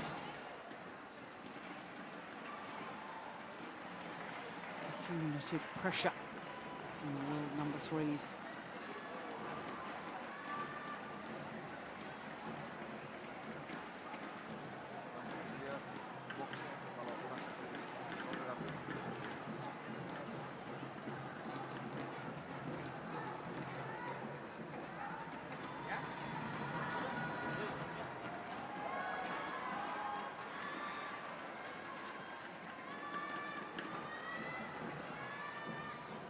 Juliana. Waiting for the foul.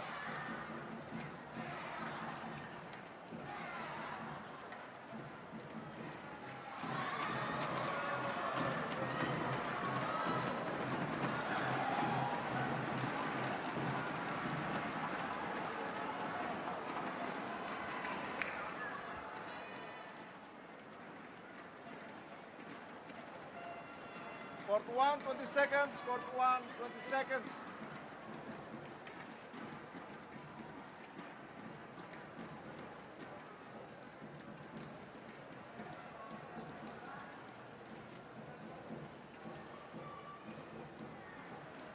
Second game. Lomo. Play. Well, I would expect, in a way, for Liliana Natsir and Tantoy Ahmad really to push home their advantage. The reason I say that is because this man, Marcus Kido, is already through to the semi-final of the men's doubles to be played tomorrow. And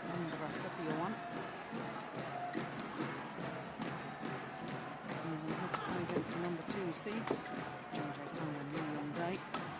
And we'll need every ounce of energy to beat the number 2 seeds.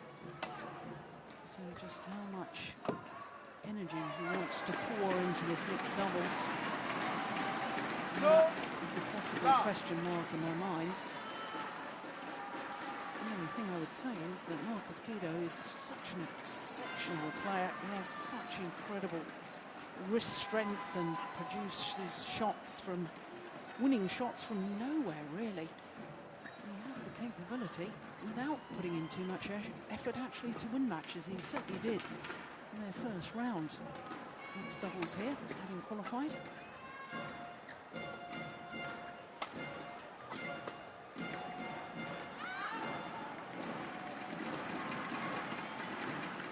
Soba.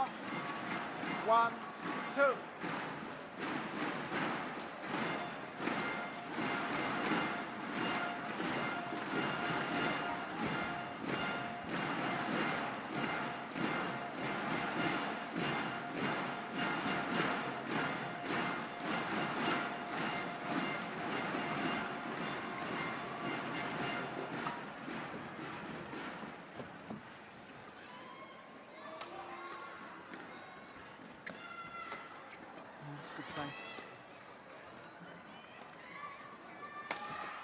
Yeah, that's very good play.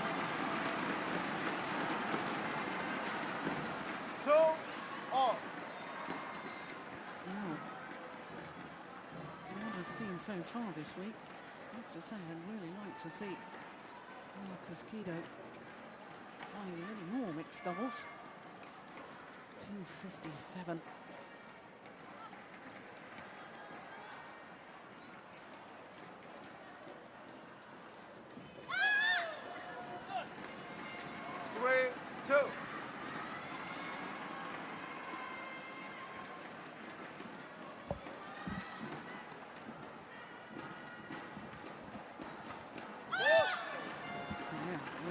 Saying a moment ago about that ability to suddenly play winners from nowhere.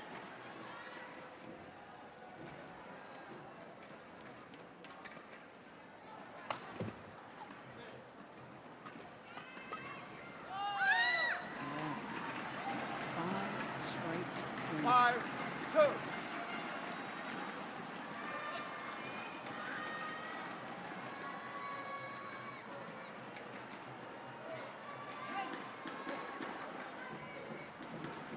Let.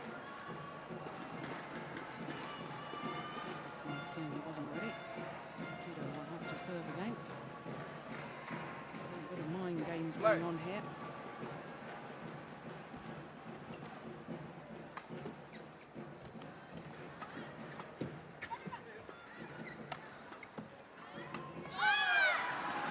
Six straight points for the qualifiers.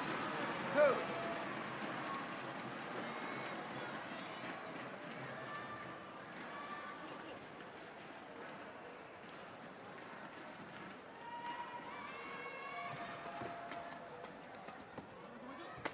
Oh my goodness. That is phenomenal. And just proving the point that I was making a little earlier. And no, right, he looked as if he was in trouble. And suddenly, from nowhere, he plays the winner.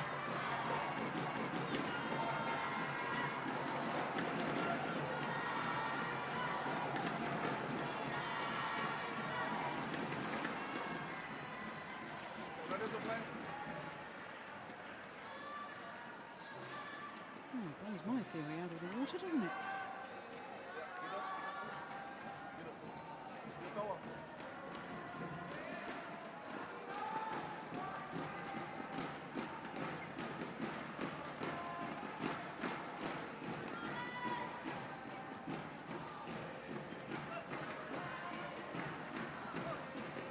Play.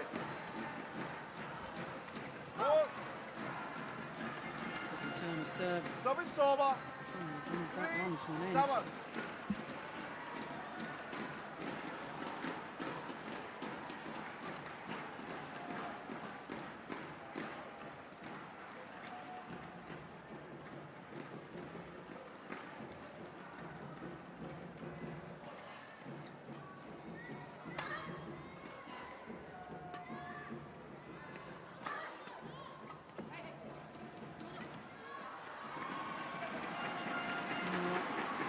It was a creative idea. Failed to go over.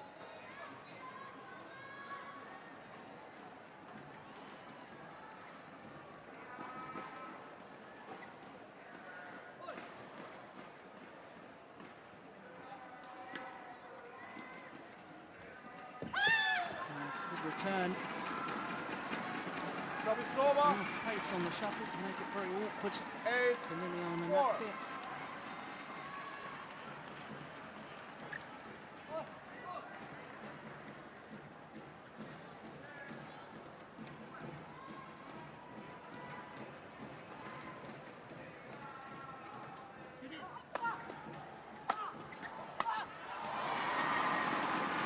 Well-constructed point. Service over. 5, 8.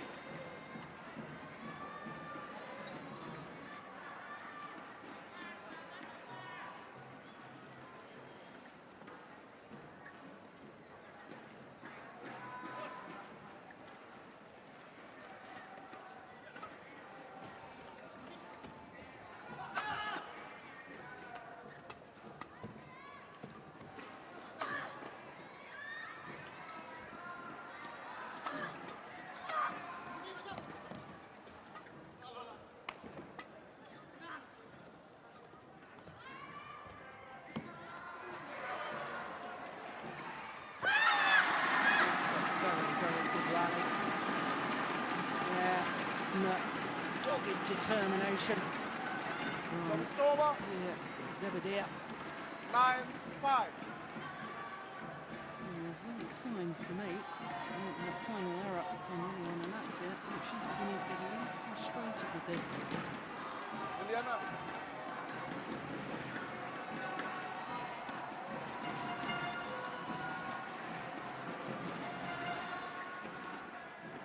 Play.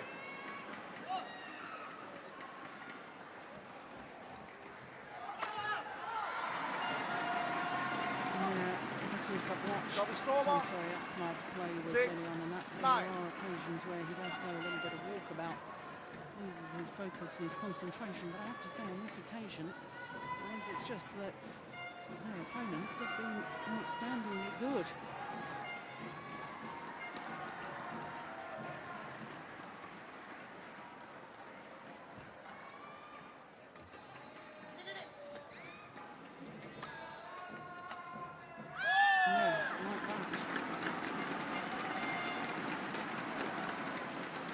Over. 10, 6.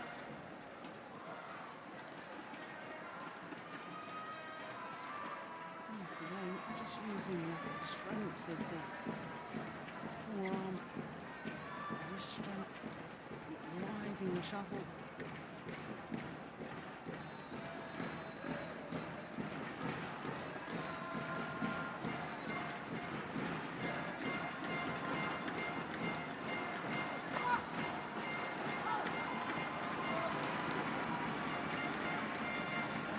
Service over. 7-10.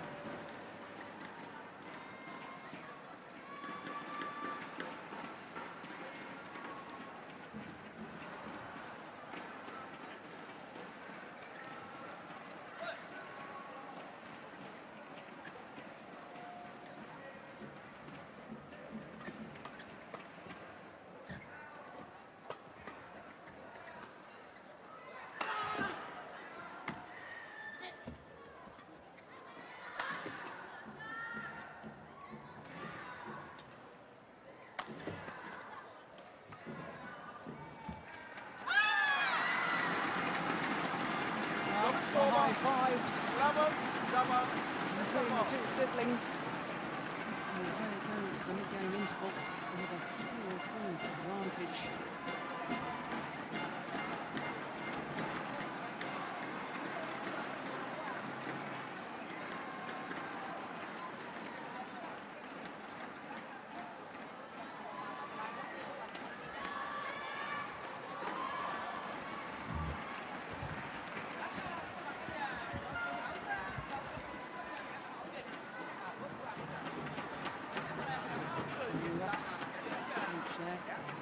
Court 1, 20 seconds. Court 1, 20 seconds.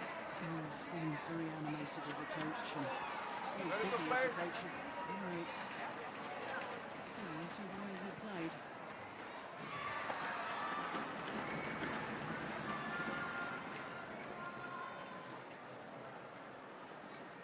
Tantowi.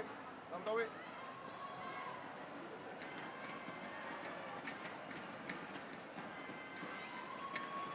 Good tower. Okay, from here.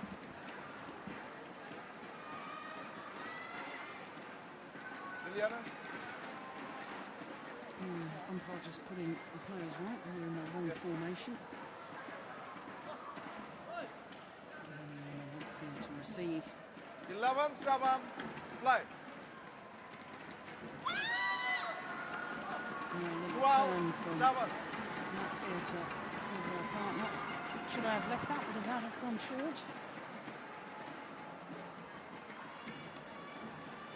Academic question, really.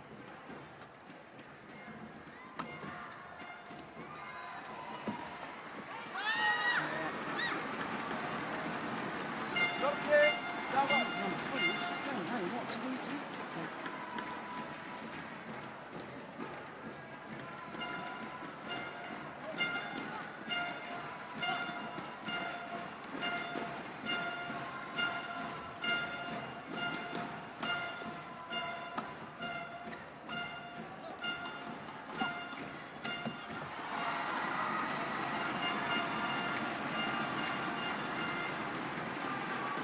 Service over.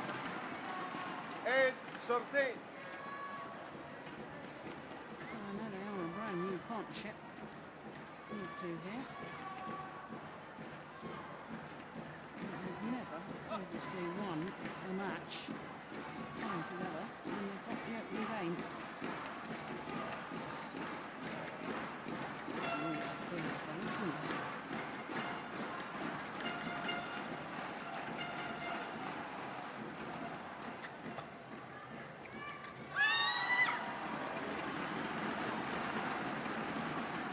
Service over. 14-8.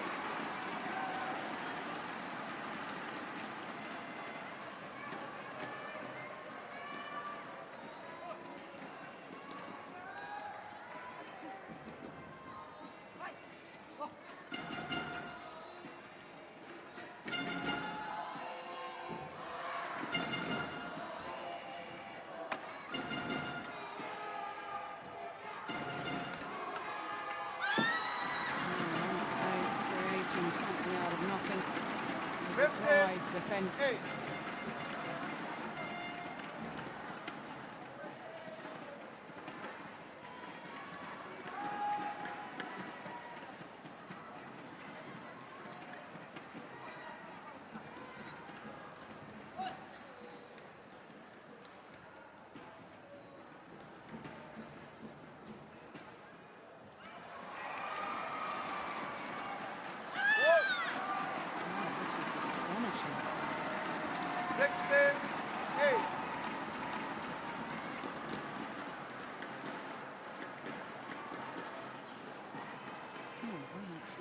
will be treated to a third and deciding game.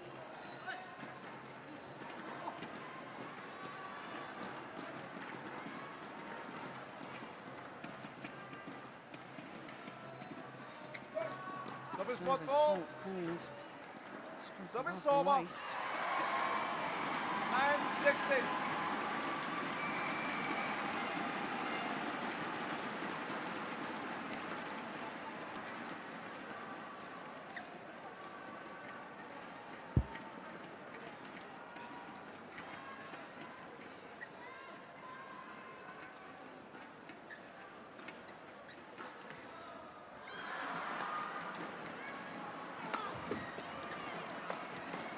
Oh, my goodness.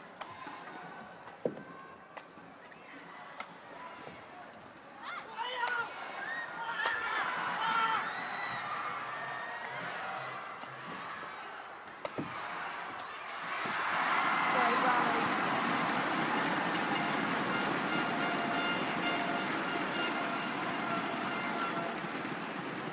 Sam 16.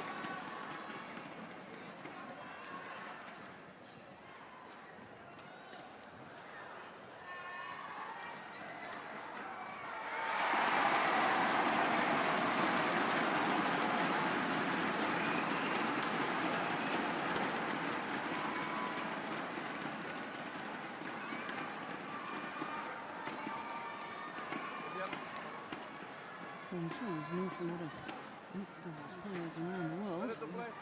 watching Marcus Guido and awfully grateful that he didn't take up mixed doubles before this.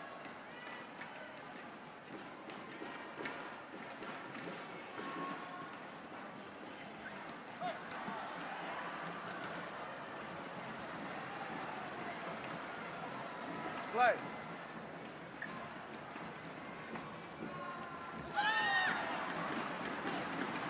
Service over. 17-10.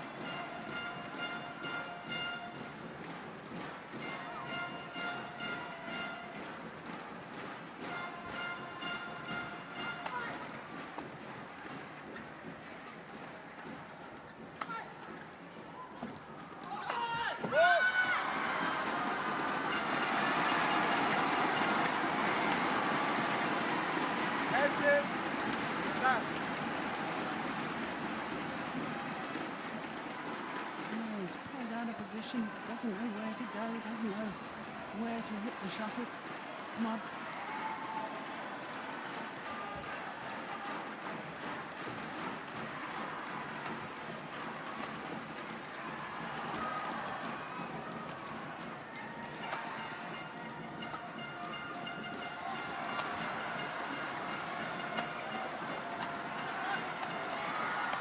Oh, it's brilliant. What a great rally. Service over. 11-6.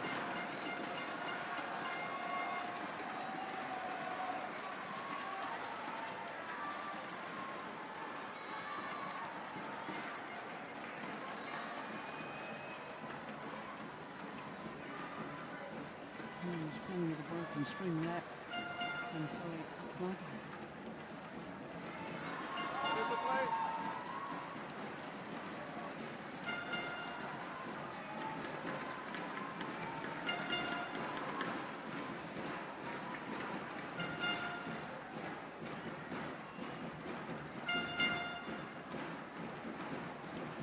Tantawi.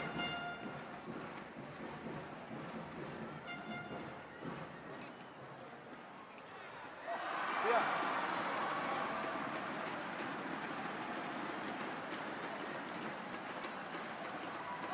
Play.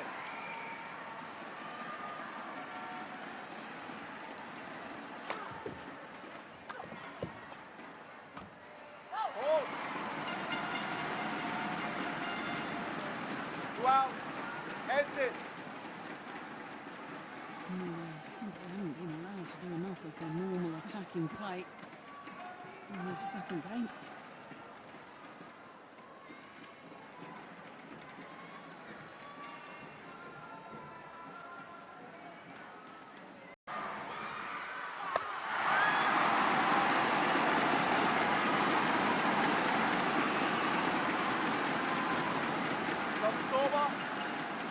14, 12.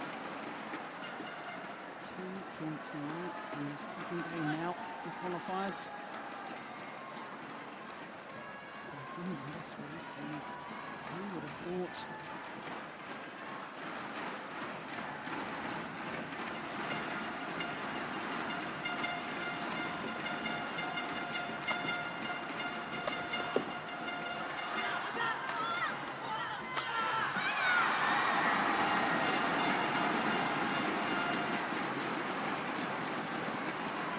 Obvious frustration Game point, early 12. on, and that's it.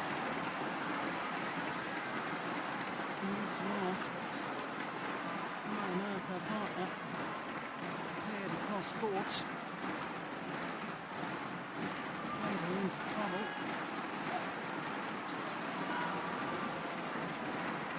But 8 points now to level this quarter-final.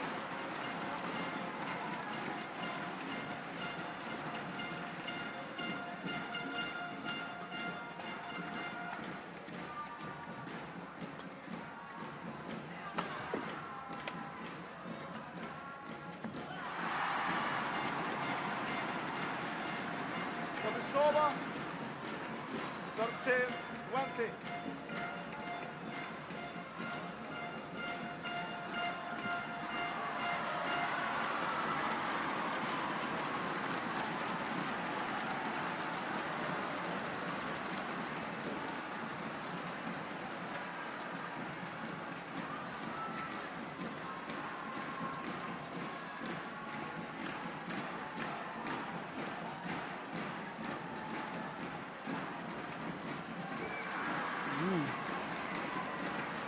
Fortune, 20.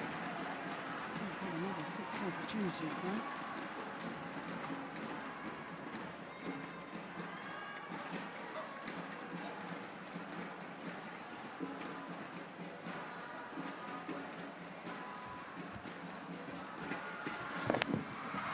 Oh my goodness. He's missed it. I do hope Tantari Ahmad is not hurt.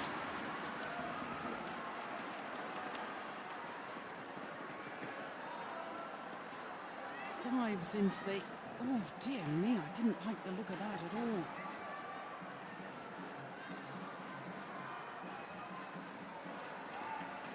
Oof, my goodness. Well, in all the commotion, Marcus Guido then hitting the shuttle out of court when the whole court was wide open. Yeah. Seemed to smack his head into the service judge's box at the side of the court, knocked our microphone flying.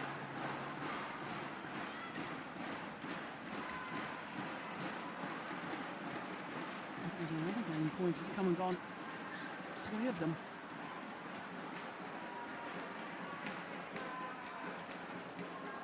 Play.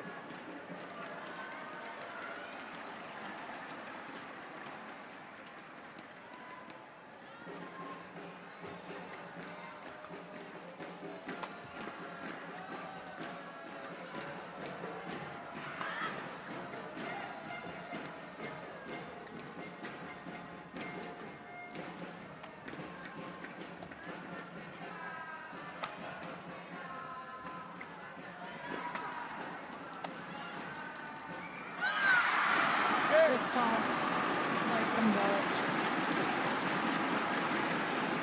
Absolute symmetry in the scoreline. A 1 game apiece. 1 game off.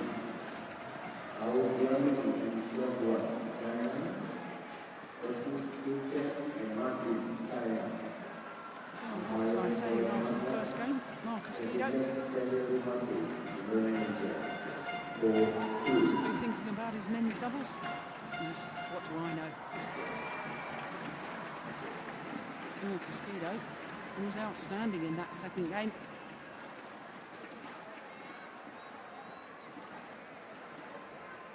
Very ably backed up by his younger sister.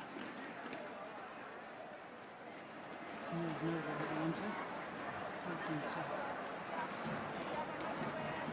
continue up front.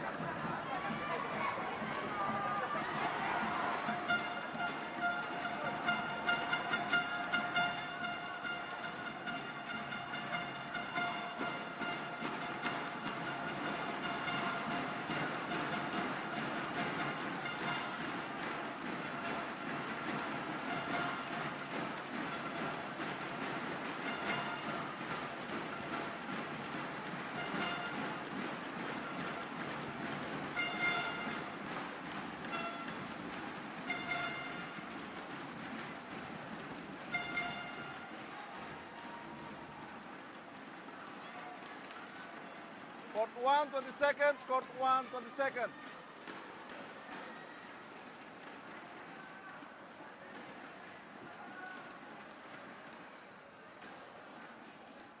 Well, this is going to be fascinating, this third game.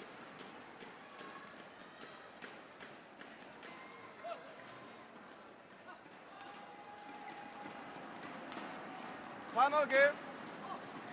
Lahore, play.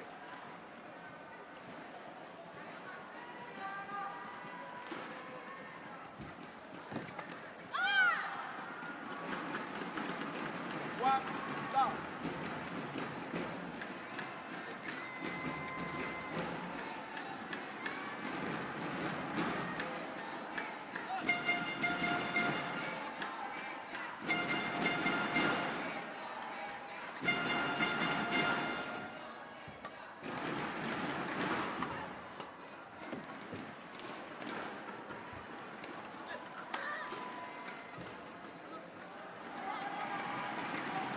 Just forgot about the drift there. Service over. One, Bernadette.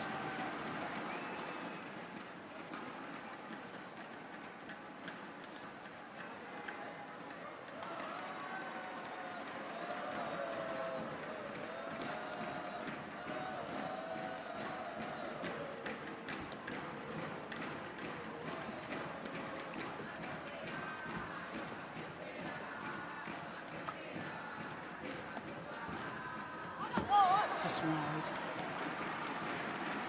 Once again, creative idea from the qualifiers.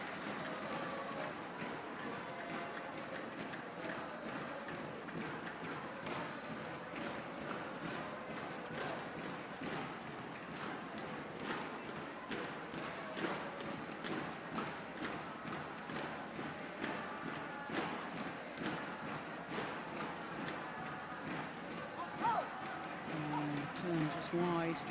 3, 1.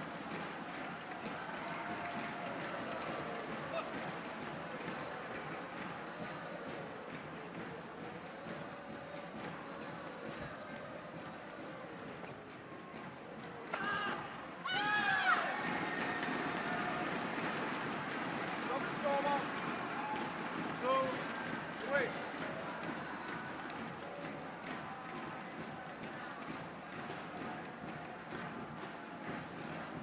He's not reading what direction Mosquito is going to play the shuttle at all. Can play up mud. It's at sixes and sevens. Not able to anticipate at all. Yeah, quarter game. Yeah, and again. 3, 4. Recently became a father, did Marcus Kido, baby daughter.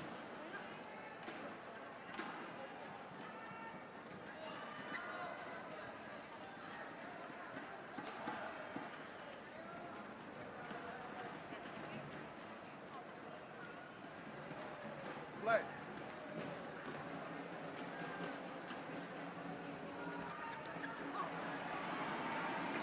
Service over. 4, 3.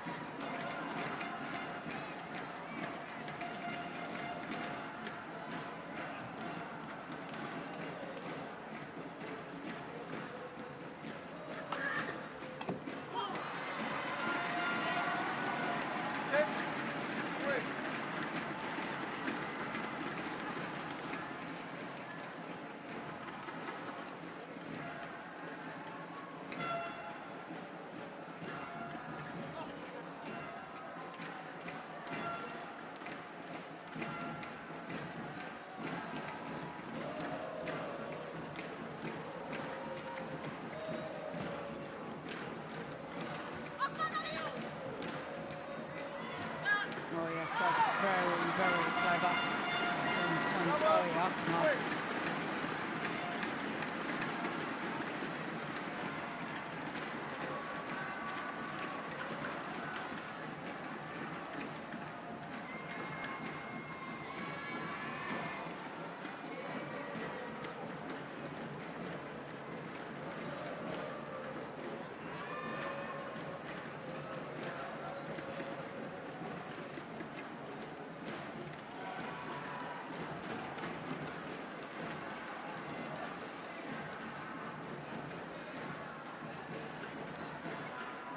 Play.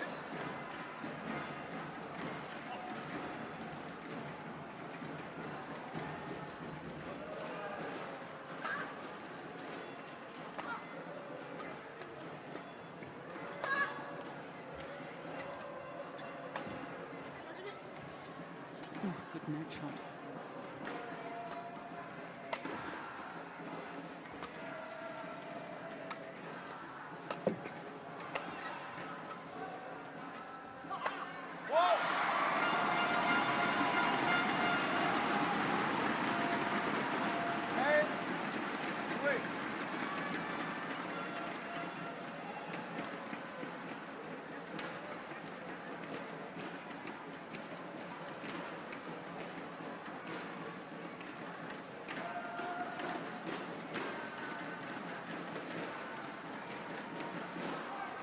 Play.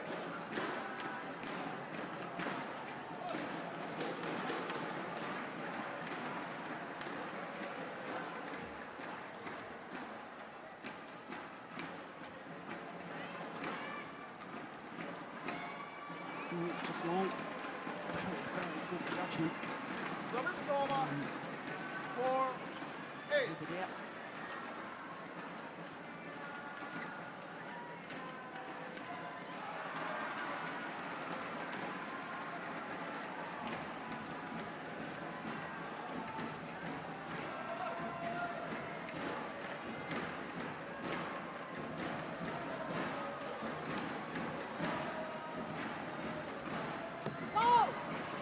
Yes, a tricky return of serve. Service over. 9-4.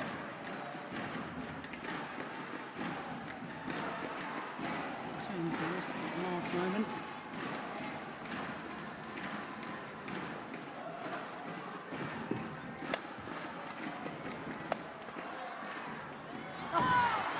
Obviously throwing that back.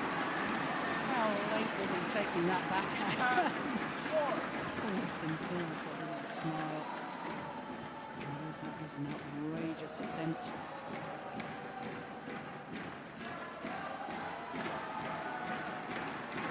Goes past him. Look, way past him.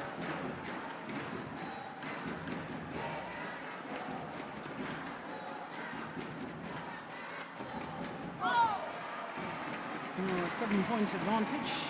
11-4. Interval. 3 serves as the players change ends in this deciding game. No, I'm not going to make any predictions this time.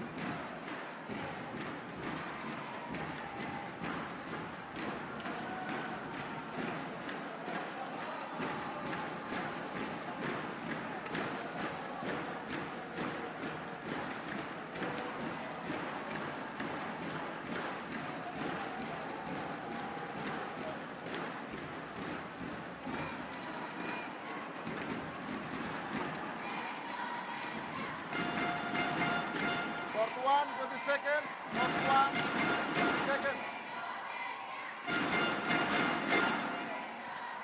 On the wing.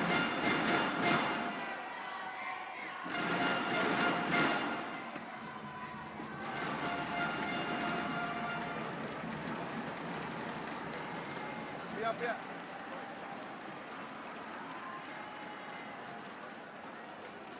Lampard being very strict about all kit must be inside the kit box.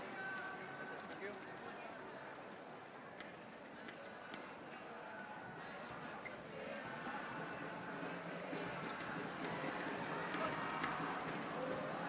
Eleven four. Play.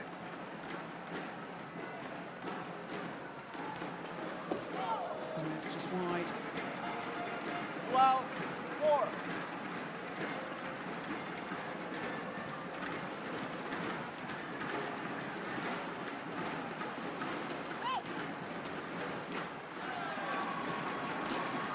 Service over. 5-12.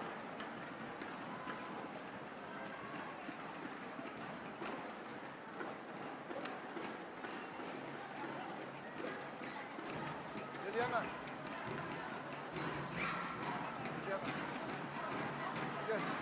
Come on.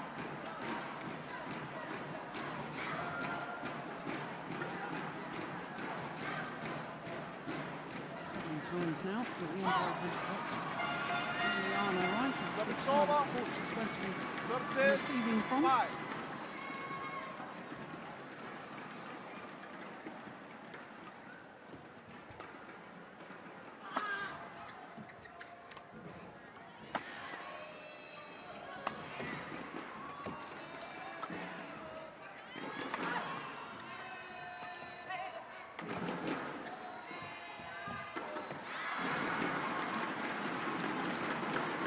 Service over.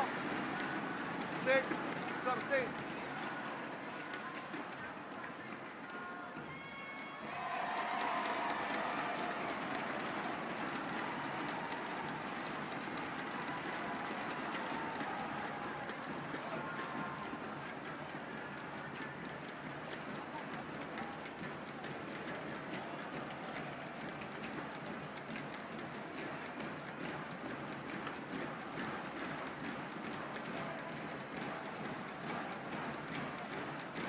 Play.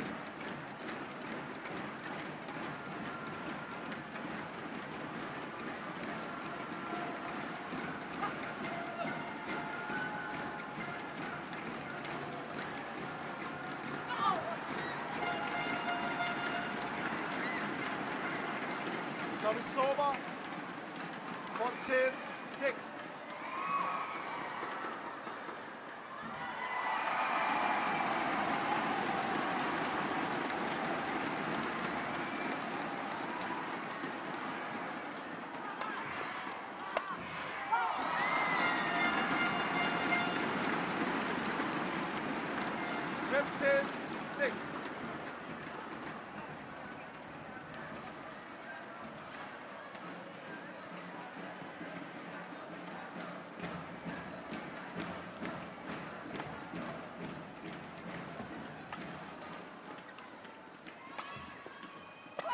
Another good attacking rally from number 3 seeds. 16-6. 10-point advantage now.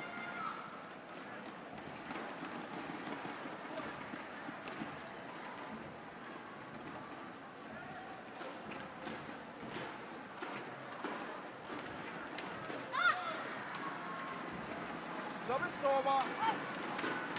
7-16.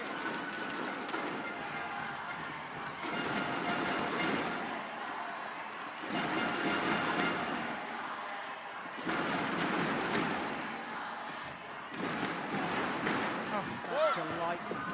Absolutely delightful from Marcus Guido. 60.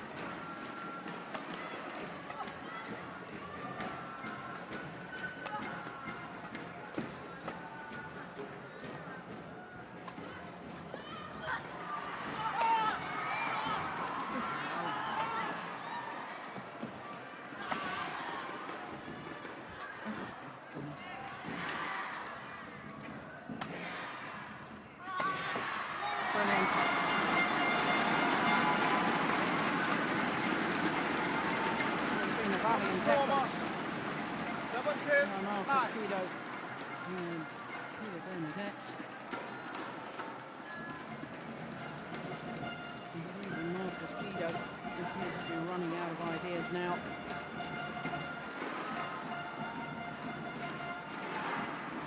4 minutes shy of the hour mark. It's quarter-final.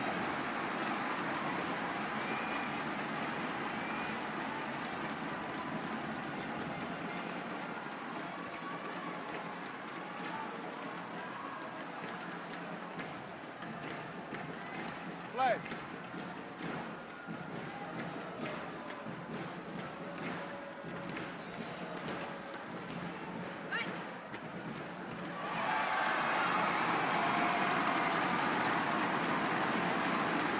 Exit.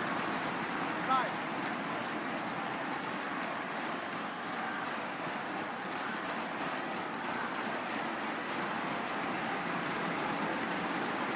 More points required.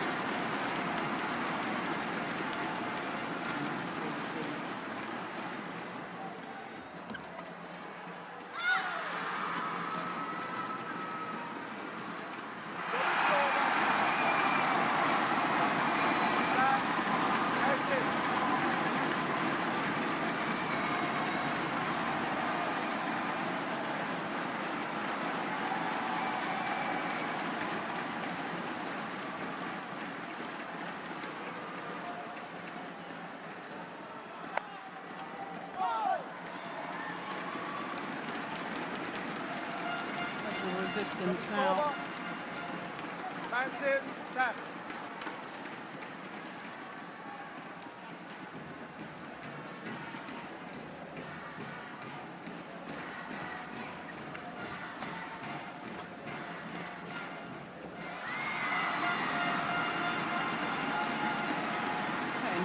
Match points. Tantoi Akmat and Liliana Natsi. Trying to create something more work for him in the second game. Now, a nervous touch has deserted him. Now, serve effect from Tantoi Akmat actually hit Liliana Natsi in the back of her head. What on earth was he doing? Well, at least they can both smile about it. I've often thought how desperately close they are to that happening so often within the game.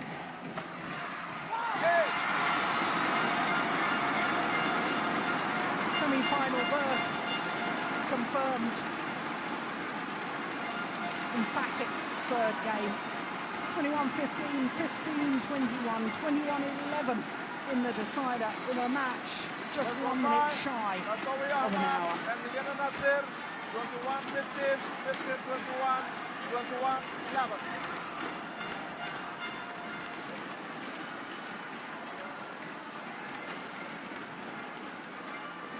The final point, the error on the defence from Marcus Guido. Well, I think brother and sister, and they play more tournaments, could be a real threat in world terms in the mixed doubles discipline.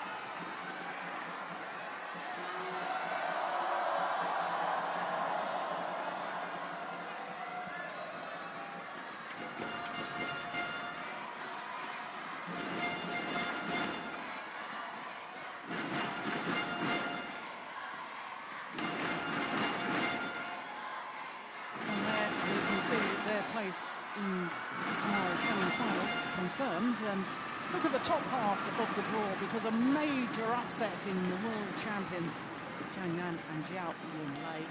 The defending champions here, of course, they've gone down to Sukhit Prakamol and Sara Lee Thongthongkam from Thailand. 21-17 in the deciding game. And the Thailand pair coming back after losing that opening game. And they'll play against the Koreans, Go Sang-hyung and Yang. So Ahmad and Natsir know that they'll play against Chinese opposition. We don't yet know who that will be. because Djarum and Guan are currently in progress against the number 2 seeds, Zhu Chen and Ma Jin.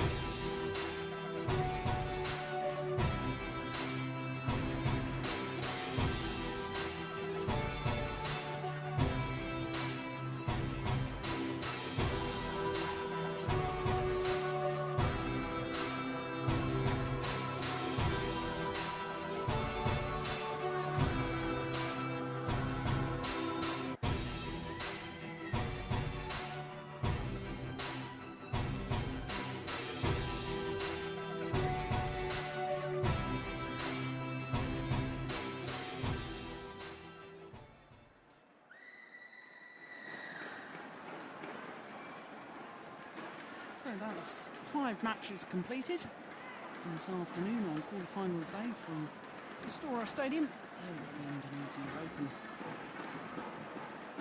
First 4 matches, 1 lost and 2 straight games. Simon Santoso safely through against teammate Rumbaka. And a big upset in the women's doubles, really pleasing the home fans with Gracia Poli and Liliana Johari getting their first ever victory over Maeda and Suetsuna from Japan. In the number 2 seeds, Jung and Lee from Korea. Well, straightforward victory for them. And for Sonidui Kunchoro, who started in the qualifying event this week, his wonderful run, having won last week in Thailand, has come to an end because the number 8 seed Du Pengyu has won in 2 straight games. And as we've just seen in the all-Indonesian mixed doubles quarter-final, number 3 seeds Tantowi Ahmad and Liliana Natsir needing 3 games to beat Marcus Kido and his younger sister Pia Bernadette. So 5 matches complete, another 3 to come, and 2 of them are men's doubles. Men's doubles will come up next. The European champions Matthias Boe and Carsten Mogensen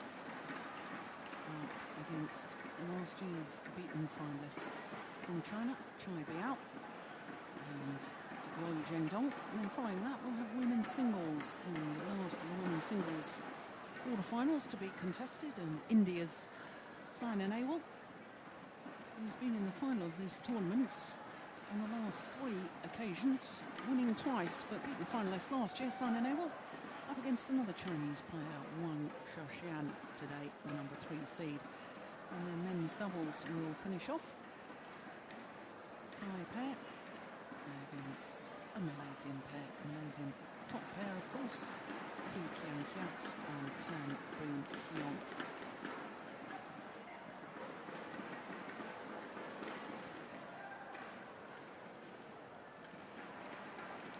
Sylvia waits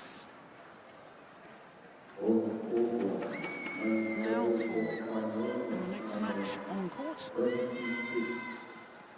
Carsten Mogensen, there he is. The 28-year-old will turn 29 next month, and his left-handed partner, 31-year-old Matthias Boe. He too will be celebrating a birthday next month. The right old age of 32.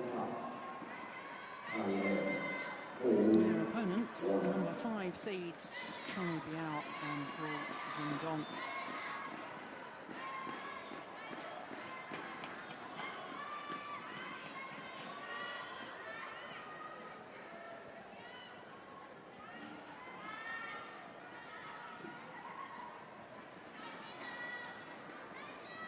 number 5 seeds and number 5 in the world rankings. Beaten in last year's final. In the previous appearance as a pair, and they lost out to teammates Djarum and Fung.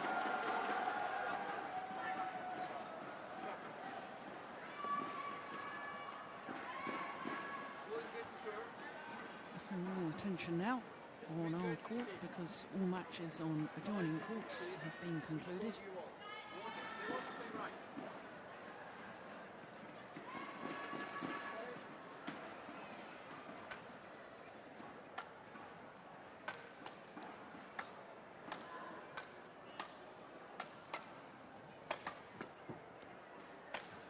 Well, the European champions, Matthias Bo and Carsten Mogensen, in great form so far in this tournament, but let's look first of all at the Chinese combination. Chai Biao, 21 years of age, his partner 28, number 5 in the world ranking. 7 tournaments this year. Best they've done is a couple of semi-finals, want to make it through to their 3rd semi-final, and they will do if they win this match. Yesterday had a terrific encounter against Hirakatsu Hashimoto and Norasu Hirata of Japan. 3 tough games. Won the first, dropped the second.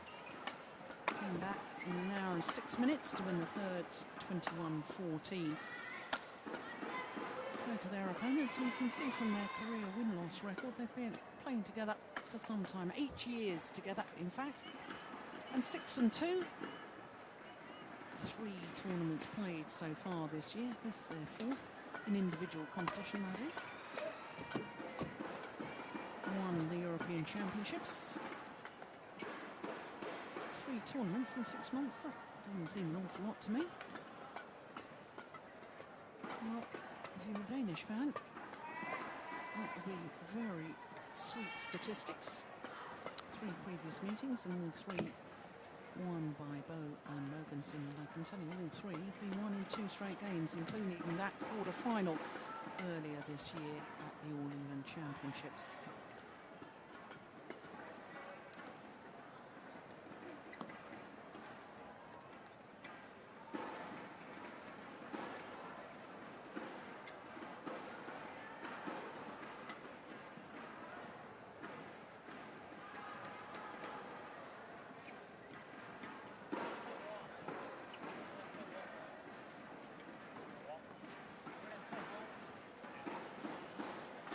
Players, be ready to play. Umpire Chiappini of Italy calls the players to get ready for the start of this quarter-final.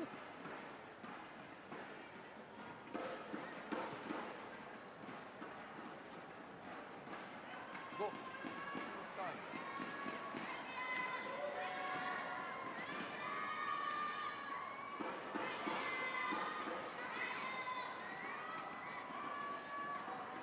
Number 1 seeds last year in this Danish combination.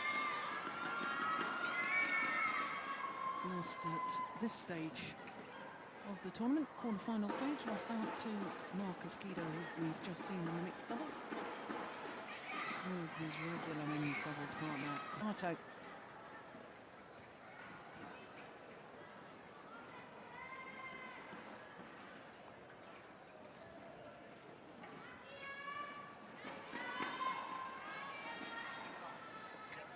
Ladies and gentlemen, on my right, Chai Biao, Gu Fengdong, China.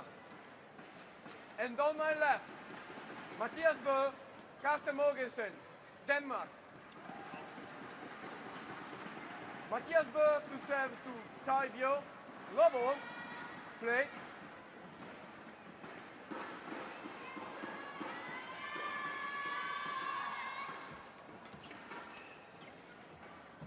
That's a nice play from Carsten Mogensen. And the Danes really are a very, very good pair at taking the pace out of the rallies, mixing up the pace, and the left-handed Matthias Bo will look to get forward to the net as much as he possibly can. To love.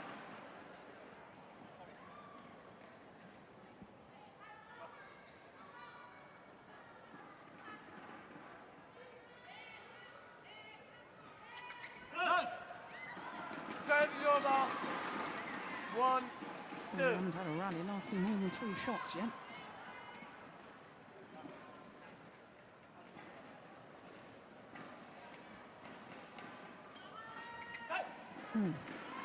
Trend continues. 3-1.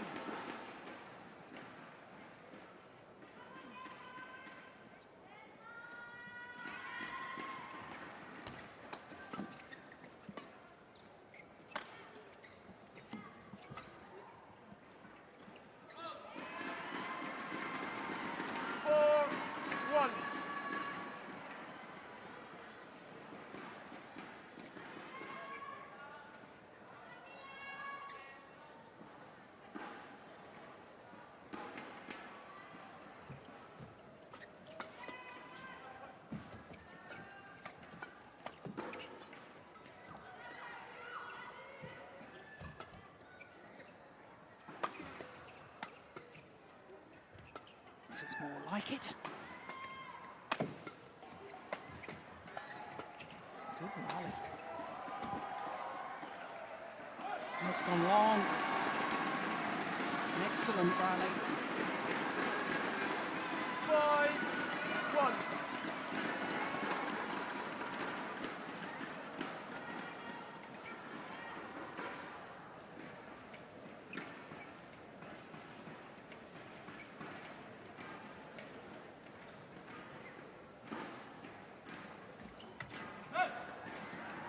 Service over. Good return of serve, just enough pace on the shuttle to make it very awkward for Carsten Mogensen.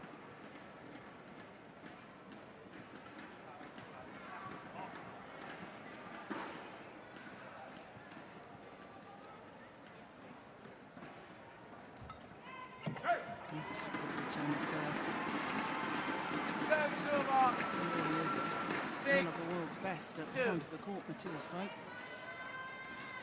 And probably of the top 10 men's doubles players in world terms, he's probably got the worst defence. I know that sounds a little harsh, but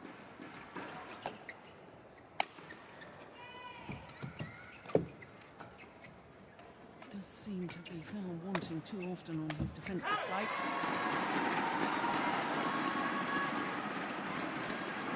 7-2.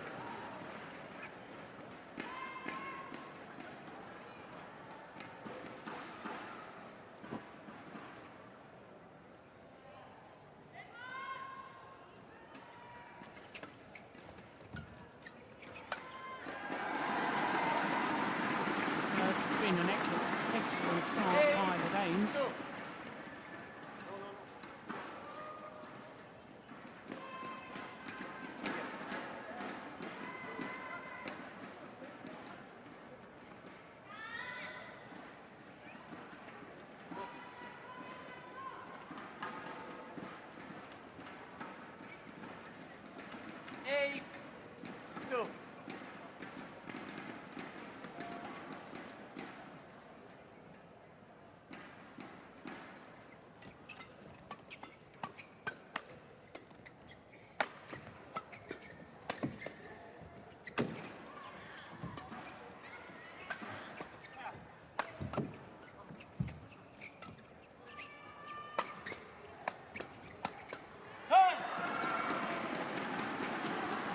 Service over. 8-3.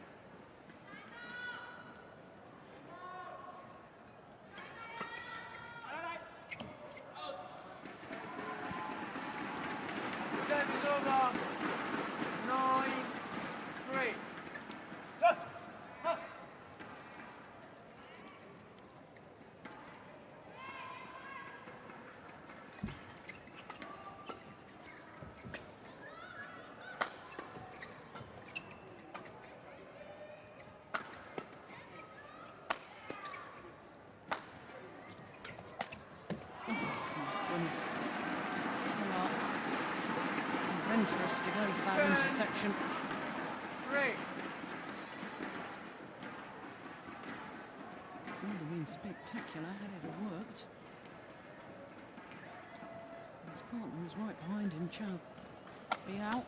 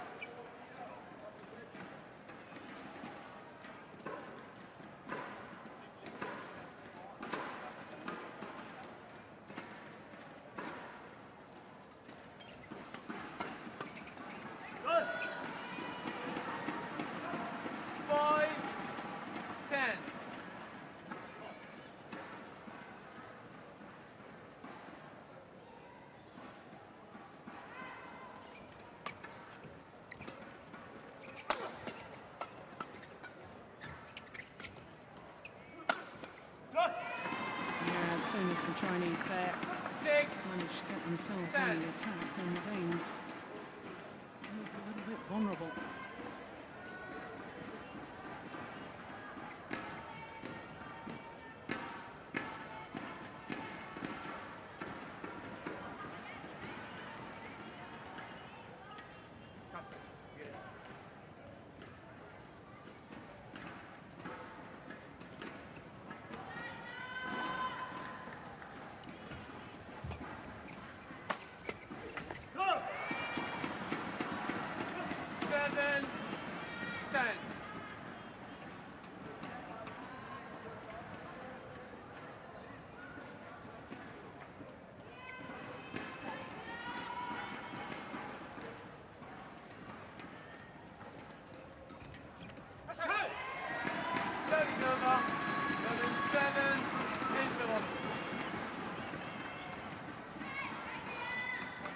Point advantage.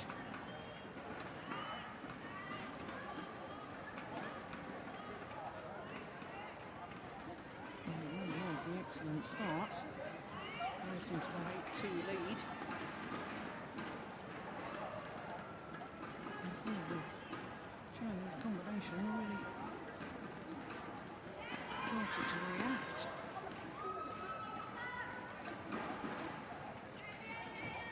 120 seconds. 120 seconds. Please, coach. Please, coach. Please, coach. Ross Wilson, Danish coach, being asked to leave. Umpire Chiapini.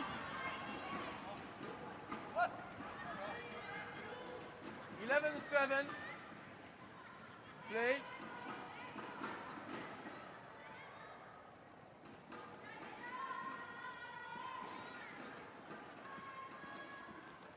Good flick serve.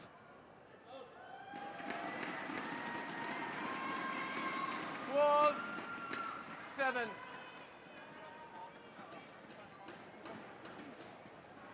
5 titles last year for these Danes from 6 finals.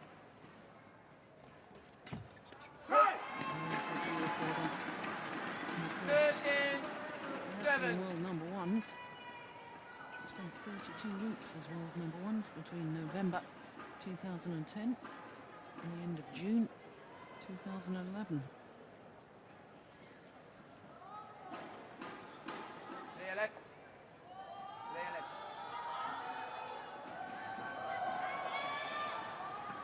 13-7.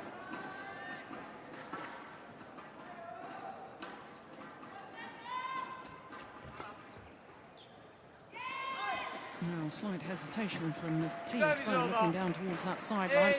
Wasn't sure whether he should have played it or not.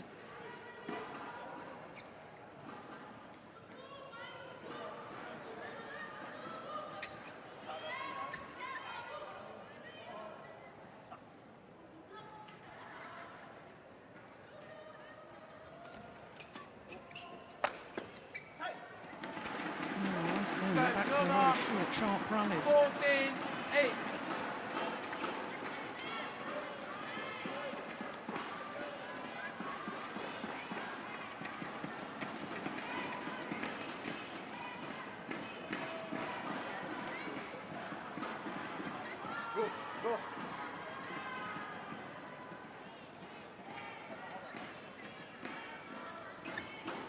serve.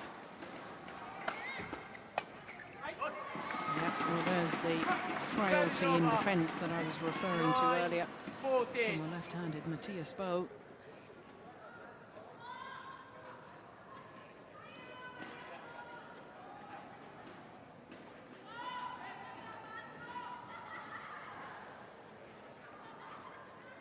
2 or 3 smashes and his defence usually breaks down, especially if you can switch it from one side to the other, from backhand to forehand, and make him turn his defensive stance.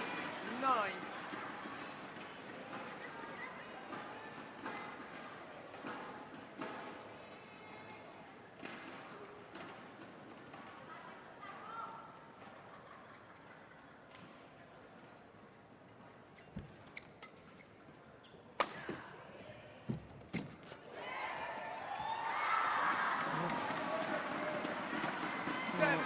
Matthias Bo did awfully well not to touch the net as he rushed forward.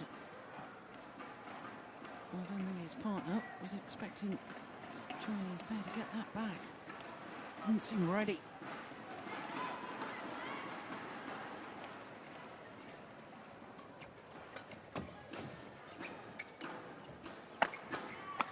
Yeah, there's the problem in defence again. Once again, looking very awkward.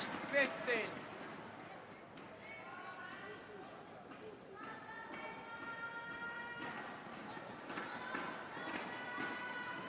Look, he's committed forehand defence. Aimed towards his right shoulder. Can't deal with it.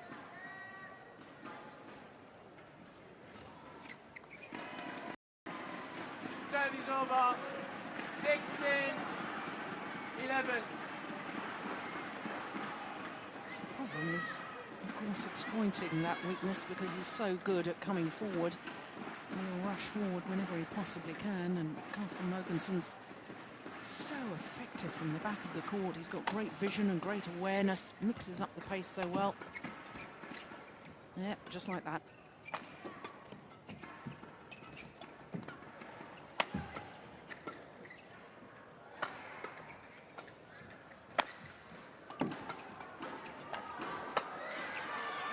Missed it.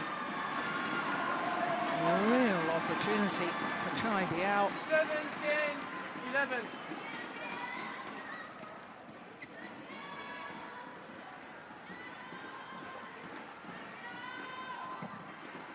Yeah, clearly long. Play.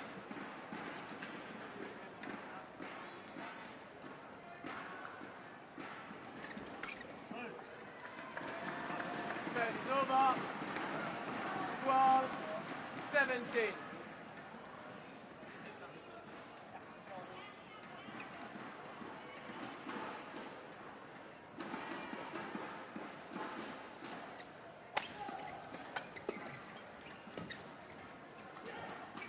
Clever.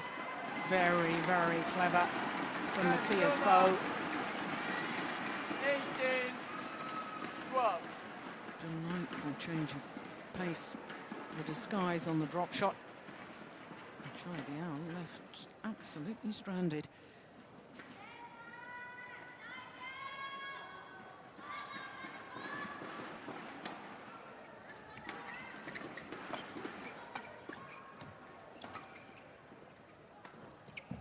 Oh, it looked like he changed his mind. 19.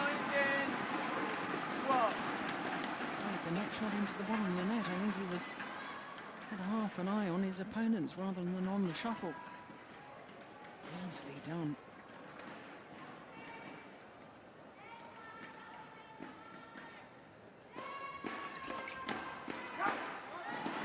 Well, in only 14 minutes of play, they've already reached game points.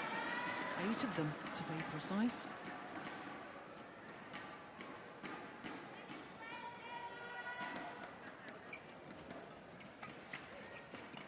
Oh, it's almost a double hit. Service over. 13. 20.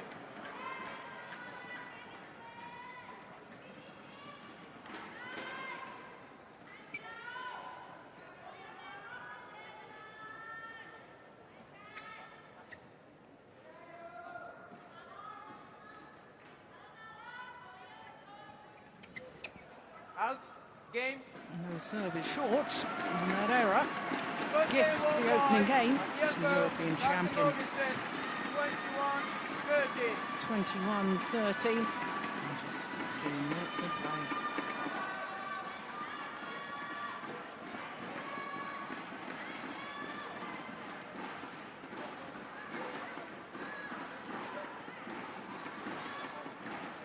And Jun, the Chinese coach,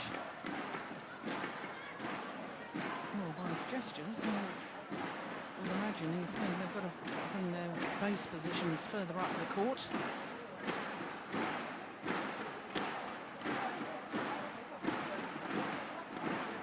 Because there was a couple of times that they were left stranded. They were very, very deep in their defensive stances. Danes threw in a couple of drop shots that were absolutely magnificent. Outright winners. Side.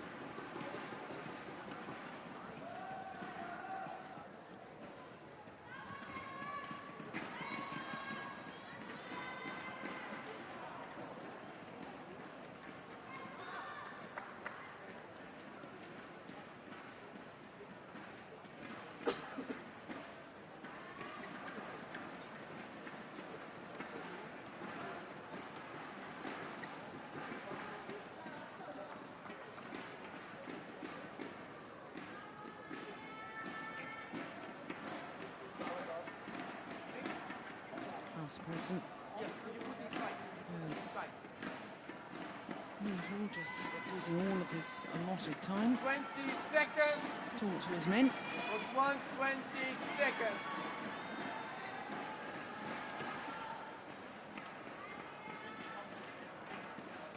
Yes. Second game. Level. Play. So, Matthias Bow and Carsten Mogensen having taken the open game, 21-13. And still, as yet, Serve is over. Chai Biao and Guo Zhendong yet to take even a game against their opponents of today.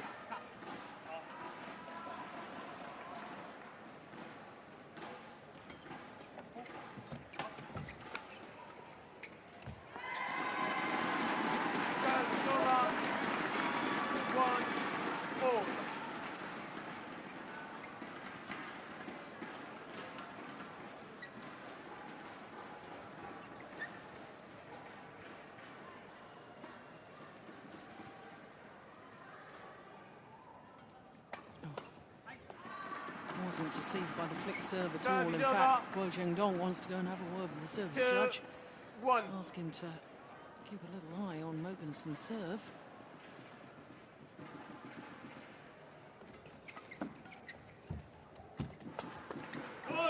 It's good interception. 3-1. Haven't seen a lot of that from the Chinese in the opening game.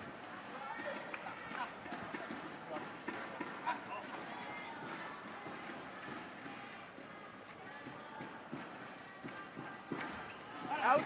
Oh, low serve is short. Serve is over. It's a good judgment from Mogensen. 3.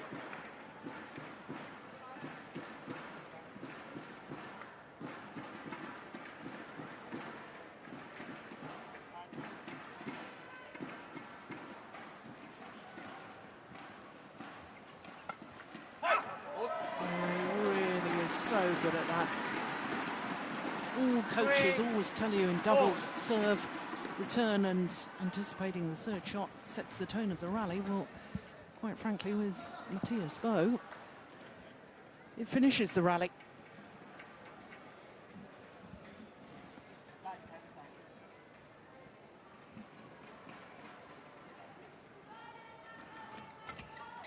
Oh, it's brilliant again.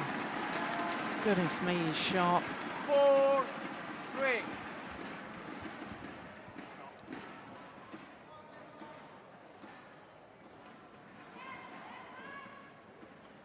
Chinese just don't seem to have registered that he's a left-hander as well.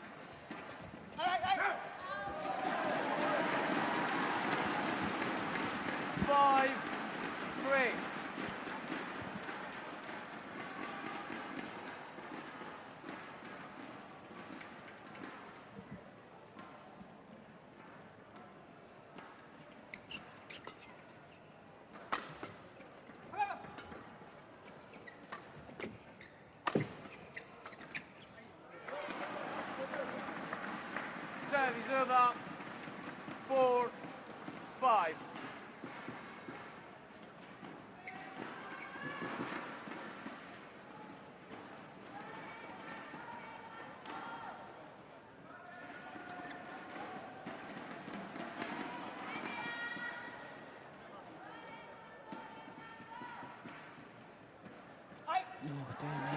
Several errors on his low serve. 6-4. First game ended with a service error from Guo Jingdong.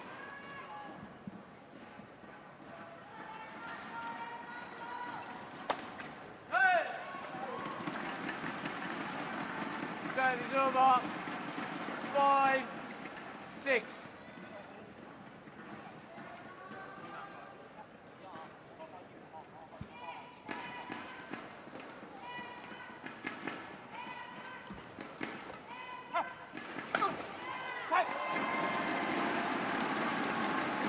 Service over. 7-5.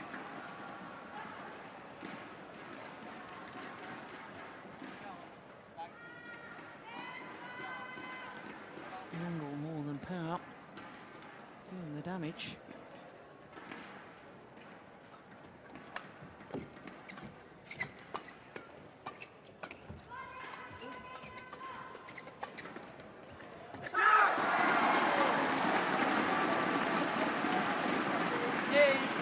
Just couldn't stretch high enough to reach it and control it.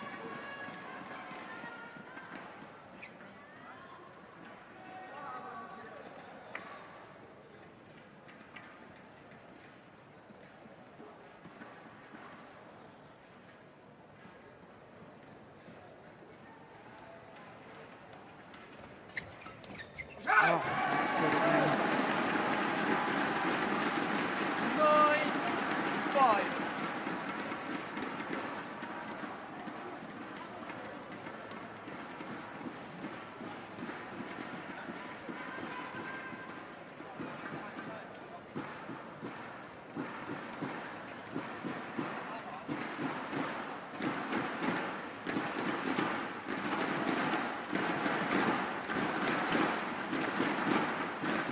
Left of the net ball to try the out. 6-10.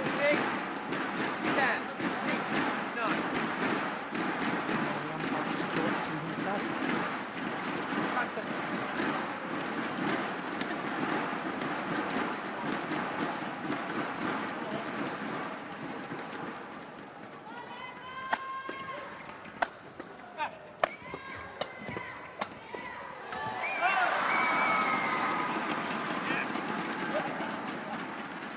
Seven, 9.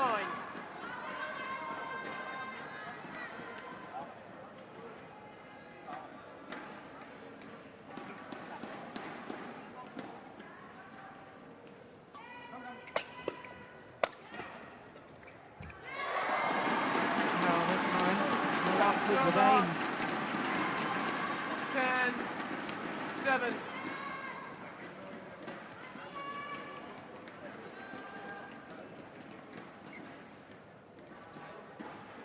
Right.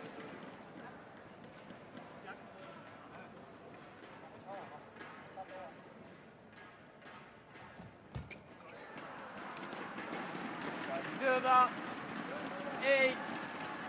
8-10.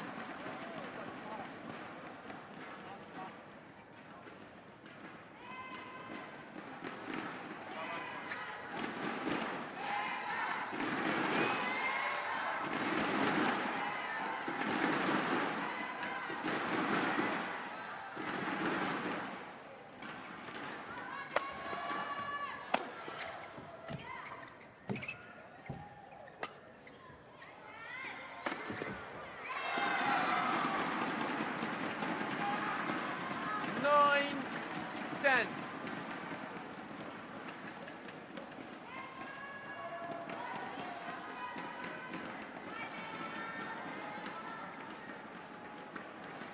.271. Well, it's not the fastest we've had today. It would have beaten the record of yesterday, which was just 270.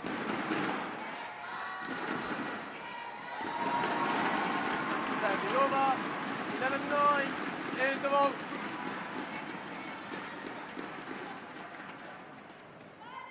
Well, as with the opening game, the Danes have the advantage at the mid-game interval. But here in the second, just a 2-point advantage. Half the advantage they had in the opening game.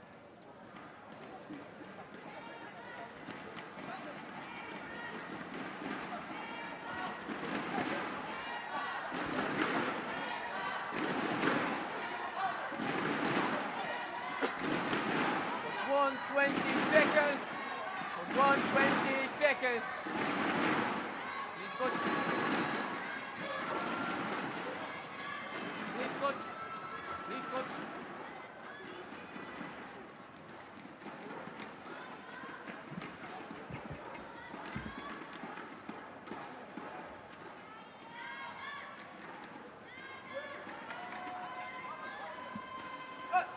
(11-9). Play.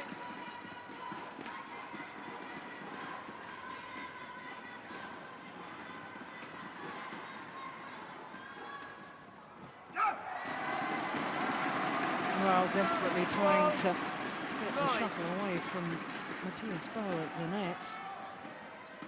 But in his desperate effort, making an error on the return of serve. You just simply cannot afford that when you're down in a match.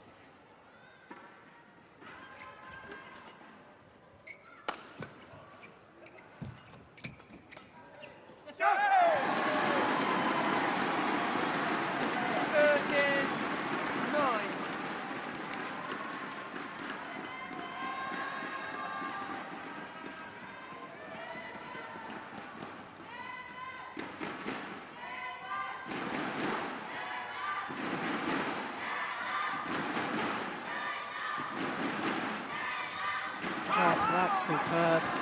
And he's happy with that, is Matthias Bow. 14-9. Celebration and the punch of the fist after the rally.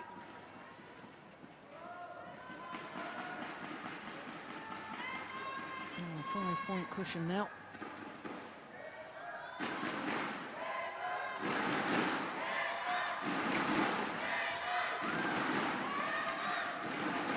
Serving over. 10-14.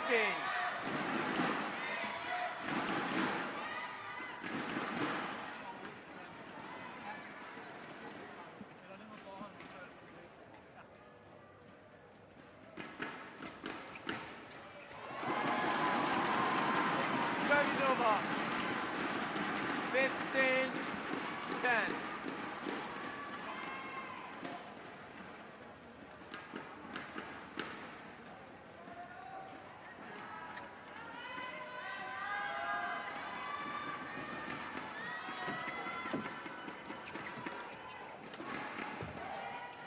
Oh, that's clever. So too is that.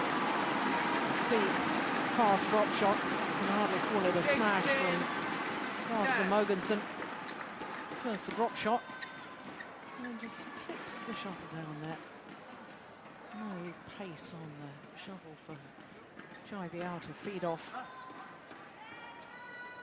wonder the coaches are happy.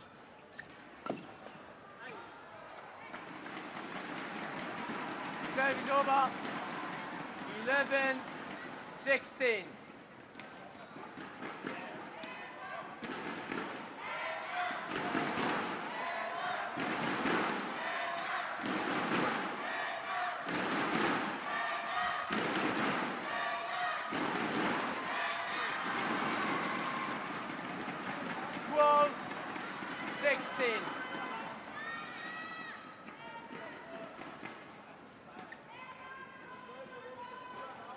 Casting. Yeah, umpire just very sharp on the fact that the Danes do quite often try and take a lot of time in between points, and the umpire not having any of it. Oh, that's clever. 13-16. Opened the court up though, Matthias Bow with the cross-court smash. His partner's got to cover the straight one. And therefore, a complete gap. Exactly where the Chinese played the shuttle.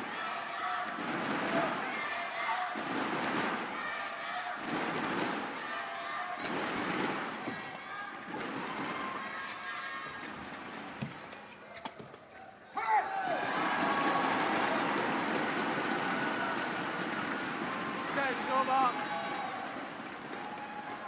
17-13.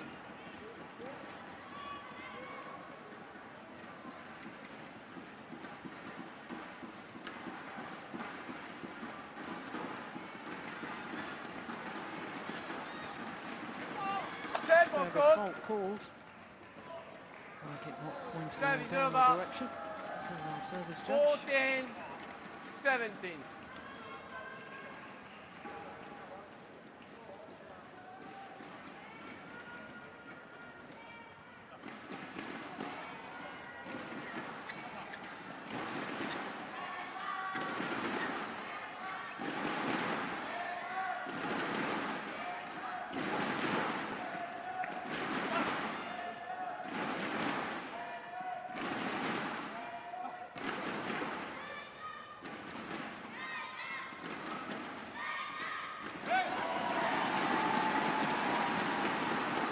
Over 18-14.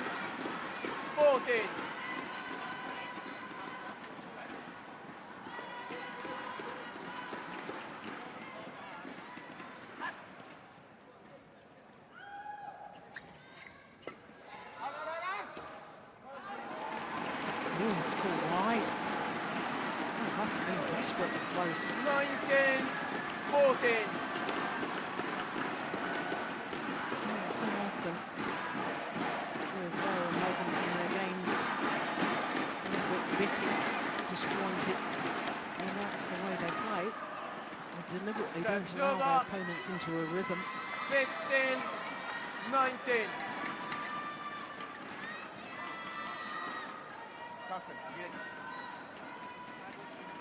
There's the game umpire asking Carsten Morgensen to get himself ready. It's short. And simply put away. And now 5 opportunities to secure their place in the semi-final.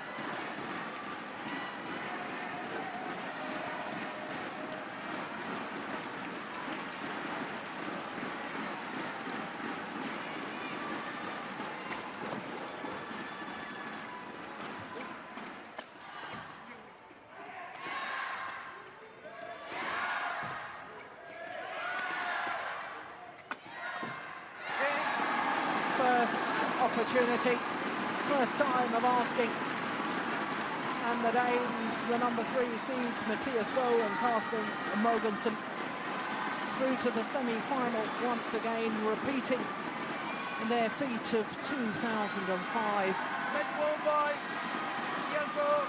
Quarter-finalists here last year, and this year at least one better.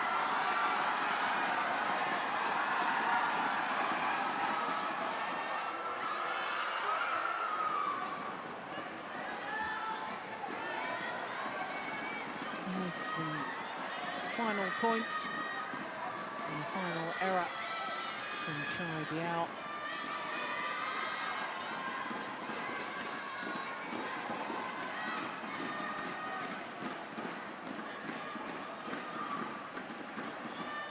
Obvious delight for Carsten Mogensen into the semi-final.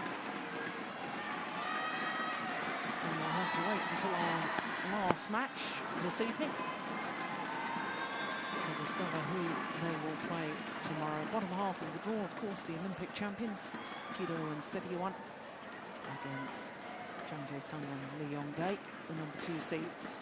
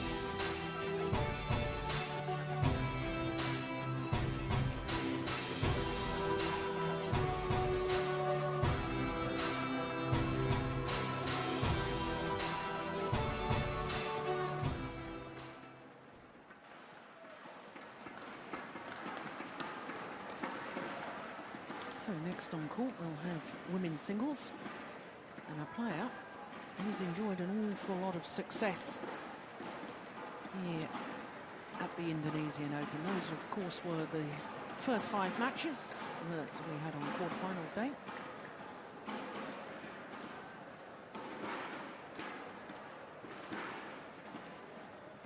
Next on court, women's singles. Saina Nehwal, the number 5 seed from India, against the number 3 seed Wang Sheshian, and then men's doubles will be our last match. But Saina Nehwal been in the final of this tournament for the last 3 consecutive years, winning, of course, in 2009 and 2010 up against Wang Sheshian.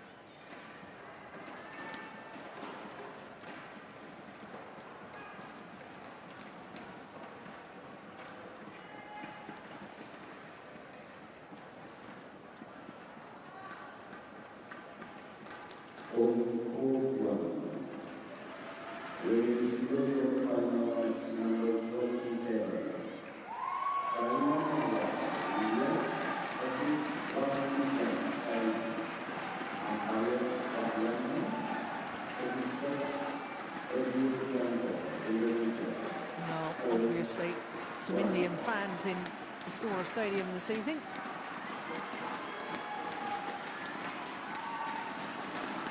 Saina Nehwal, 22-year-old, who lives in Hyderabad.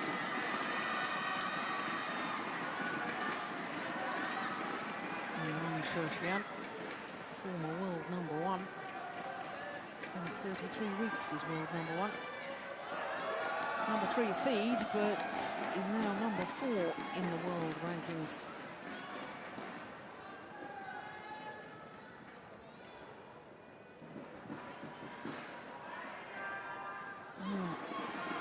Two players who've had contrasting fortunes here in Istora Stadium in the past. Saina Nehwal, great success here. Wang Sheshian was the number 1 seed last year. Lost in the second round to Chen Xiaoqie of Taipei in 2 straight games. That was her only previous appearance here. So the Asian Games gold medalist. 23 and 5, and that translates into 2 finals this year, winning the Korean Superseries event and losing in the final of the Swiss Grand Prix to her opponent of today. And as you can see, a marathon first round encounter against the qualifier from Thailand. Dropped the second game, hour and 2 minutes, and then against Gu Yuan from Singapore, much more comprehensive, that one.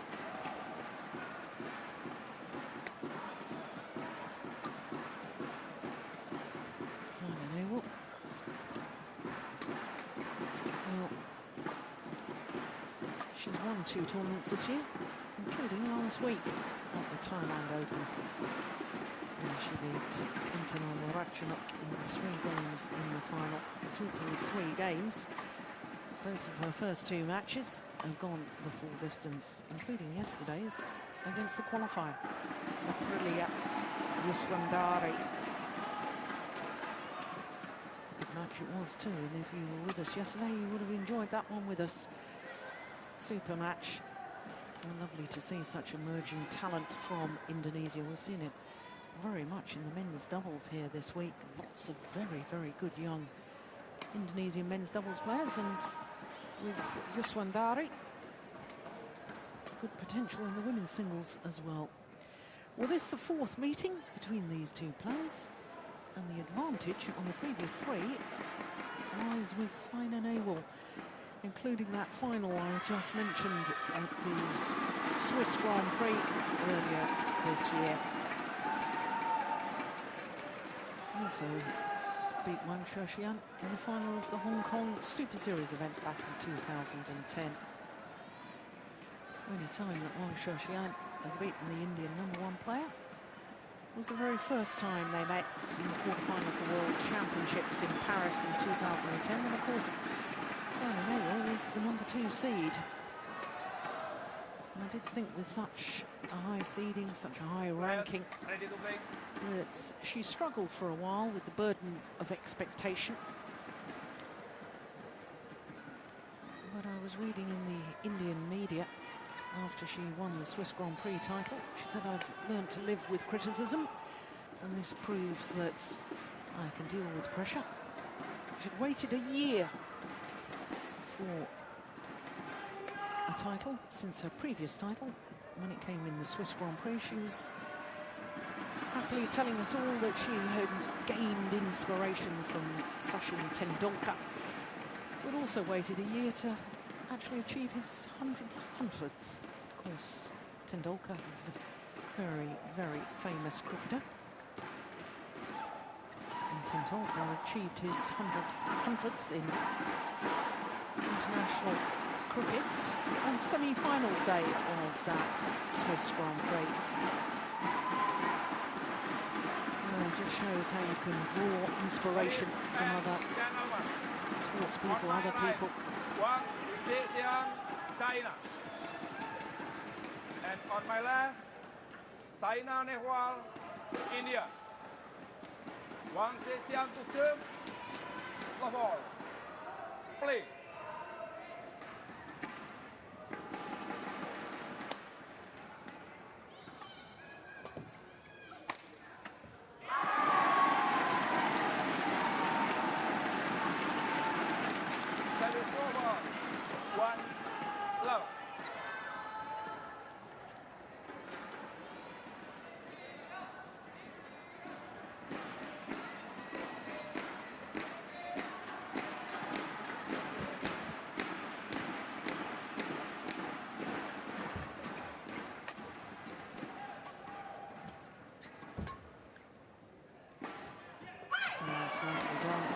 Well, I was talking yesterday about Saina Nehwal losing 5.5 kilos over the last 3 months. She's intensified her training. She was initially saying that she felt she'd lost some of her strength by losing weight, but I thought yesterday that she was looking a little bit sharper on court, faster movement, more aggressive style of play.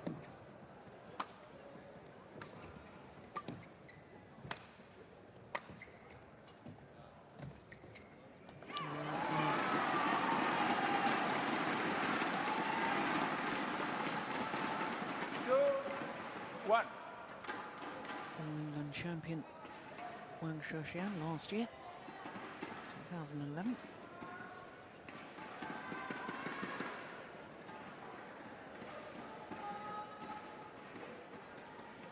And already 11 titles she's won throughout her career, including 8 Super Series, 2 of them being premiers.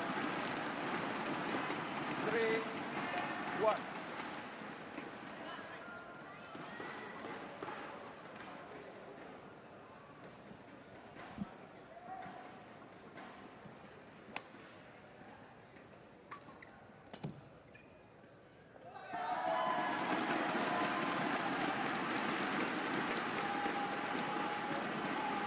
Service over, 2-3.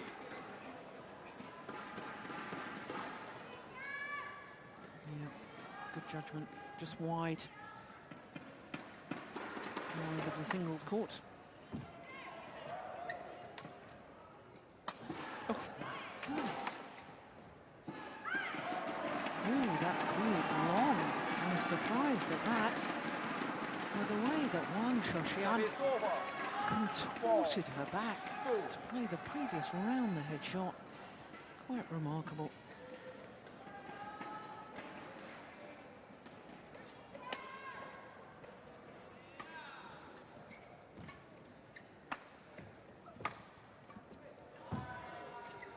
Nice backhand too. 5-2.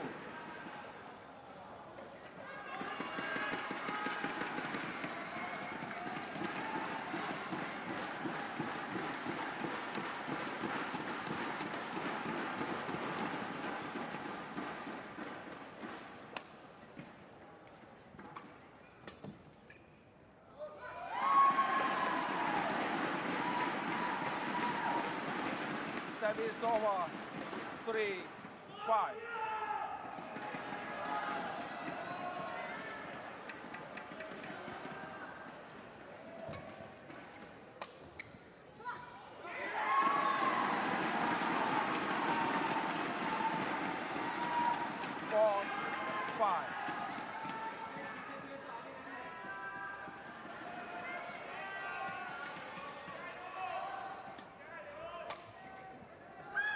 Oh, that's well long. Service over. 6-4.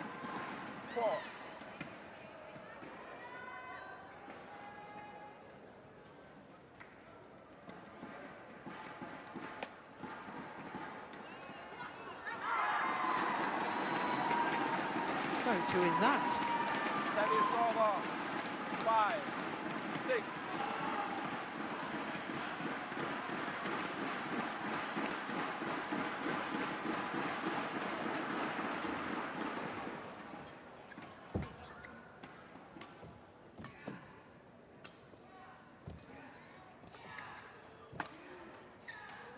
Oh, that is an amazing shot.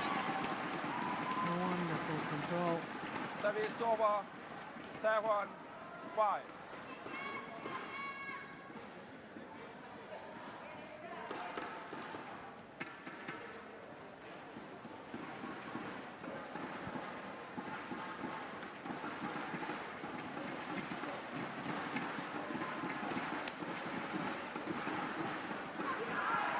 Now, neither player able to really gauge the length of their shots. Service over.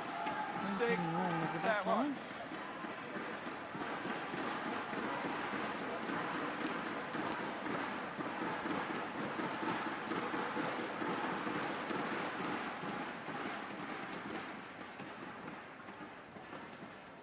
Oh dear me. Oh, no wonder she scratches her head, Simon Ewell. Service over. 8-6.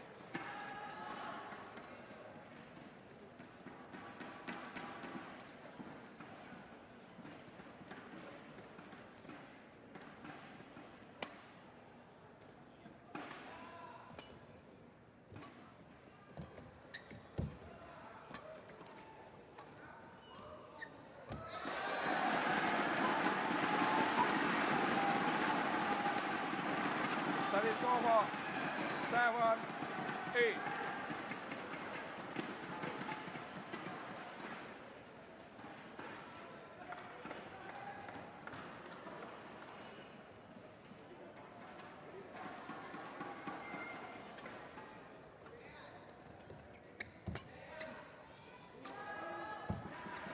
Yeah, that's where she's much quicker.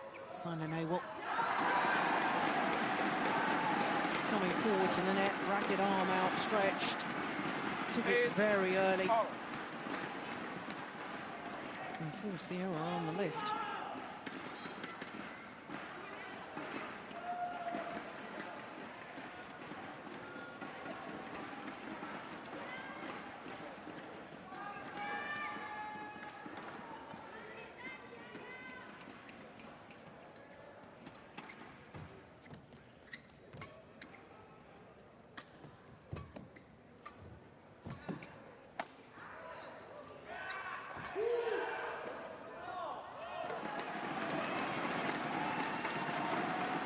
Service over.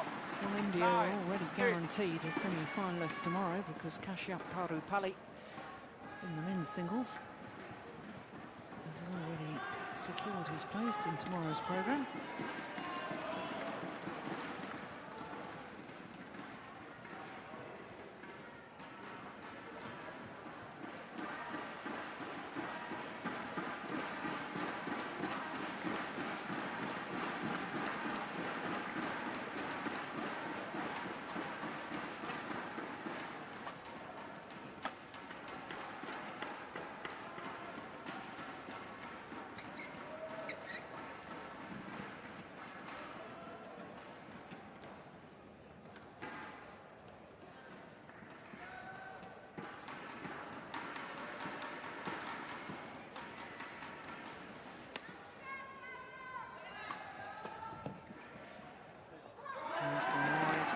talked an awful lot about the lengthways drift in Estoril Stadium. And also a definite sideways drift. Shuttle flying from left to right as we look down on the court.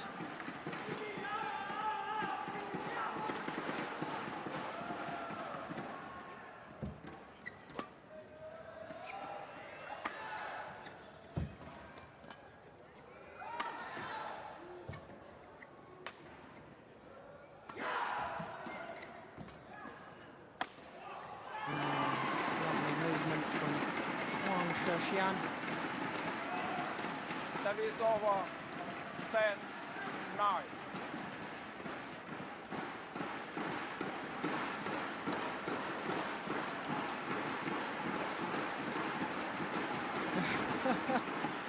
Agony of the fans watching. Obviously an Indian supporter.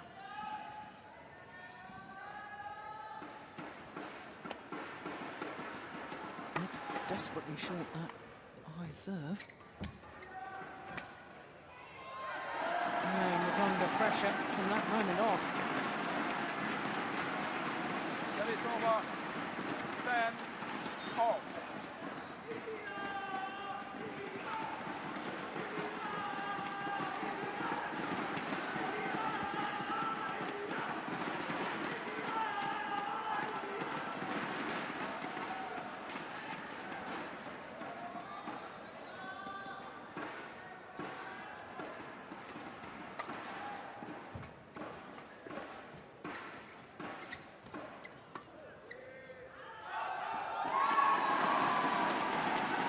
So it's the two-time former champion, Simon Newell. And it has the slender advantage at the mid-game interval.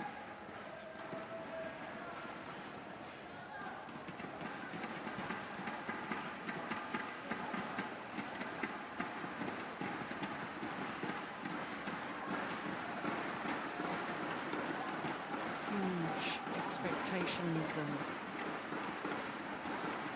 pressure on Saina Nehwal, without question the biggest female sports star in India, taking over that role from Sania Mirza. 20 seconds. 20 seconds. And of course, mixed doubles partner, Phil Petit, recently winning the French Open mixed doubles title in Roland Garros.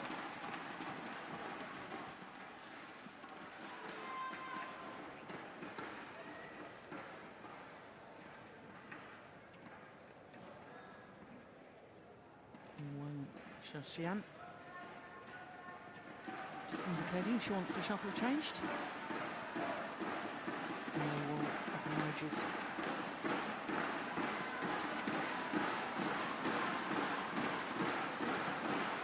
11, 10, please.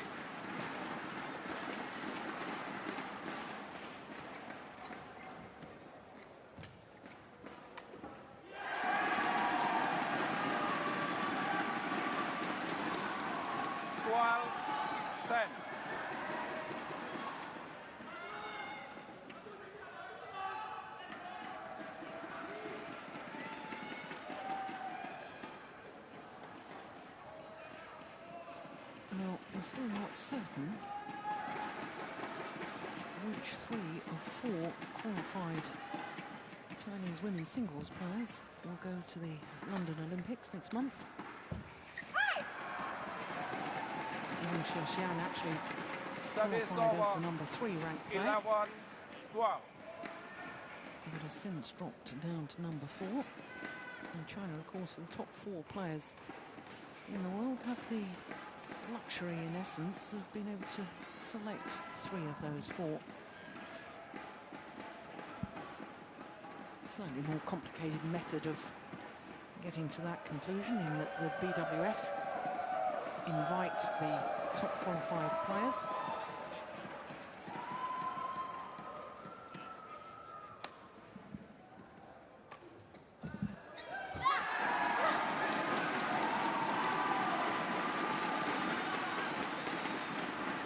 Service over 13, 11.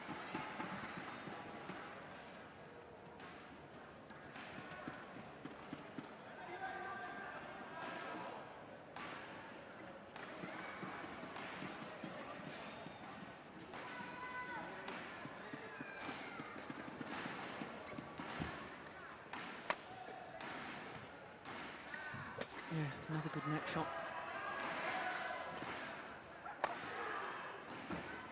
Yeah, really has improved that area, hasn't she? And again.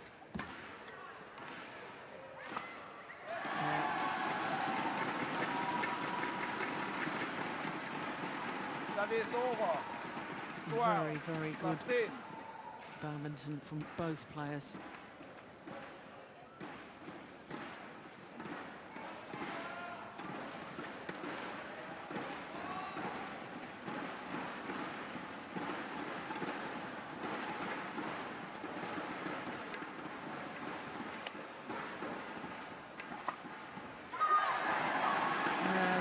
Serve, once again desperately short from Wang Xiaxian.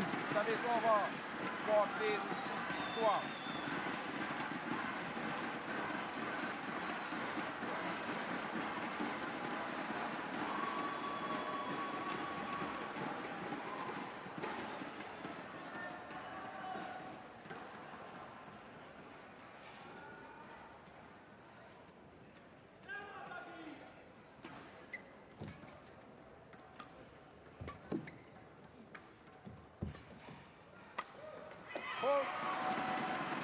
Nice angle.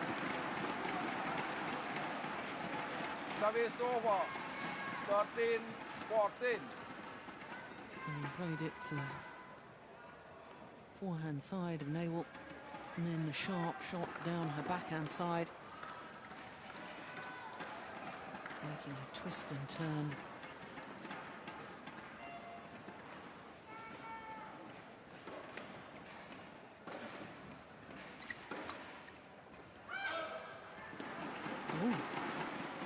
Wide. 14, all. And back level.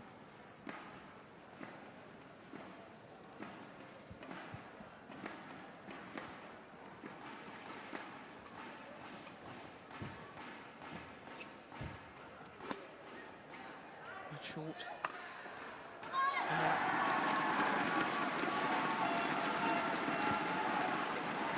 Service over, 15, 14.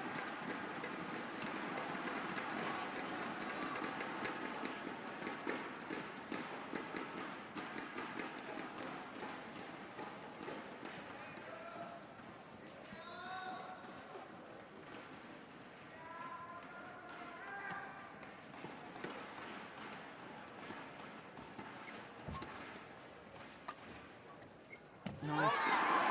Oh, goodness me, didn't she take that so early? Virtually no backswing of the racket. 14. And just guiding the shuttle steeply down across court.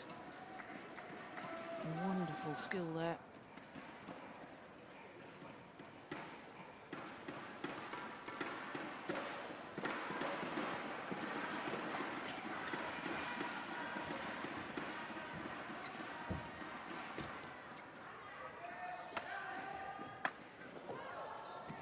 Oh my goodness, why didn't she finish that off?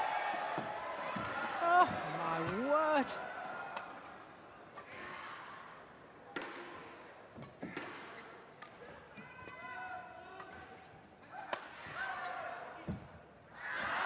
Well, that's the sort of rally that can be pivotal in a match.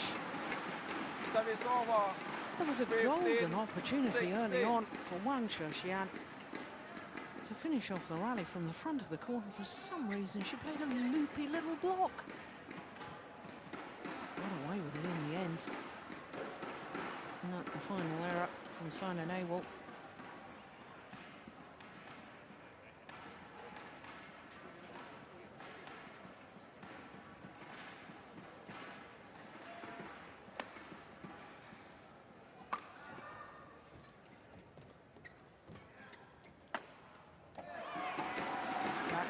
Once again.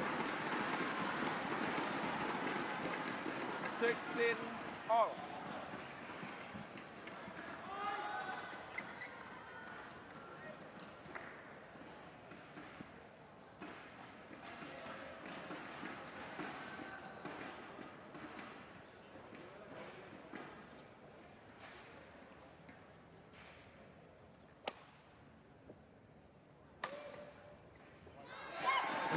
found the back line. Service over. 17-16.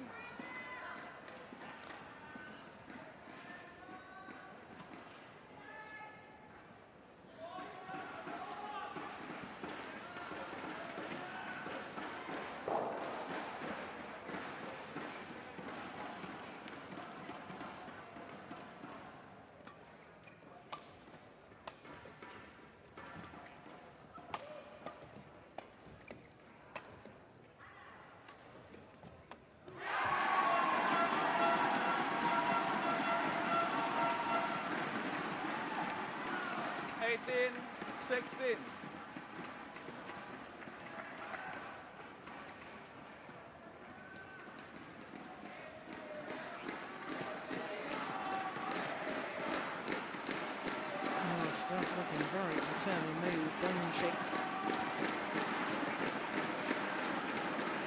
And unlike Solid Lee Conchuro, doesn't seem to be suffering the effects of winning the title last week in Thailand. 2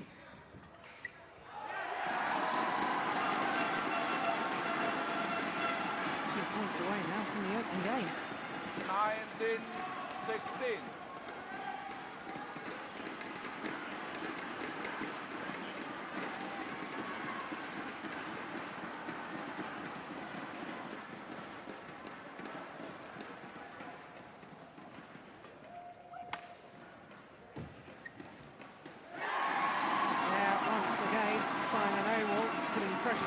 Of the court with her much improved net play. 16.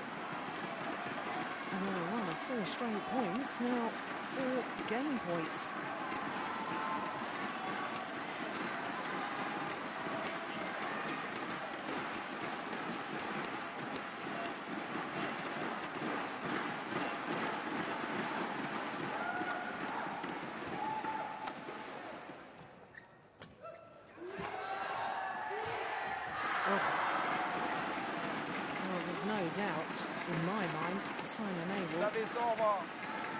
It's half a metre quicker now that she's lost a bit of weight. Not that she was ever overweight, always very trim. Losing 5.5 kilos seems to have a really good effect on her.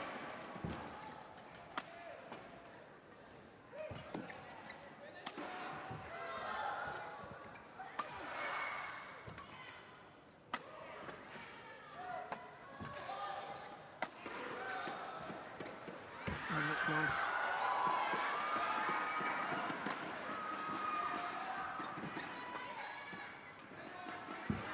Oh, how did she get that back? Oh, what a rally!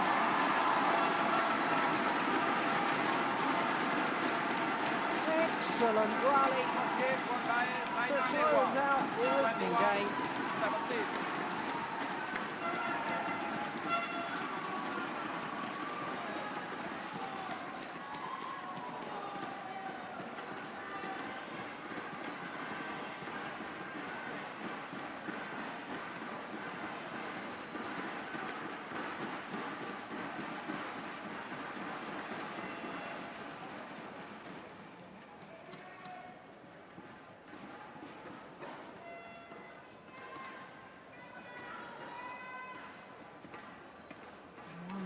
Wonderful retrieving.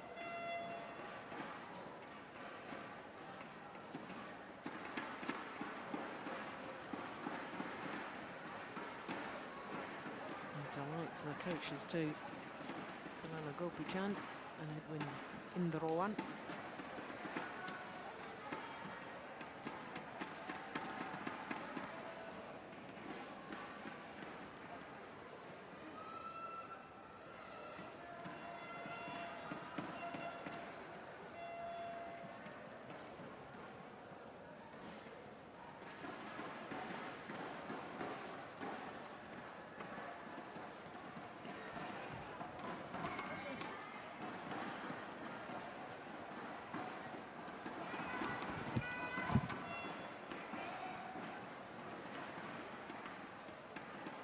Court 1, 20 seconds. Court 1, 20 seconds. Well, it had all the markings of an intriguing battle. This encounter. Simon Abel, the Commonwealth Games gold medalist, against Wang Xiaoxian, the Asian Games gold medalist.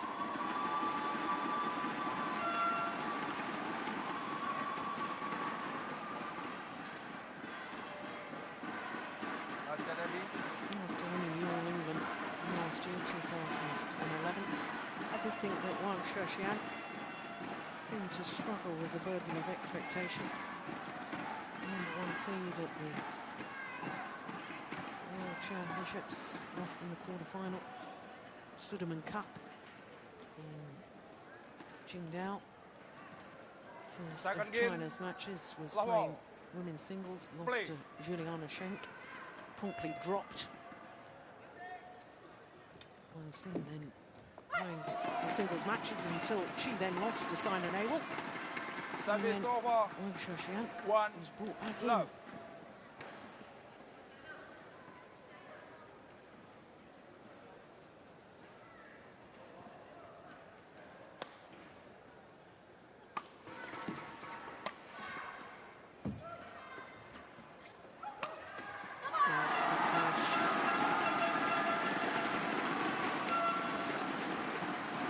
Service over. 1-0.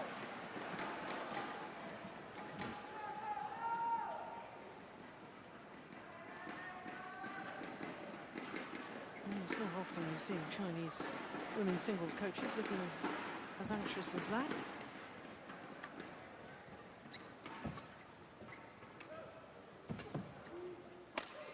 Missed it. It's wide.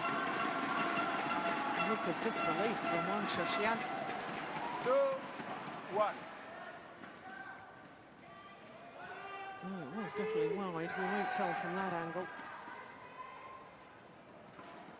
But I'm sitting just looking straight down that sideline.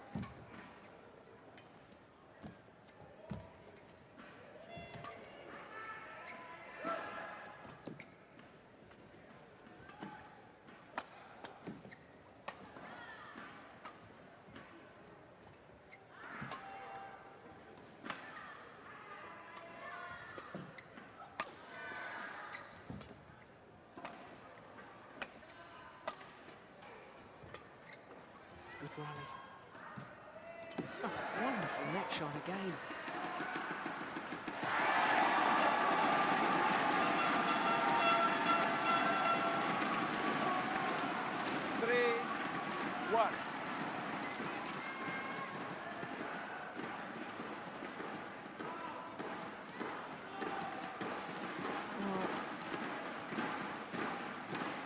Just signs to me that Wang Xiaoxian is getting a little bit frustrated that so many of her, what she believes should be winning shots, just keep coming back.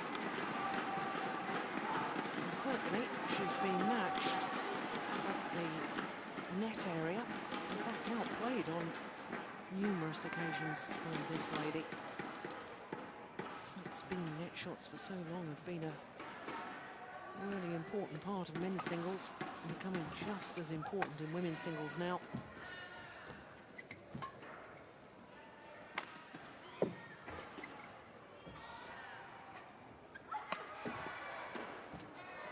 It's nice.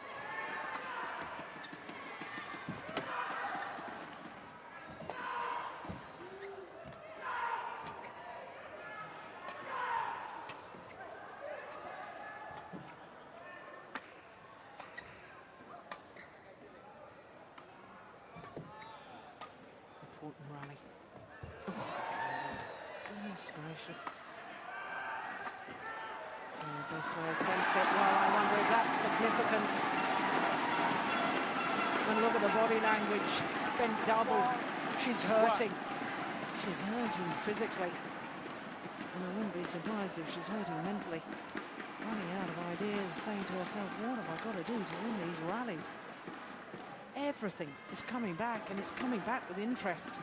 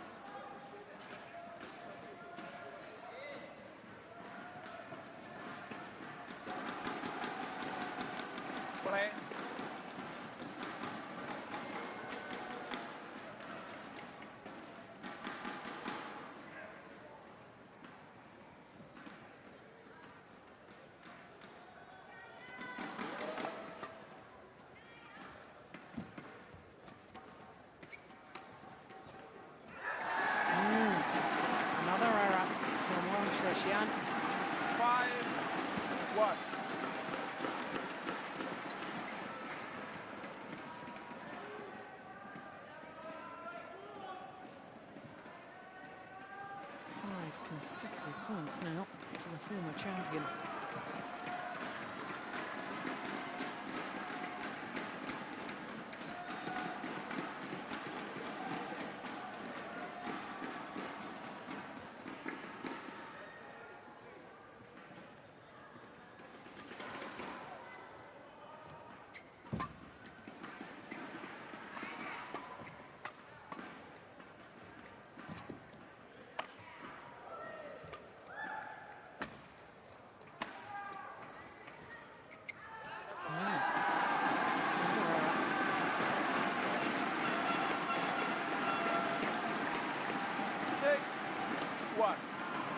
These errors would suggest a lack of mental discipline, and I can't believe that for a moment, because all the Chinese women's singles players are so mentally tough.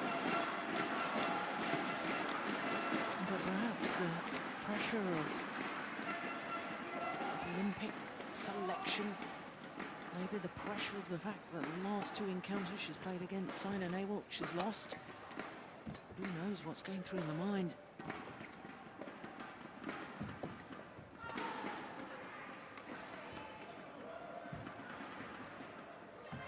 Oh, that will restore some confidence. That was exquisite. That is over. 2-6.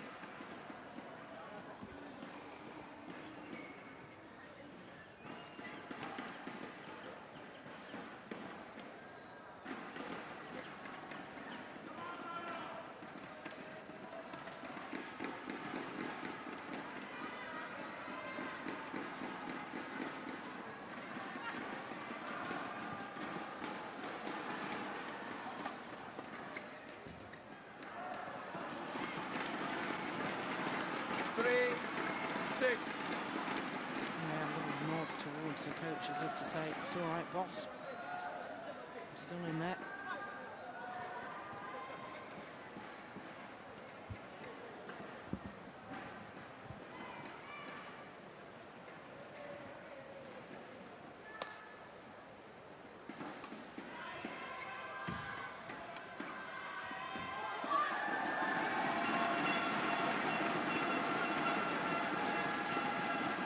Service over. 7-3. Oh, I think 3, 4 or 5 of Sina Nehwal's points in this second game have actually come from errors from her opponent.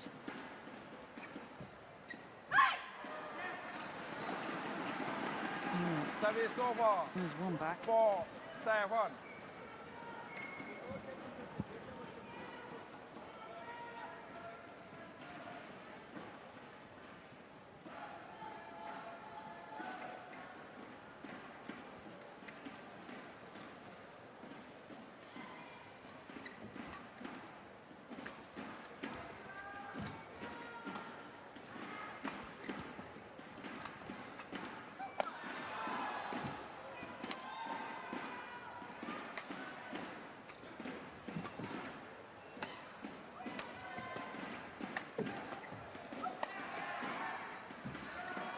What a good rally. Oh, crikey.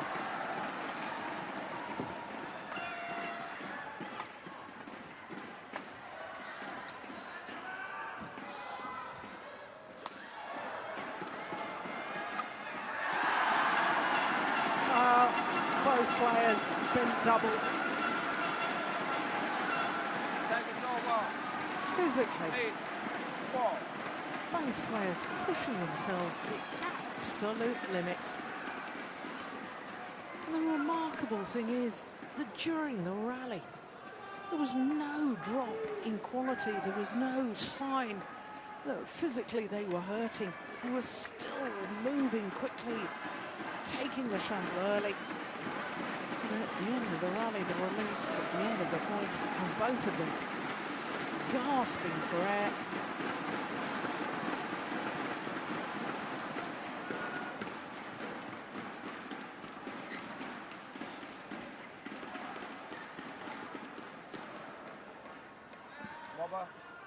Yeah, well, court attendant not aware that he's been called, and now he's been blocked by a photographer.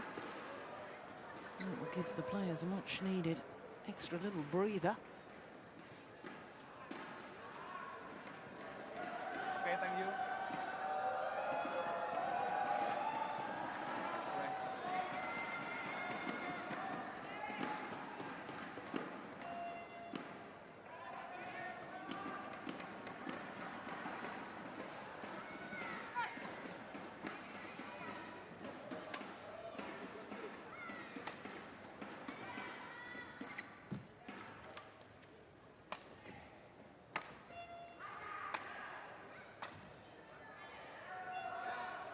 Oh, it's landed in.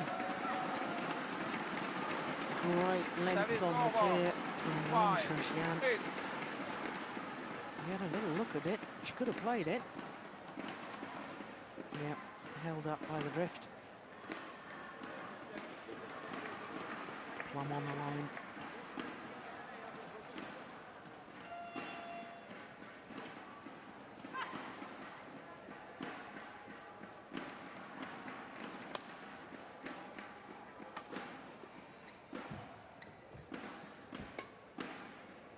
Good lift. Forces the error. Interesting the way Simon allowed the shuttle to come out of its tumble before she lifted it. Let it drop low, let it come out of the tumble, then you've got more control on the lift.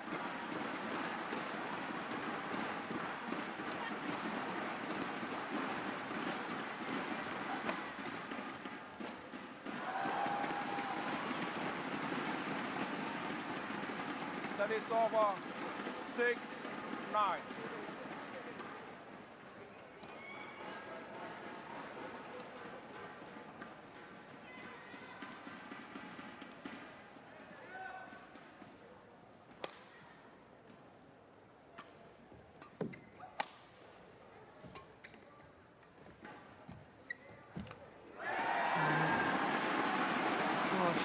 Imparted so much spin on that net shot with Simon Newell. Wang Shushan couldn't get it back at all. Look at that. That's incredible. Shuttle upside down as it crossed over the net. Then it's spinning quite ferociously.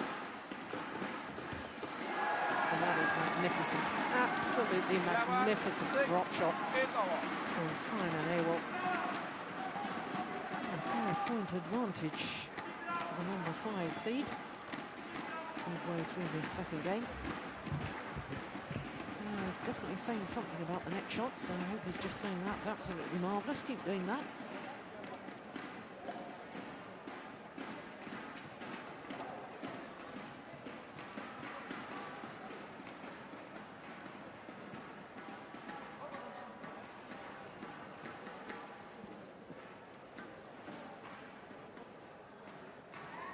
Court 1, 20 seconds.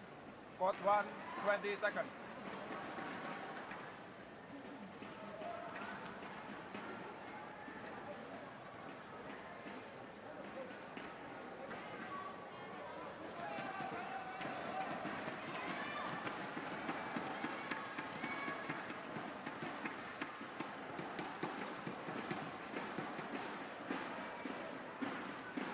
Eleven, 6, play.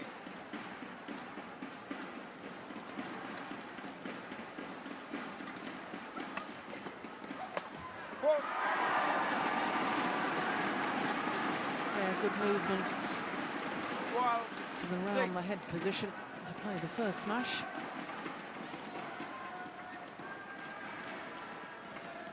Nice smash out to the forehand of Wang Shushan.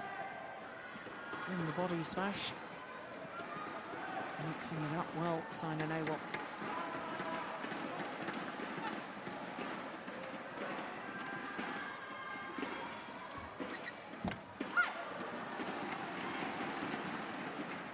Service over 7-12.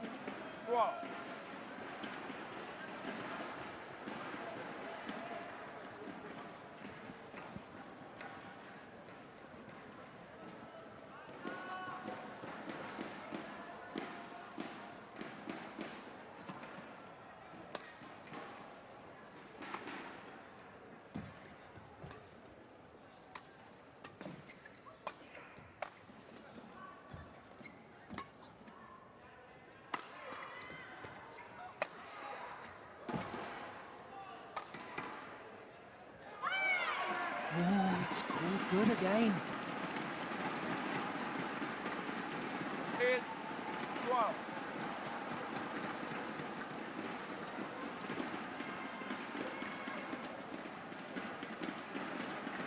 No question of it being too long. It was only a question of whether it was wide or not.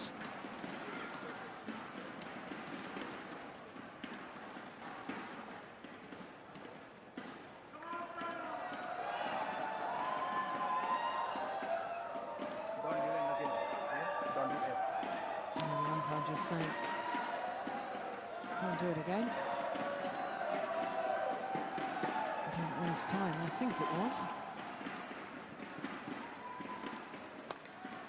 Oh. Thought that serve was going to go long. 9-12.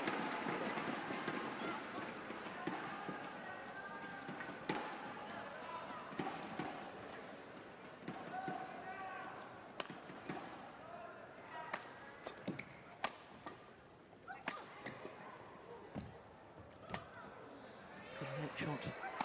Yeah, force the short left, and therefore the opportunity to play the winner. Service over. 13-9. Yeah, she's only half court. Look where her feet are. She's playing that final smash. Always a good indication of how deep the shuttle is being played. Look at the players' feet as they're playing it.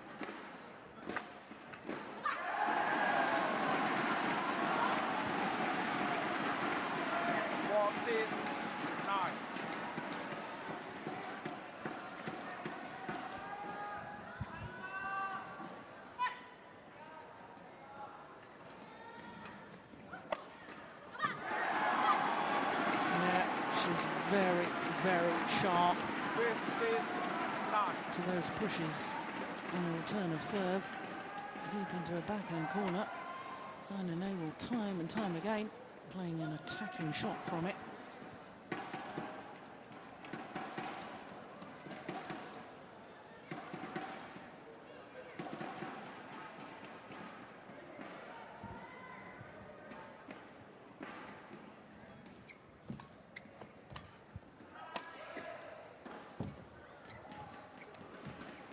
Oh, that's good.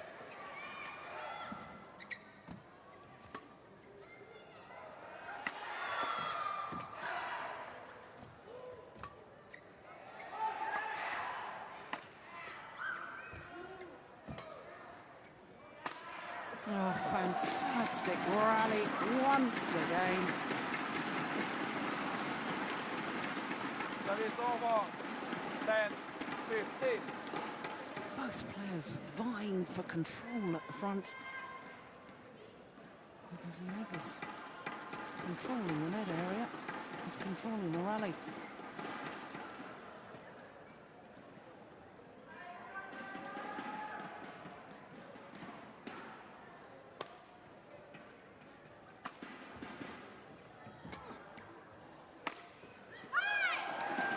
Good. Little look from Sina Nawal towards the umpire. 11, As if to appeal for an overrule. And none came. And rightly so.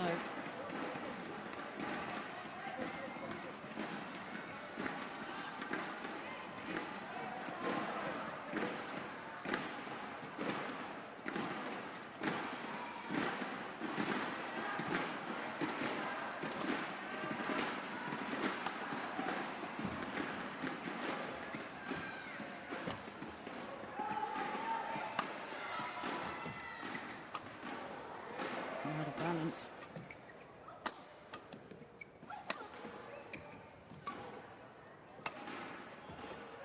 What? Sublime. Service over. 16-11. Oh, you just simply won't see better than that. No wonder she's delighted.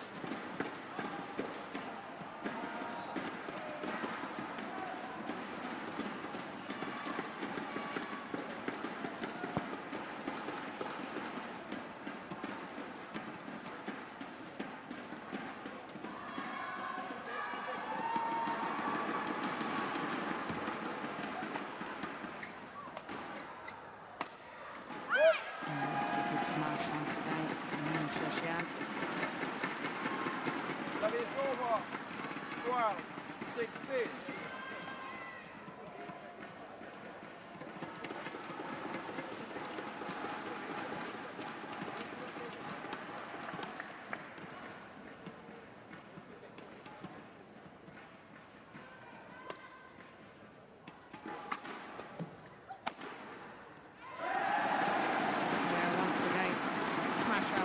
Then the body smash. And once again, doing the damage from Simon Owell. 17-12.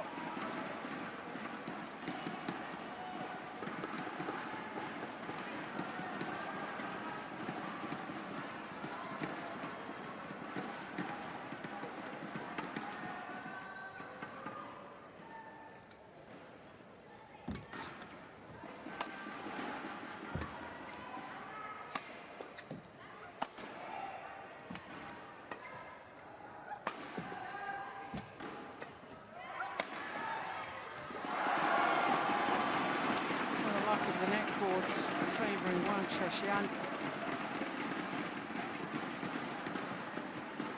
Service over 13-17. Such high quality throughout this match so far. Already 46 minutes.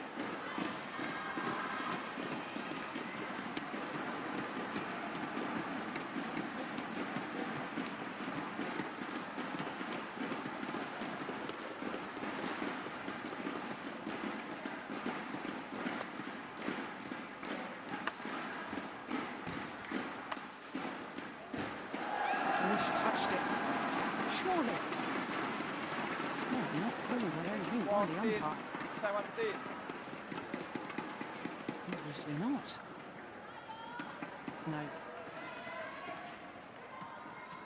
Should have landed before, and indeed if it touched the racket at all.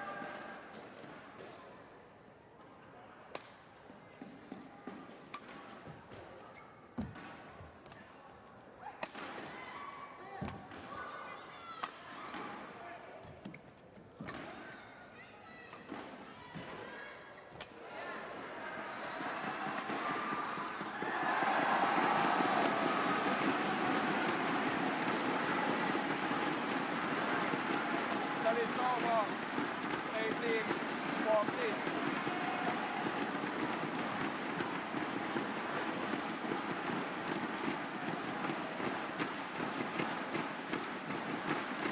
Well, I think this has been the best quality match I've witnessed all week.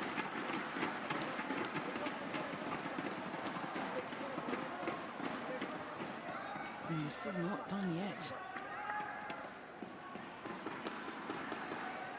And for that, I'm not talking just about women's singles, I'm talking about all 5 disciplines.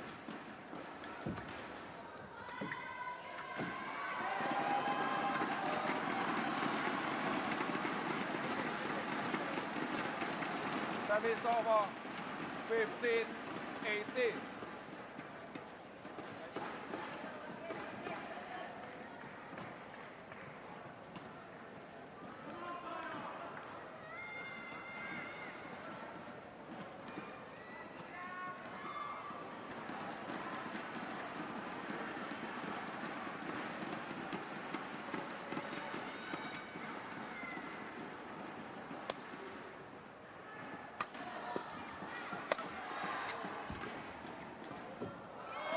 Pushed it wide, that's where the drift is taking it from left to right.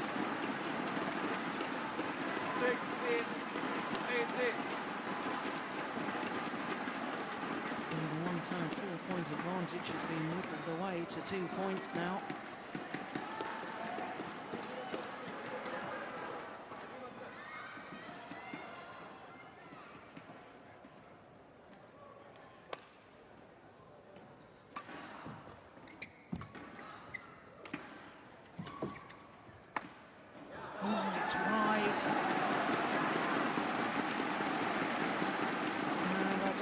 That could be a very costly error. 19-16.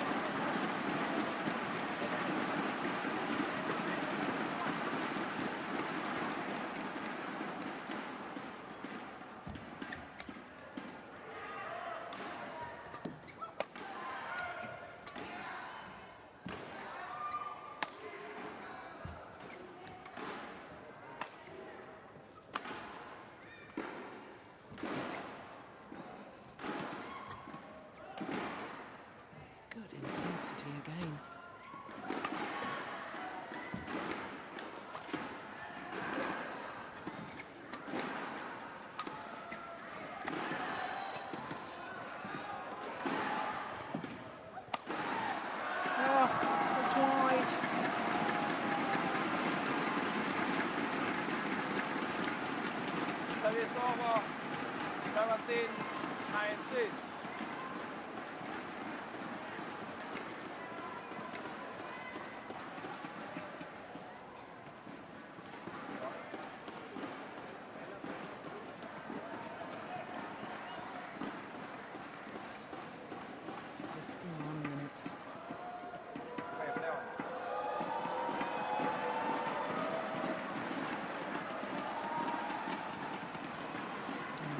Rally. Absolutely crucial.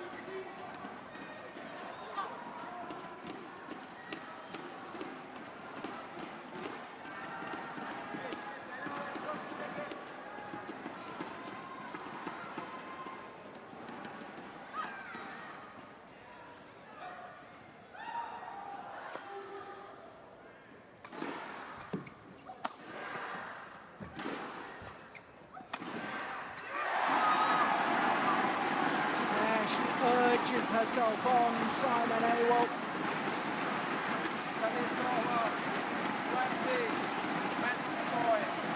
Three match point opportunities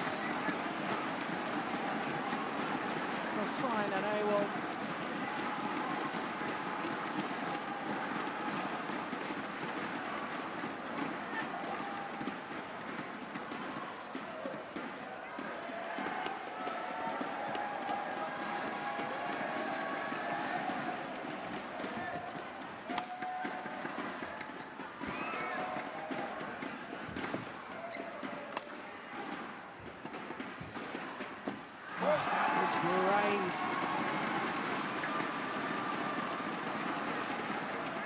No holding back, no hesitation. Launched herself towards the net. Djarum Indonesia. Remarkable. Remarkable skill, remarkable courage. And that's the first of the match points, brilliantly saved. And another two remain. Simon Awol.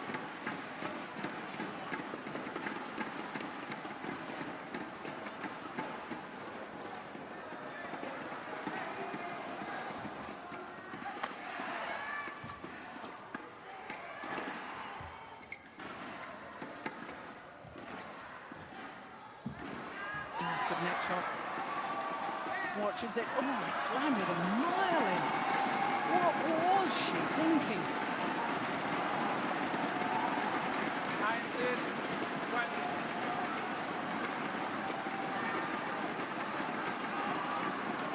In badminton terms, that wasn't even close.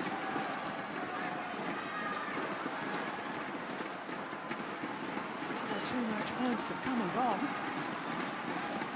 Just one more remains.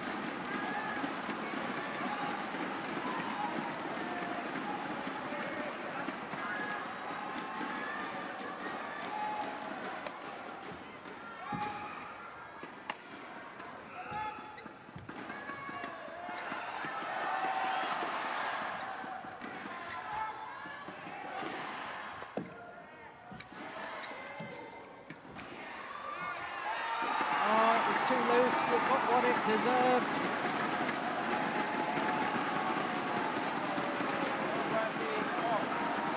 And Wang Shashian, the number 3 seed, has saved 3 match points. It's 20 all, and will require extra points until it's a clear 2-point winning margin. And Simon Awol somehow has to put those missed opportunities out of her mind.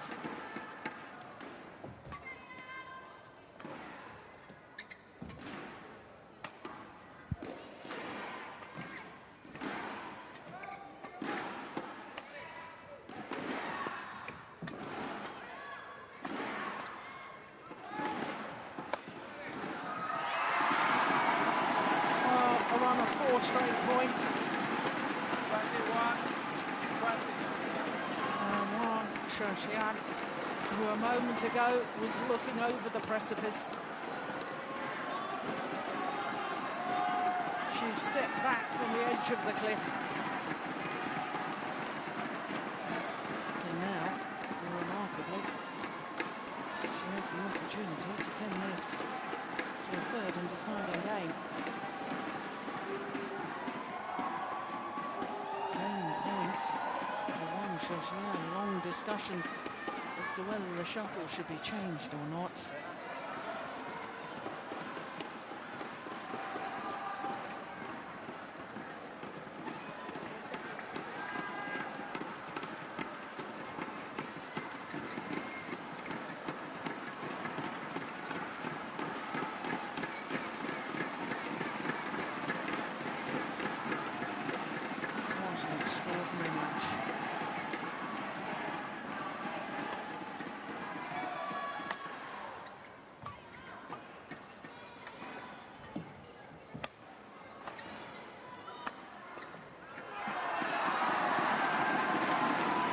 Wide. Service over 21 all.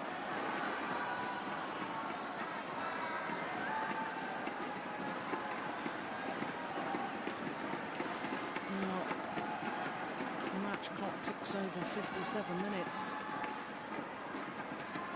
And we haven't even finished game number 2. Play.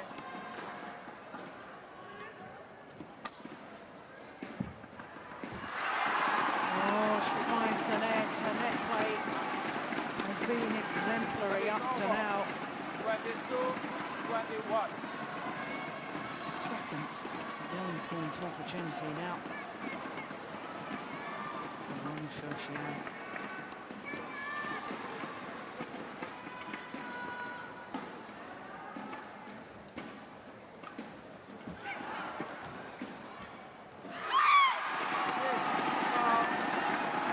Remarkable. Second game on by Wang Sheshian. 23-21. 1 game all, says the umpire. Indeed it is. 58 minutes.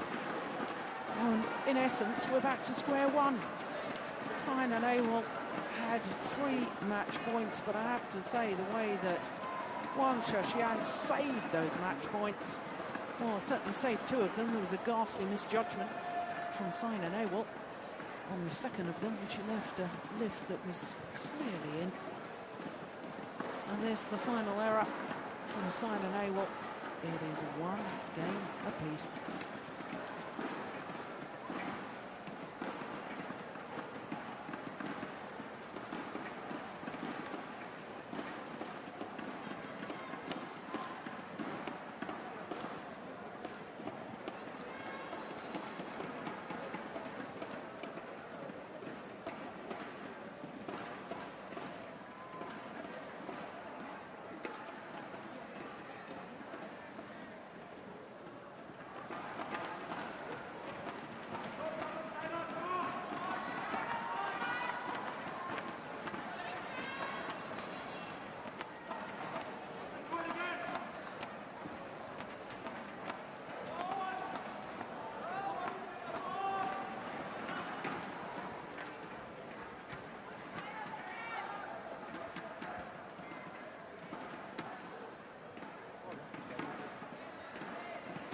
Spot 1, 20 seconds. Spot 1, 20 seconds.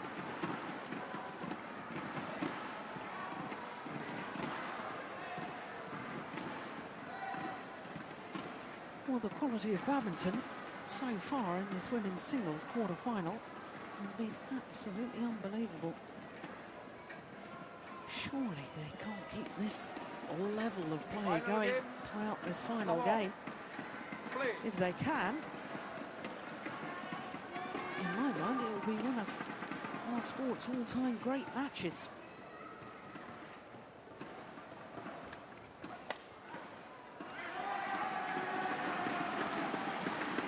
Service over. 1 love.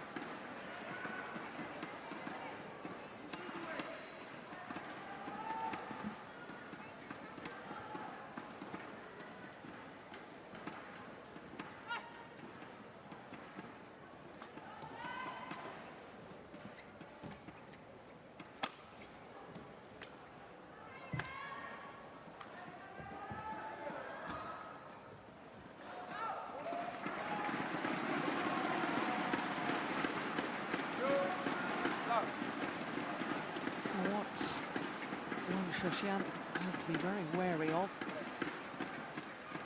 He's just relaxing a little, thinking that all the hard work is done, having saved those 3 match points.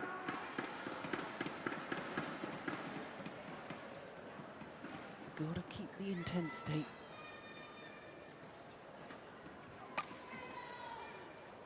As far as Simon Abel is concerned, well, the early signs are very positive. It'll be awfully easy for a player that's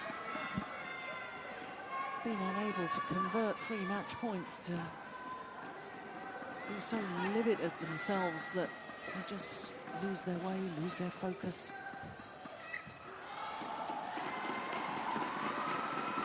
That is over. 1-3.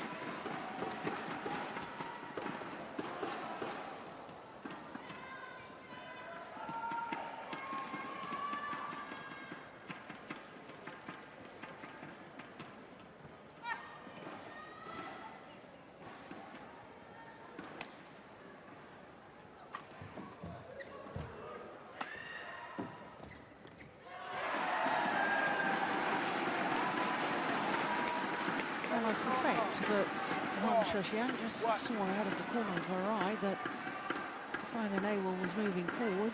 It looked to me as if she just changed her mind there. Perhaps that's why she made the error.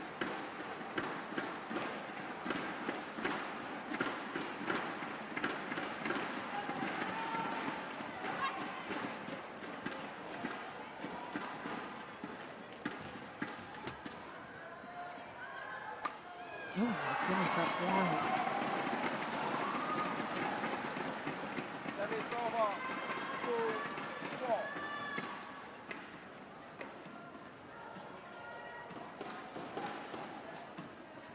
Goes down as a missed opportunity.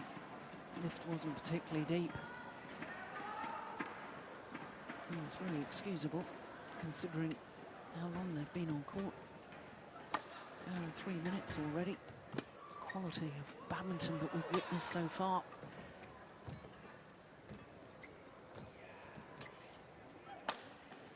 Oh, that's lovely.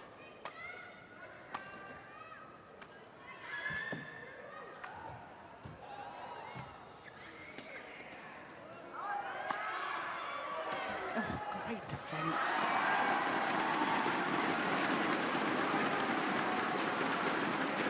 That is over. 5-2.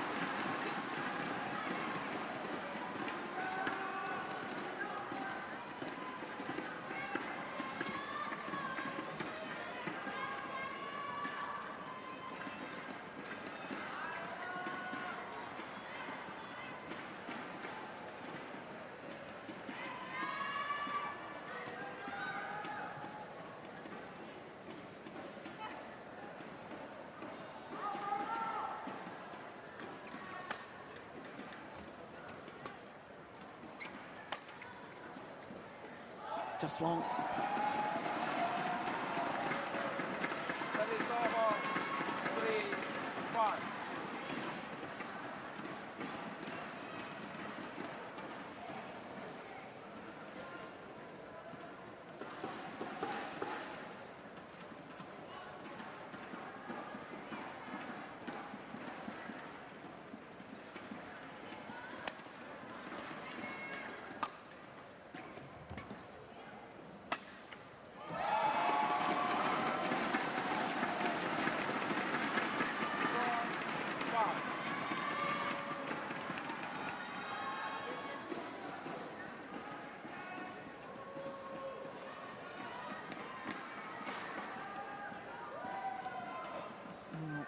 Shosyan just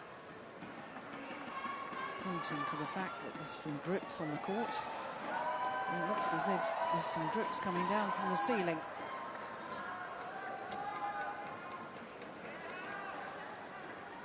Is it raining outside? Well, maybe a little leak in the roof here.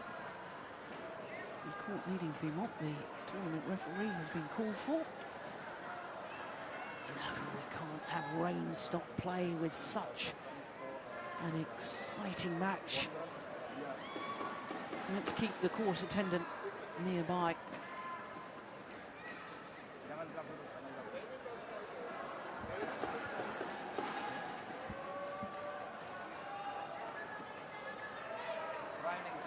you can see the drips quite clearly. What a pity.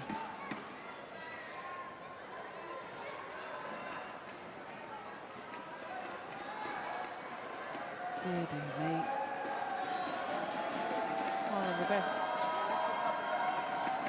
matches I've witnessed in many a year, interrupted by rain.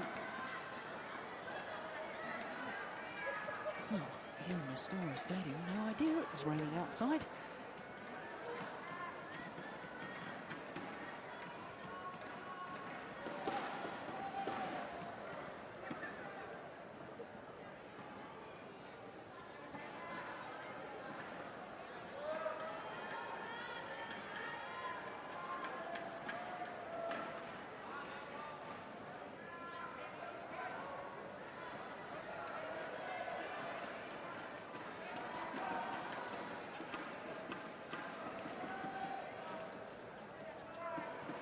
Well, it's interesting that Simon Awell is keeping on the move. Just a walk around, keeping the muscles moving.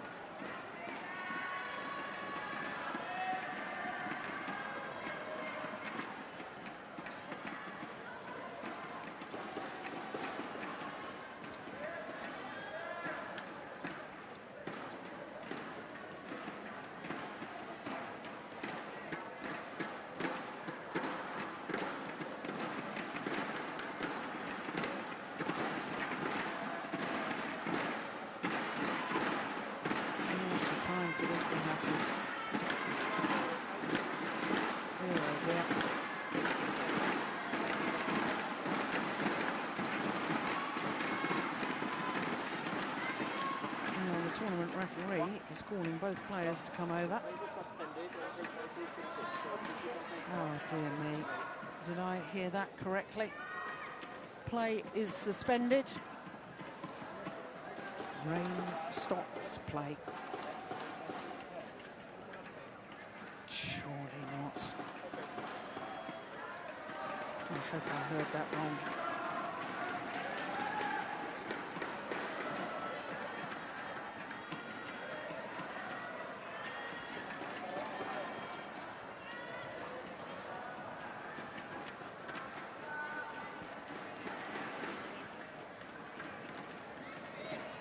Well, I'm not quite sure how long they can suspend a match. I'm just looking down the Astoria Stadium right now, and I can see that court number 2 has got big puddles of water in the middle of it. They certainly can't play on that court.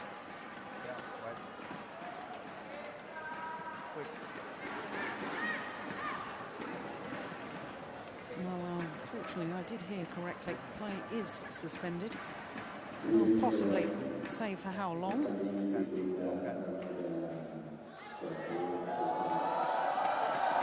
Yeah, well, the crowd have just been told that play is indeed suspended. As I say, we can't possibly play on court number 2. Just saying, I'm a little unsure as to what the BWF rules are.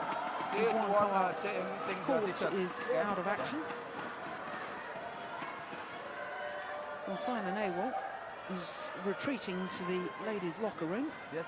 Change of kit. As, of course, they don't want to be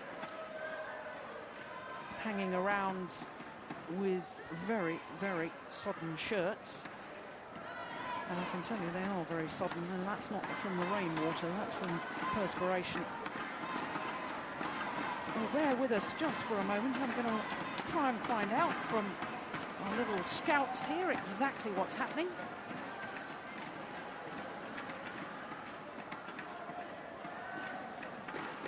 Well, as we're waiting for play to resume, gives us an ideal opportunity to show you Okay. Just exactly how good this match has been. One or two highlights for you to savour and enjoy.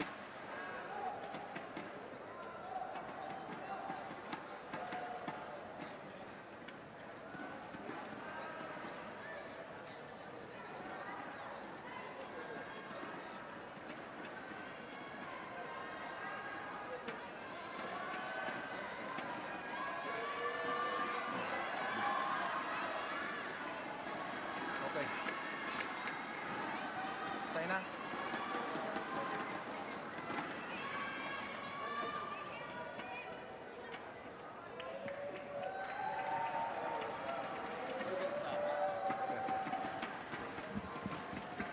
Well, as we're watching these highlights, I'm delighted to say that I think a decision has been made that play should resume.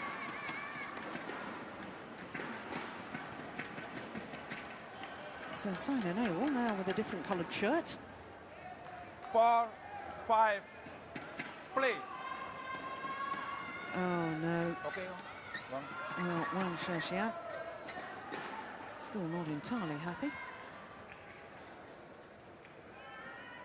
Just to reiterate where we are in the match, Saina Nehwal took the opening game 21-17. She then had 3 match points in the second. And Wang Xiaoxian survived those 3 match points and took the game 23-21 on her second game point opportunity. And here we are in the deciding game. And now, after that rally, it's 6-4 That is over. to the two-time former champion, Saina Nehwal.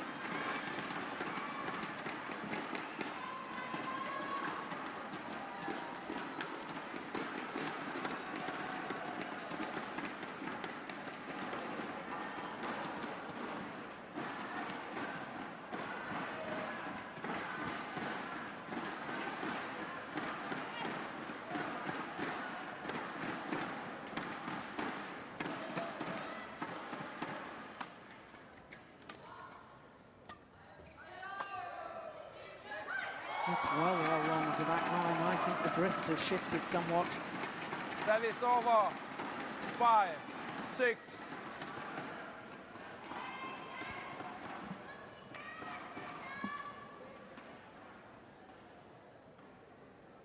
And it was a long way out.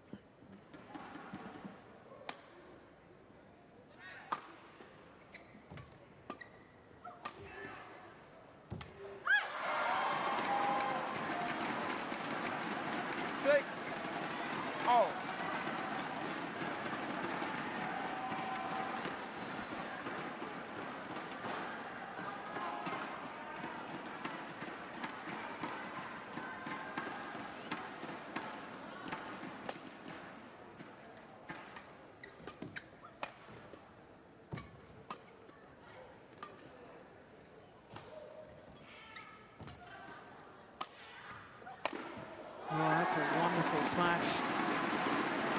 Good aggression, good power, good accuracy, lethal combination.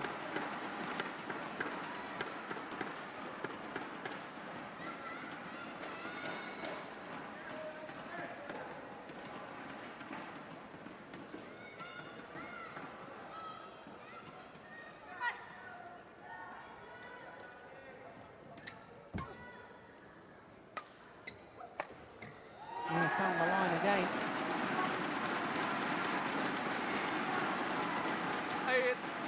8-6.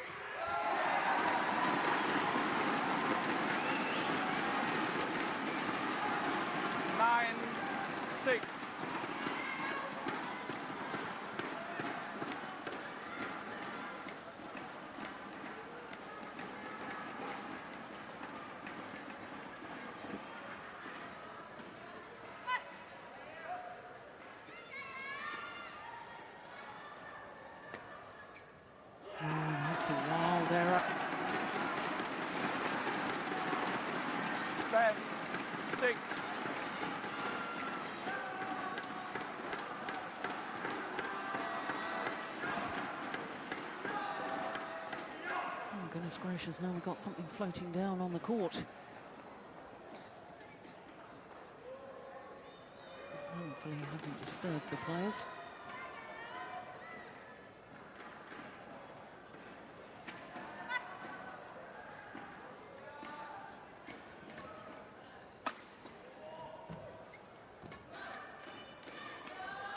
Oh, that's lovely. Oh, Oh, I think she possibly could have left that, Simon Haywell. It may service have gone over. wrong of that back line. 7-10.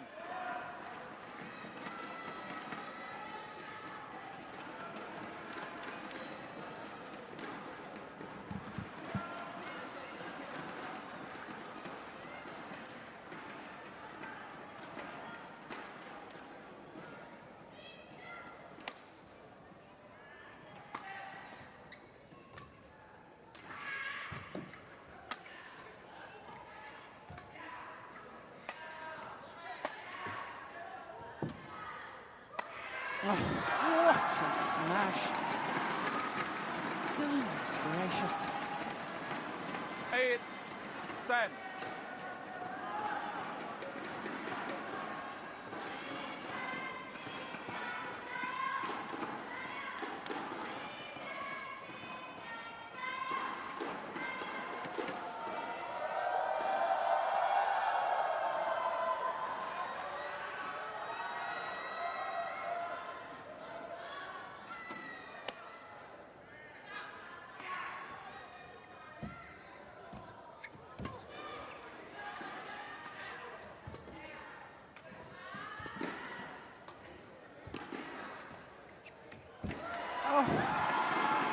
Great net play. Both players acutely 9-10. aware of the importance of the net shots.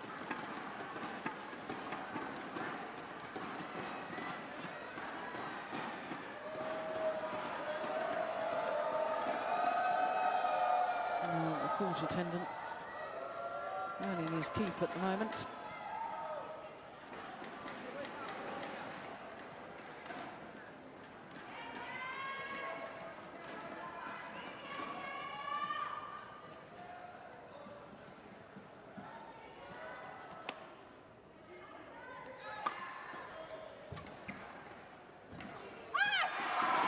Back level. 10-all.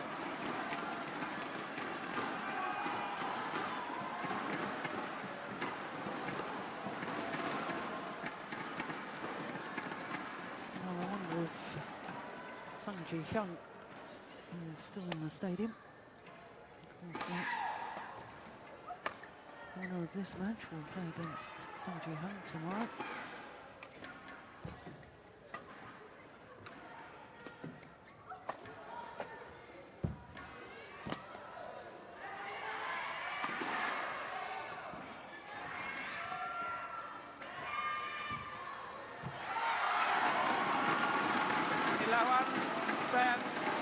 Now on a run of 5 straight points,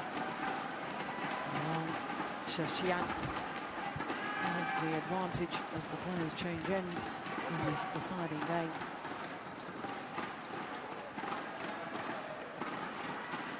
Well, match time says an hour and 20 minutes. I didn't have my stopwatch on exactly how long the interval was when the rain delay.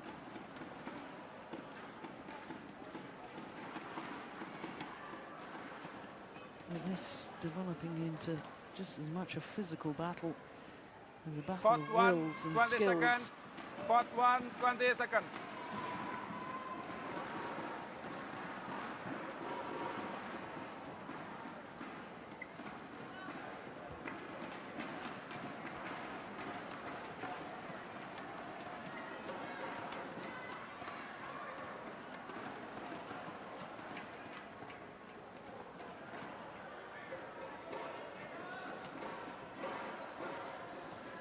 Eleven, 10, play.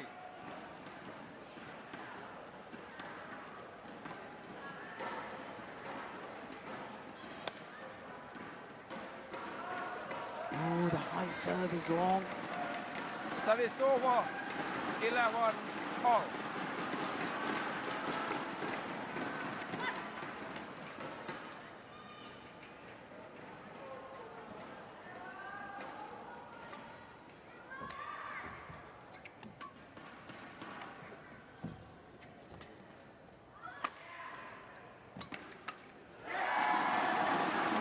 Determined to try and pressurise that backhand side or round the head 12, of 11. Wang Shuxian.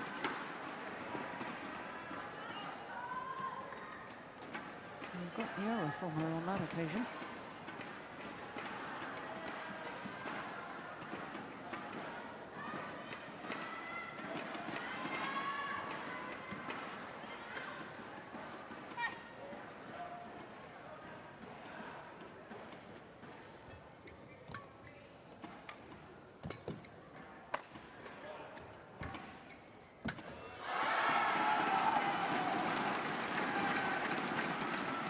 Service over, 12 all.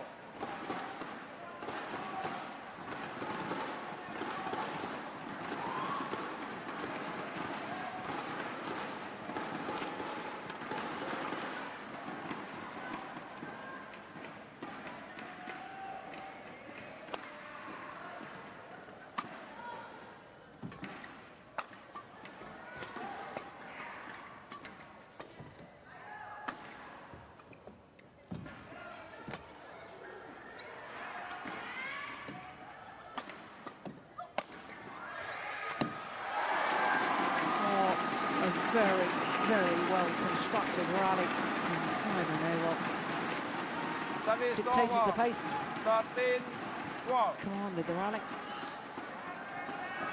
initiated the moves. And therefore Wang Shuxian under constant pressure.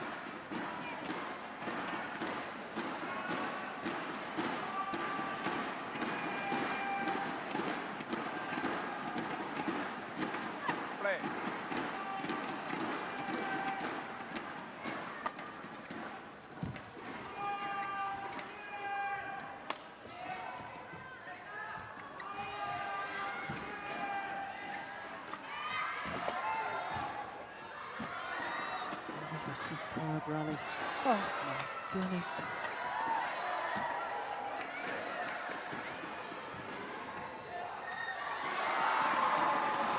Oh, that's extraordinary. To produce the quality of badminton as both players did in that rally. After an hour and 23 minutes since they first started. Nothing short of miraculous. Controlling that from Wang Shuxian. Incredible.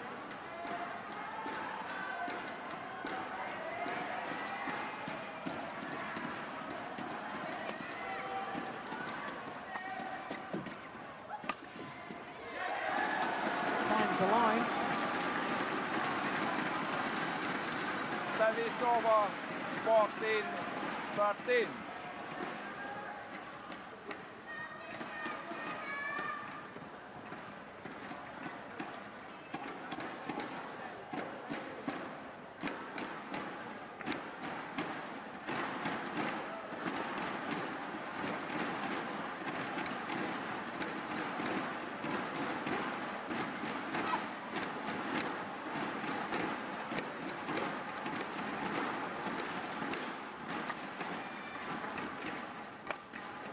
Just wide. 15, 13.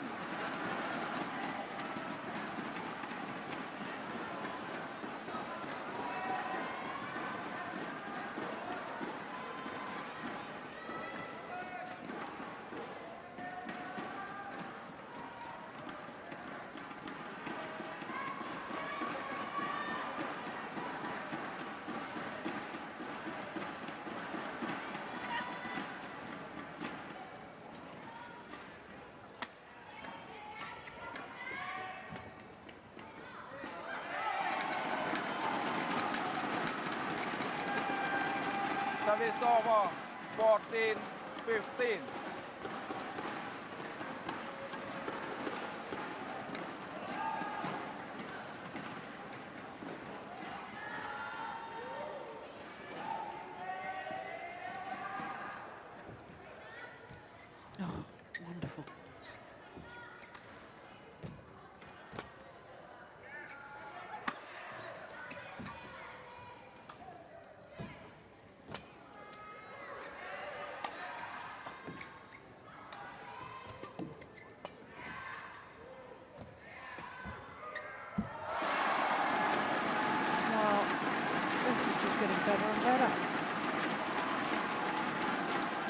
Service over 16-14.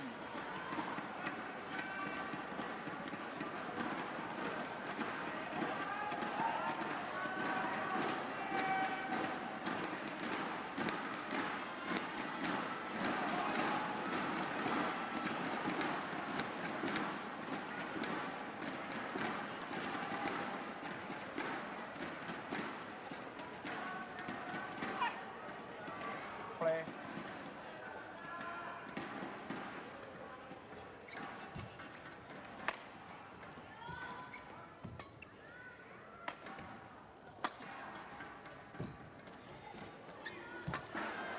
That's short. Yeah. Well put away. Service over 15-16.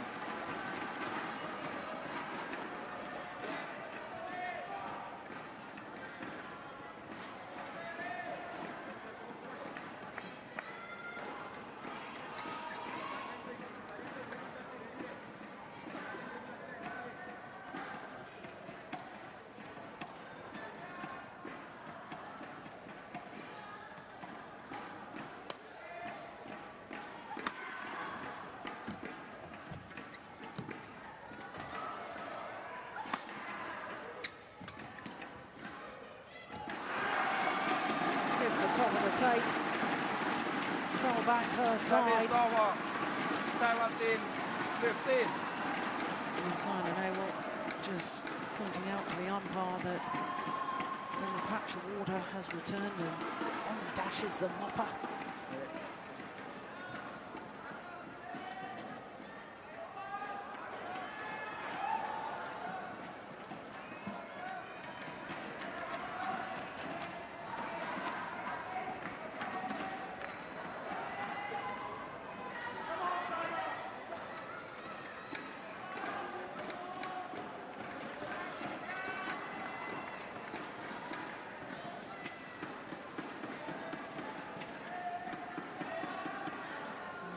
Whatever the outcome, whoever wins, this has been a memorable match.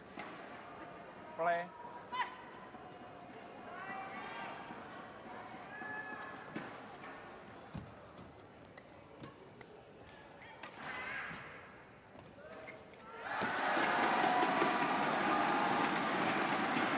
Three-point cushion. 18-15. And the number 3 seed has got all the hard work to do once again. And of course she survived those 3 match points in the second game all the way back. So this 3 points advantage that Simon Abel has at the moment, well, may not be decisive. Now that was a real waste by Wang Shashian, 15. gifting a point at this stage in the match to the 2-time former champion.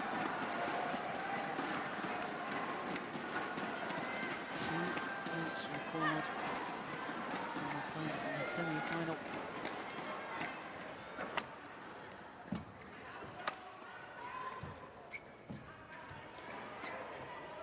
Oh, that's just incredible. That's going to go wide, surely. Oh, it's landed in. My goodness me. Well, I had exactly the same thought as Simon Service Abel. over 16-19. The drift bringing that shuttle way back into court. Well, another twisting the tail.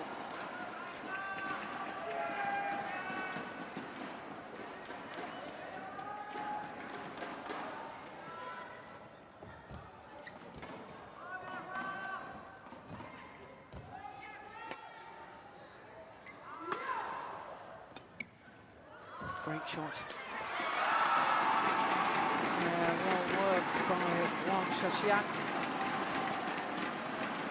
17-19.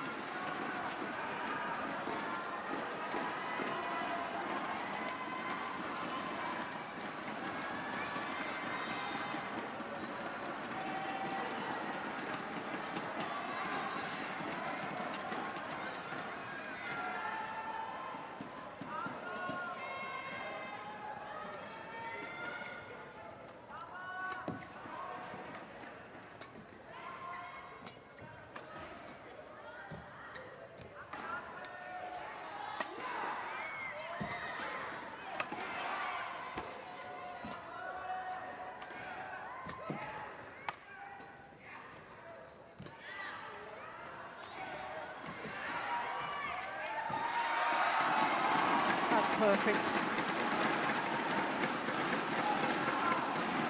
Well, this has to be one of the most amazing matches I've ever witnessed.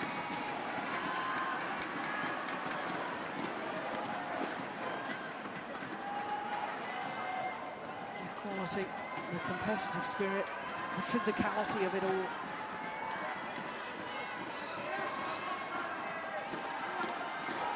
Now 32 minutes. And there's only 1 point that separates these two players. Coaches, the Kings play, people in the house.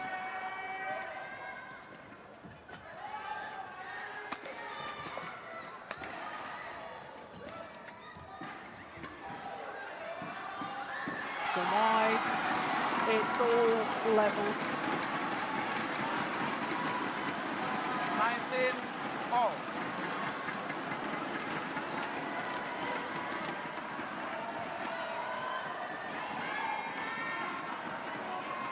One game all, 19 all. Who's got the character? Who's got the nerve?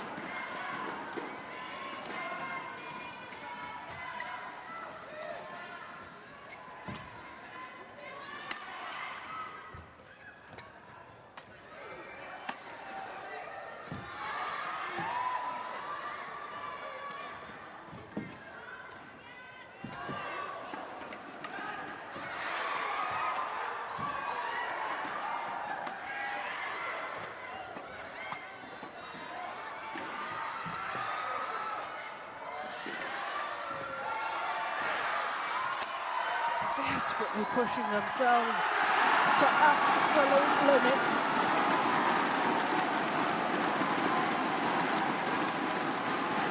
That is over. Well, 20 match point 19.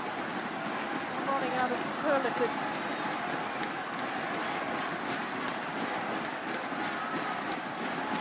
Right. Shoshian at the end of that rally, but she's desperately trying to get the legs to where she wants to be, and they just wouldn't respond to the brain. Well, 1 hour and 34 minutes. And for Simon Awell, here now, a 4th match point opportunity.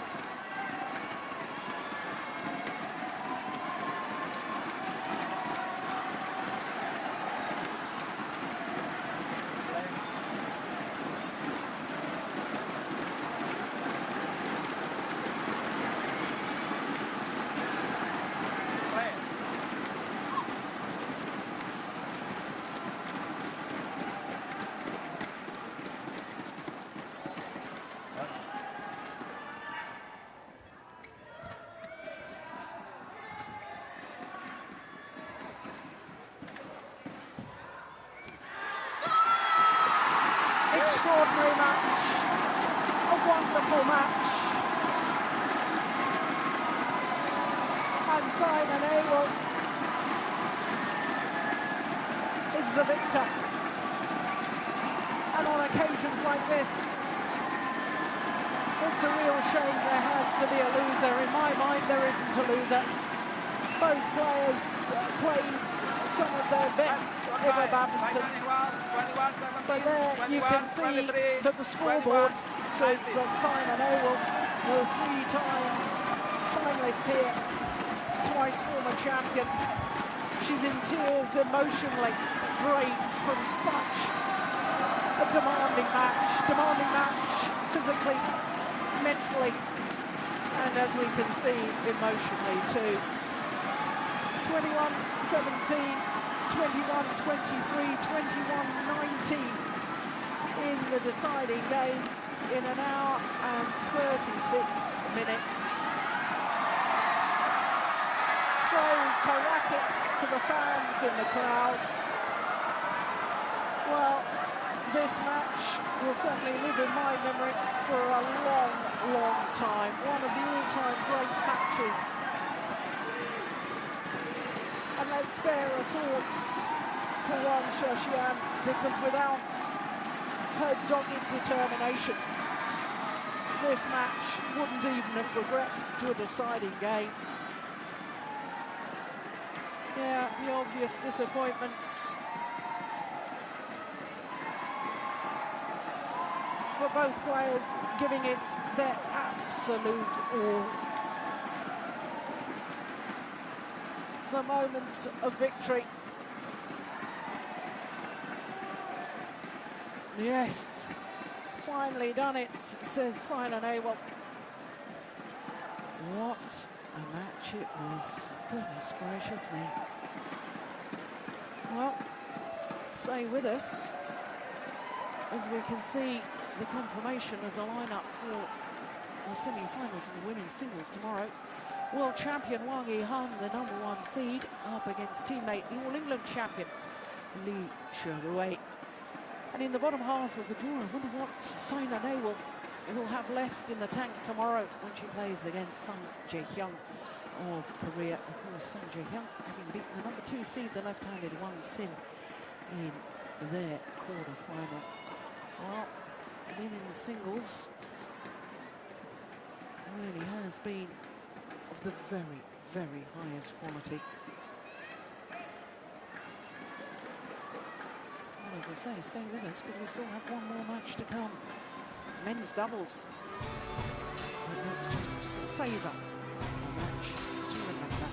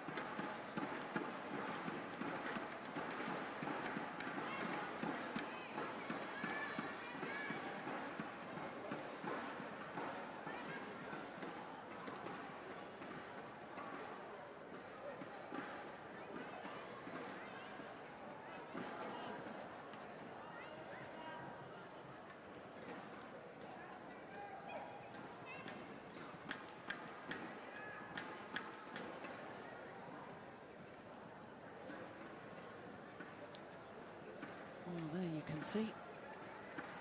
Just one more match to come. Men's doubles. Number 8 seeds Kyu Kian Kiat and Tan Boon Hyung up against Djarum and Puapech of Thailand.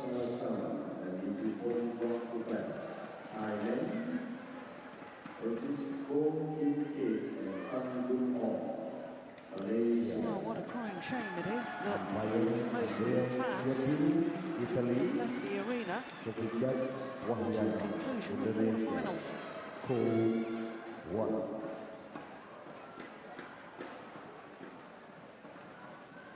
Chalam and Puapech originally, when they arrived here in Jakarta, thought they were going to play in the qualifying rounds, but they got promoted to the main draw. In fact, took the place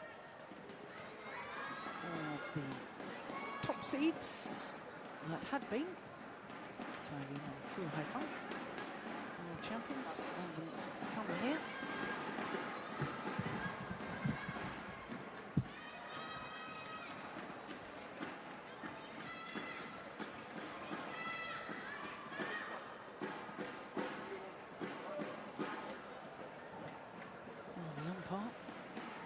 Match.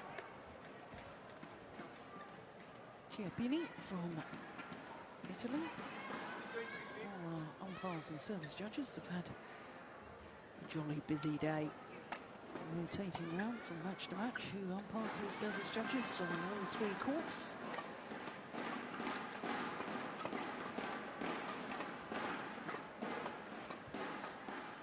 So, as I say, the pair from Thailand thought they were going to play the qualifying. Here they are in the quarterfinals of a Premier Super Series event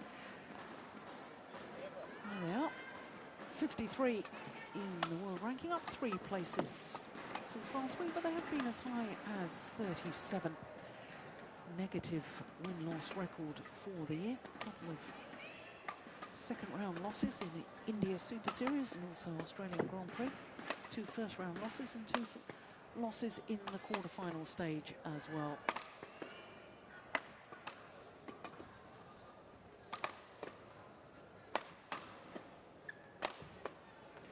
So to their opponents, the number 8 seeds, Tan Boon Hyung, the left-hander, and Koo Kian Kiat, former world number 1s, former All England champions, current Commonwealth Games gold medalists, former Asian Games gold medalists, of course lost in the final of the Asian Games in Guangzhou in 2010, having had match points in the second game. Eventually lost to Marcus Guido and Hendra Setiawan in that Asian Games final. So there's our match officials. Now, not altogether surprising that these 2 pairs have not met each other previously. And I say not altogether surprising because, of course, the Thailand pair, not regulars on the Super Series tour. Be ready to play. This, in fact, their first ever Super Series quarter-final. They've made the quarter-final, furthermore, at a Premier Super Series.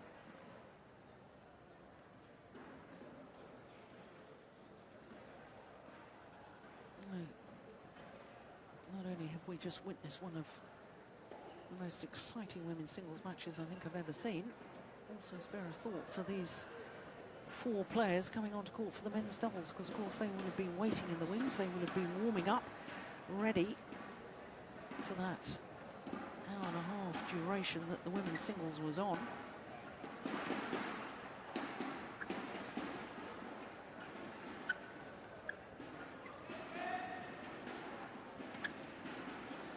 Oh, the Malaysian pair, left and right-handers. Never better than a semi-final here in Indonesia. Twice semi-finalists, want to make it a 3rd time. Semi-finalists in 2007 and 2009. Ladies and gentlemen, on my right, Tatipat Chalachalaham, Nipitphon, Puang Puapek, Thailand. And on my left, Ko Keng Kiet, Tambong Hong, Malaysia. Ko Keng Kiet to serve to Tatitan Chalachalaham, Lobol, play.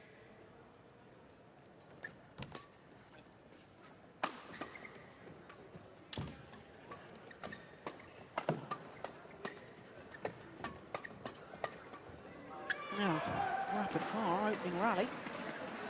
1 love. Well, this Malaysian combination have been very, very consistent here at the Indonesia Open. And this is their 5th appearance and their 5th quarter-final. As I say, twice went 1 stage better, twice being semi-finalists. Love. Yes.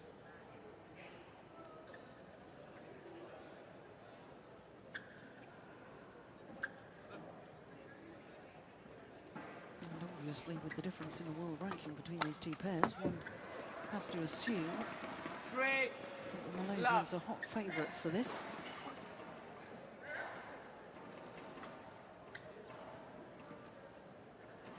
Well, we saw hot favourites go out in the first round as far as Mohamed Hassan and Bona Septino, the Indonesian top-ranked pair, are concerned, so nothing is ever certain in sport.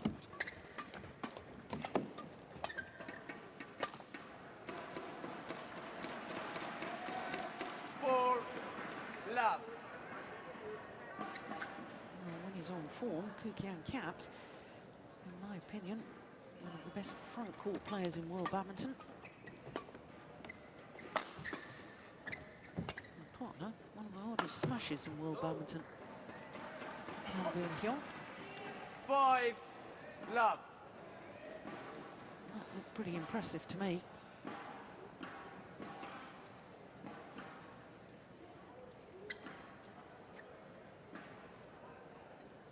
course, we had a smash earlier today at 285. Young Service over. 1-5.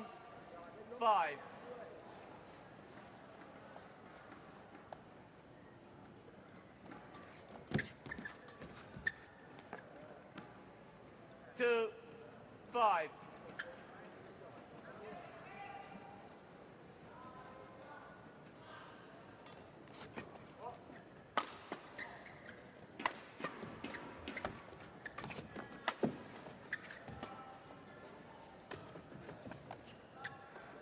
There's a nice change of pace from Tan Boon Hyung. 6-2. And the reason the drop shot's so effective is because he's already thundered down a couple of very heavy smashes.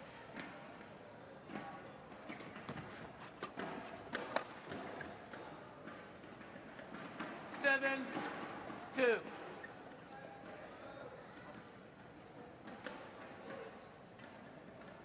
Well, sadly, it's all a bit flat at the moment after the drama and excitement of that women's singles. Foot. That's a good smash there. Service The channel over. attack.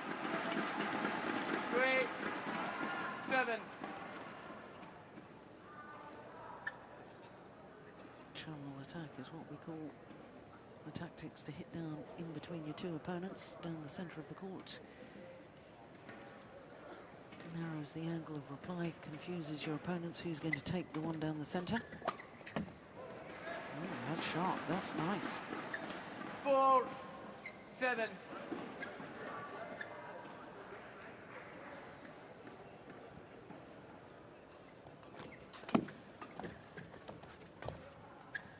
Pushed it wide. 5-7.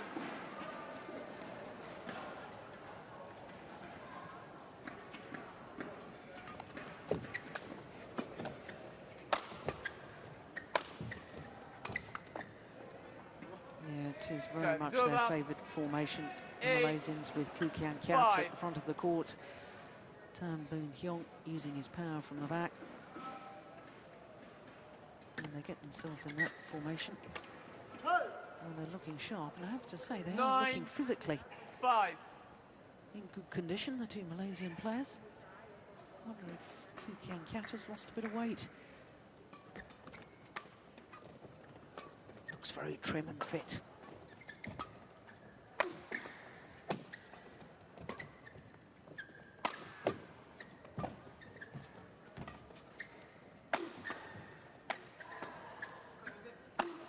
Oh, that's nice. Service over. Through a pet. 6-9. 255.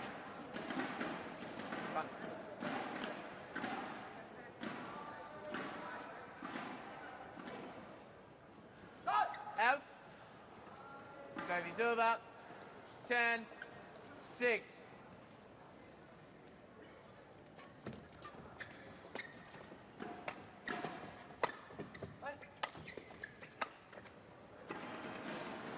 Yeah, to the mid-game interval. Number 8 seeds from Malaysia. Looking very impressive at the moment.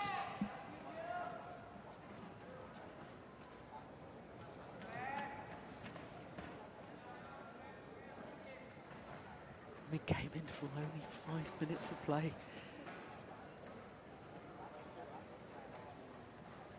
Oh, well, you can compare that to the women's singles we've just watched.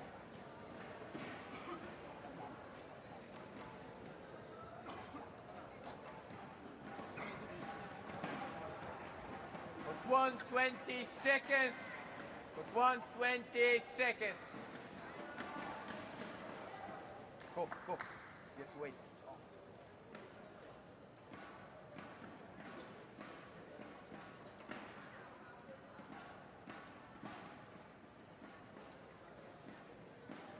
Eleven, 6.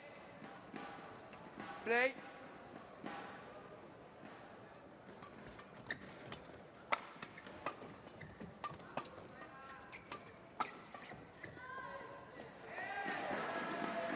Service over. 7-11.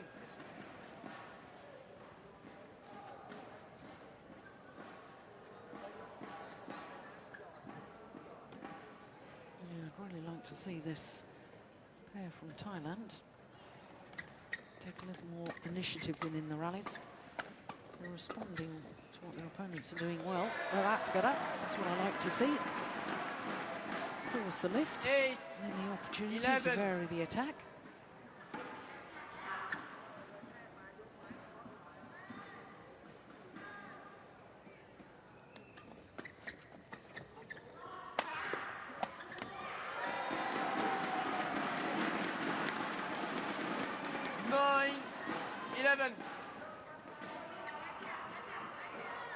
Sorry, down and receiving.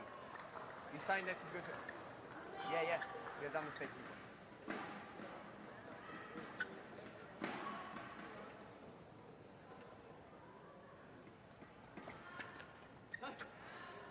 Service over. 12-9.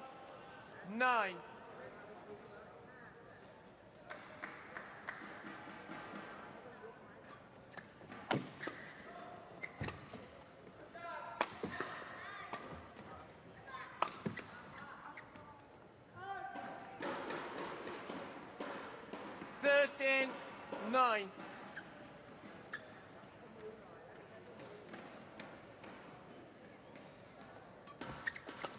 Oh, that's clever.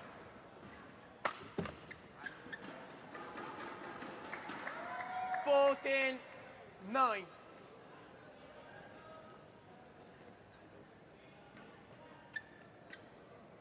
Ku Kian Kiat proving he too has a very effective smash. 15-9.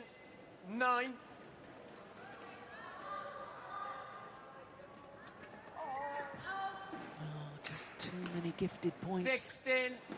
The Thai pair.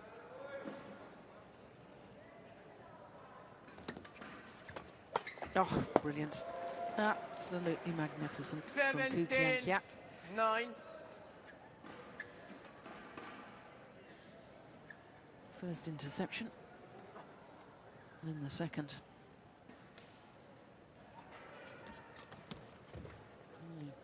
It's nice too. 18-9. 7 straight points.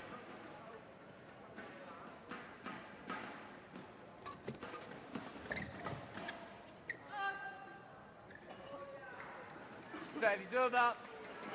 10-18.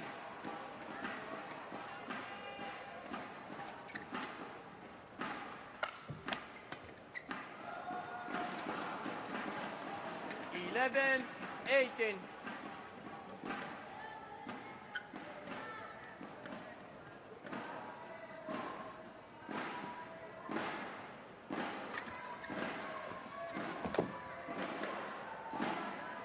Service over. Yeah, a little bit of 19, frustration there. 11. Chala.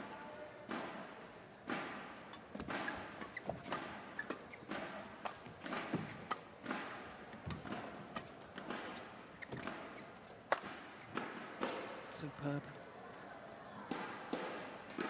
20. Game point. Game points now. 11. Only 10 minutes of play. Game. Yeah, and indeed the opening game. 21-11. First game won For by number 8 Ko Kian seeds. Kiat, Tan Bong Hong. 21-11. 21-11 confirms the umpire in favour of Ku Kian Kiat and Tan Boon Hyung.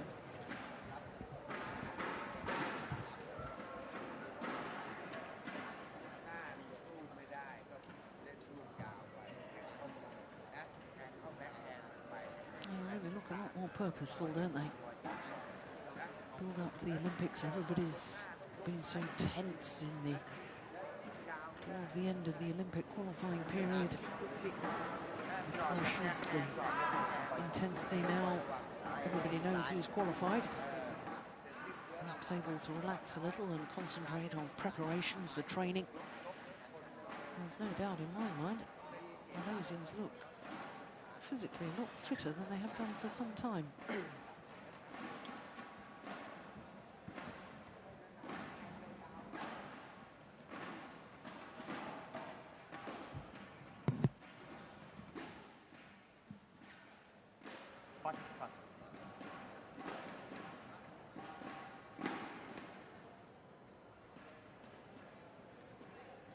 Players will be asked to wait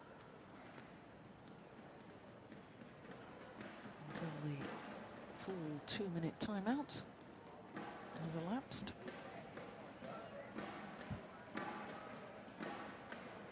But 120 seconds.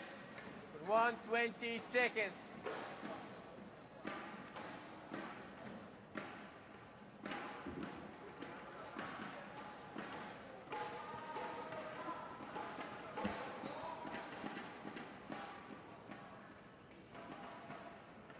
Second game, level, play.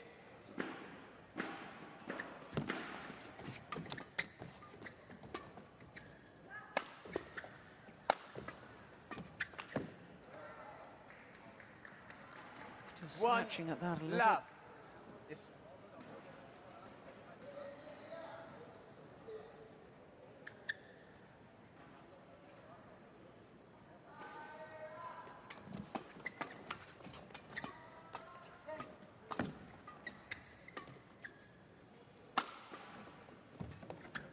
Oh yes, nicely played. Set over. 1 Chalam all. coming forward to the net at exactly the right moment. There's the drive. Rode his luck. Ready for the next one. Service over. 2, 1.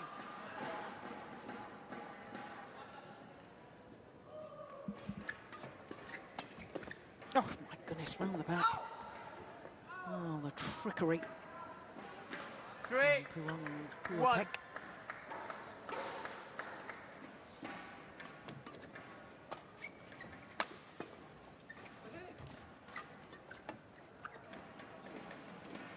Four, 1.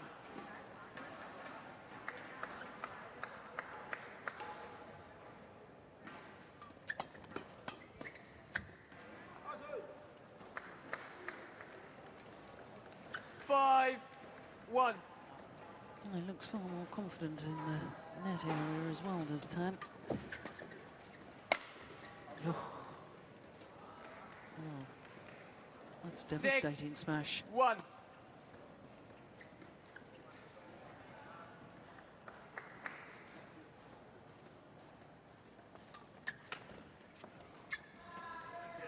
Service over. 2, 6.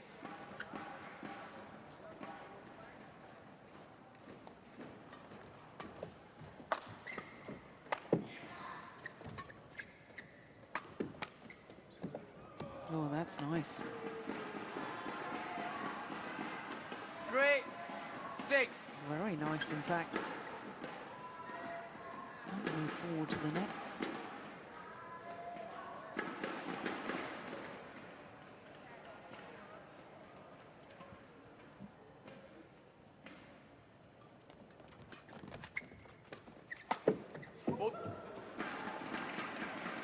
Service over.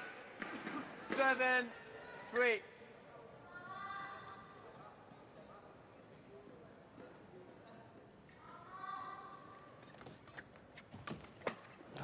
Superb. I remember when this pair first teamed up together.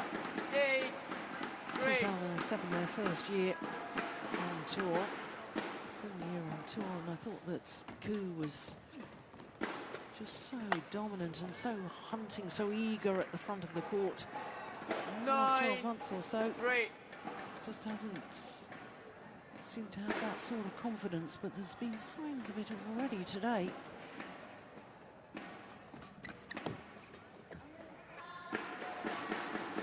Service over. 4, 9.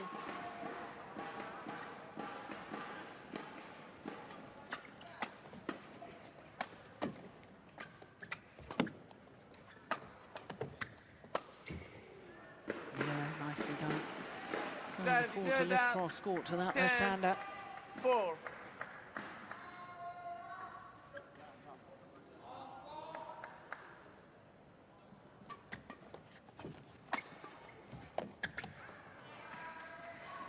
Service over. 5, 10.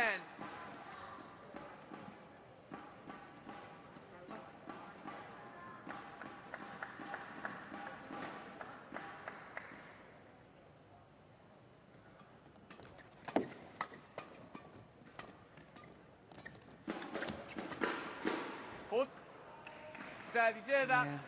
11-5. Really is looking very interval. sharp. Is Kukan Kiats. On the ease to the mid-game interval. Match duration only 17 minutes. Lucky that women's singles opening game clock took 22 minutes.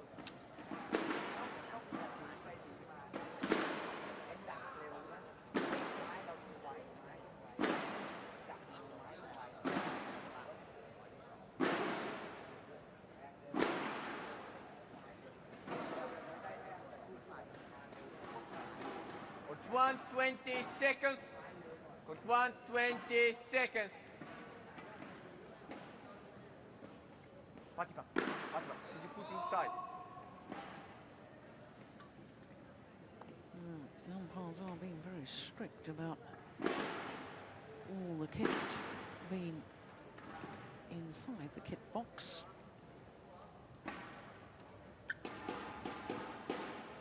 Go. 11-5. Play.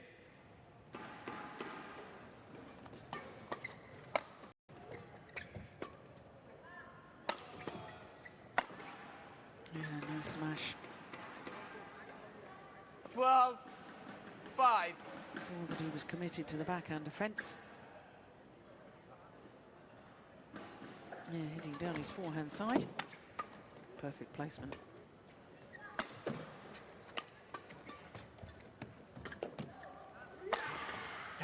Around the back.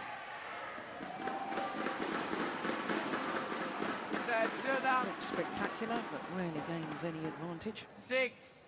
12. Making your opponents play one more shot.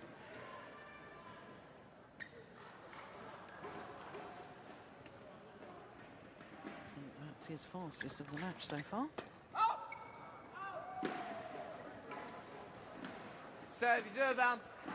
13-6.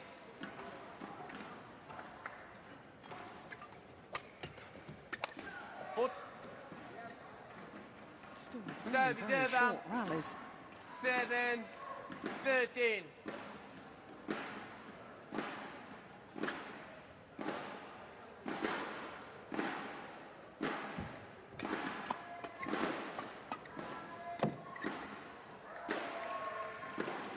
Eight, 13.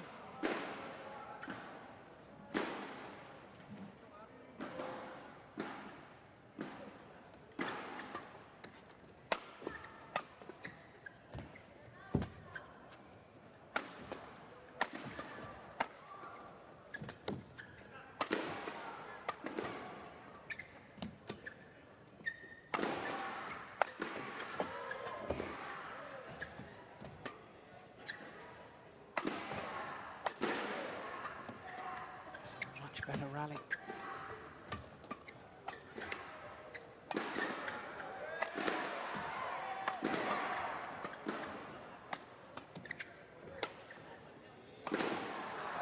Without doubt, the longest rally of the match so far. Service over. Without doubt, the best rally of the match so far. 14-8.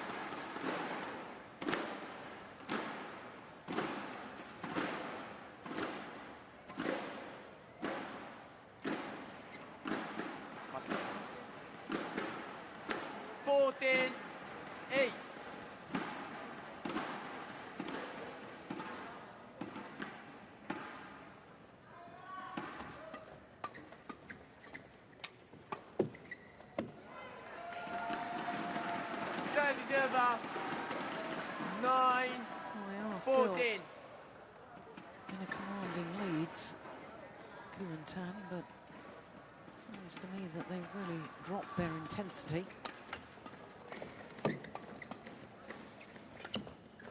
Yeah, that does allow opponents back into matches. Over 15-10.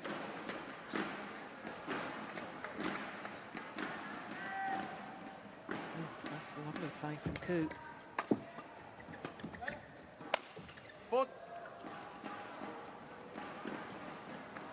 16-10.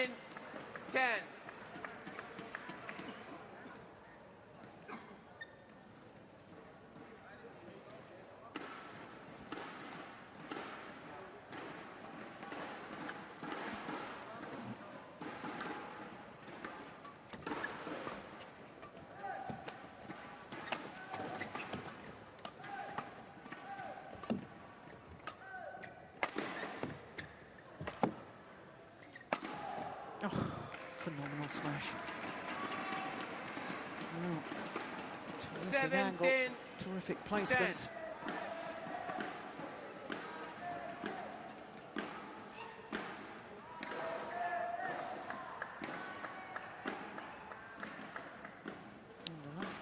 62 miles an hour. 18-10.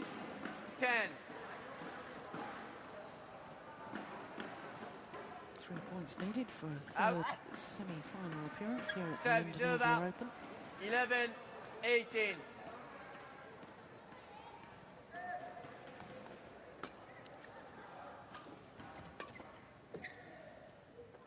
Good judgment. Service over. 19-11.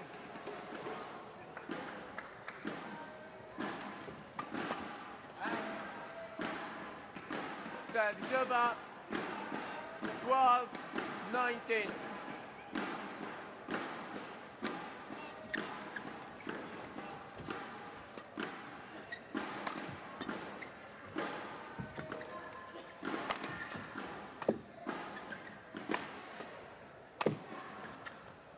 Oh. Brilliant. No. 13-19. Koo anticipating one way, opponents calmly hitting it the other. 14-19.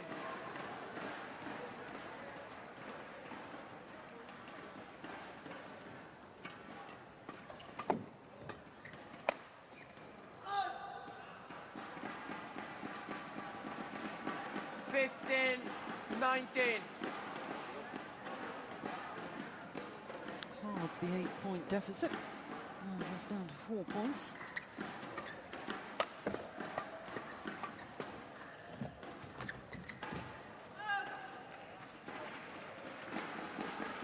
Service over. 20.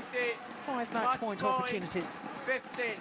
For Koo Kiat Kiat and Tan Boon Hyung. Game. Yeah, comprehensive in the end. 21-11, 21-15 in just 25 minutes.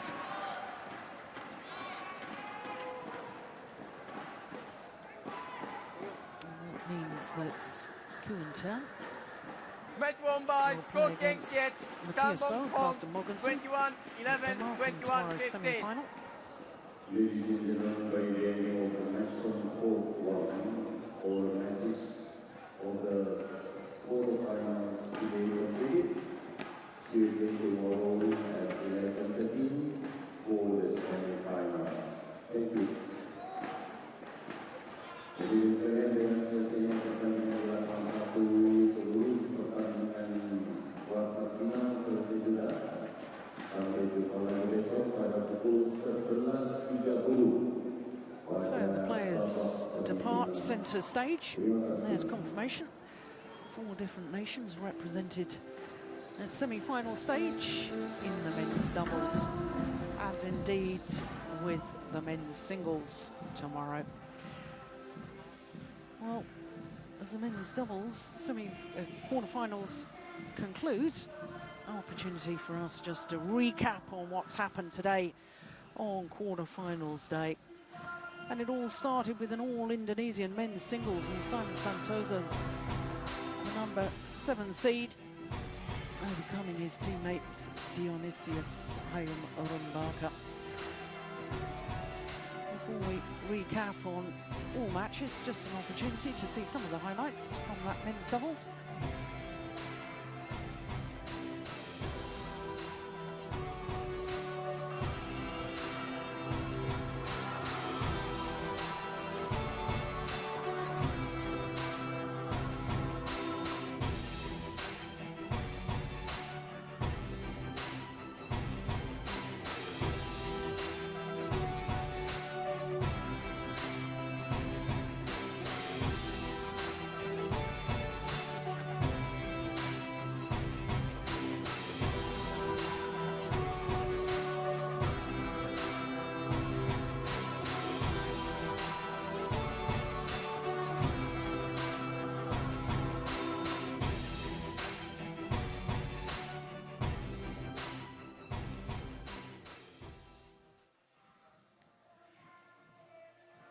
So, just to recap on everything that's happened on quarterfinals day, Simon Santosa, the number 7 seed, beating his teammate Rumbaka in 2 straight games, and then a big upset in the women's doubles, the home players Johari and Polly overcoming the number 8 seeds Maeda and Suetsuna, their first ever victory over that Japanese pair.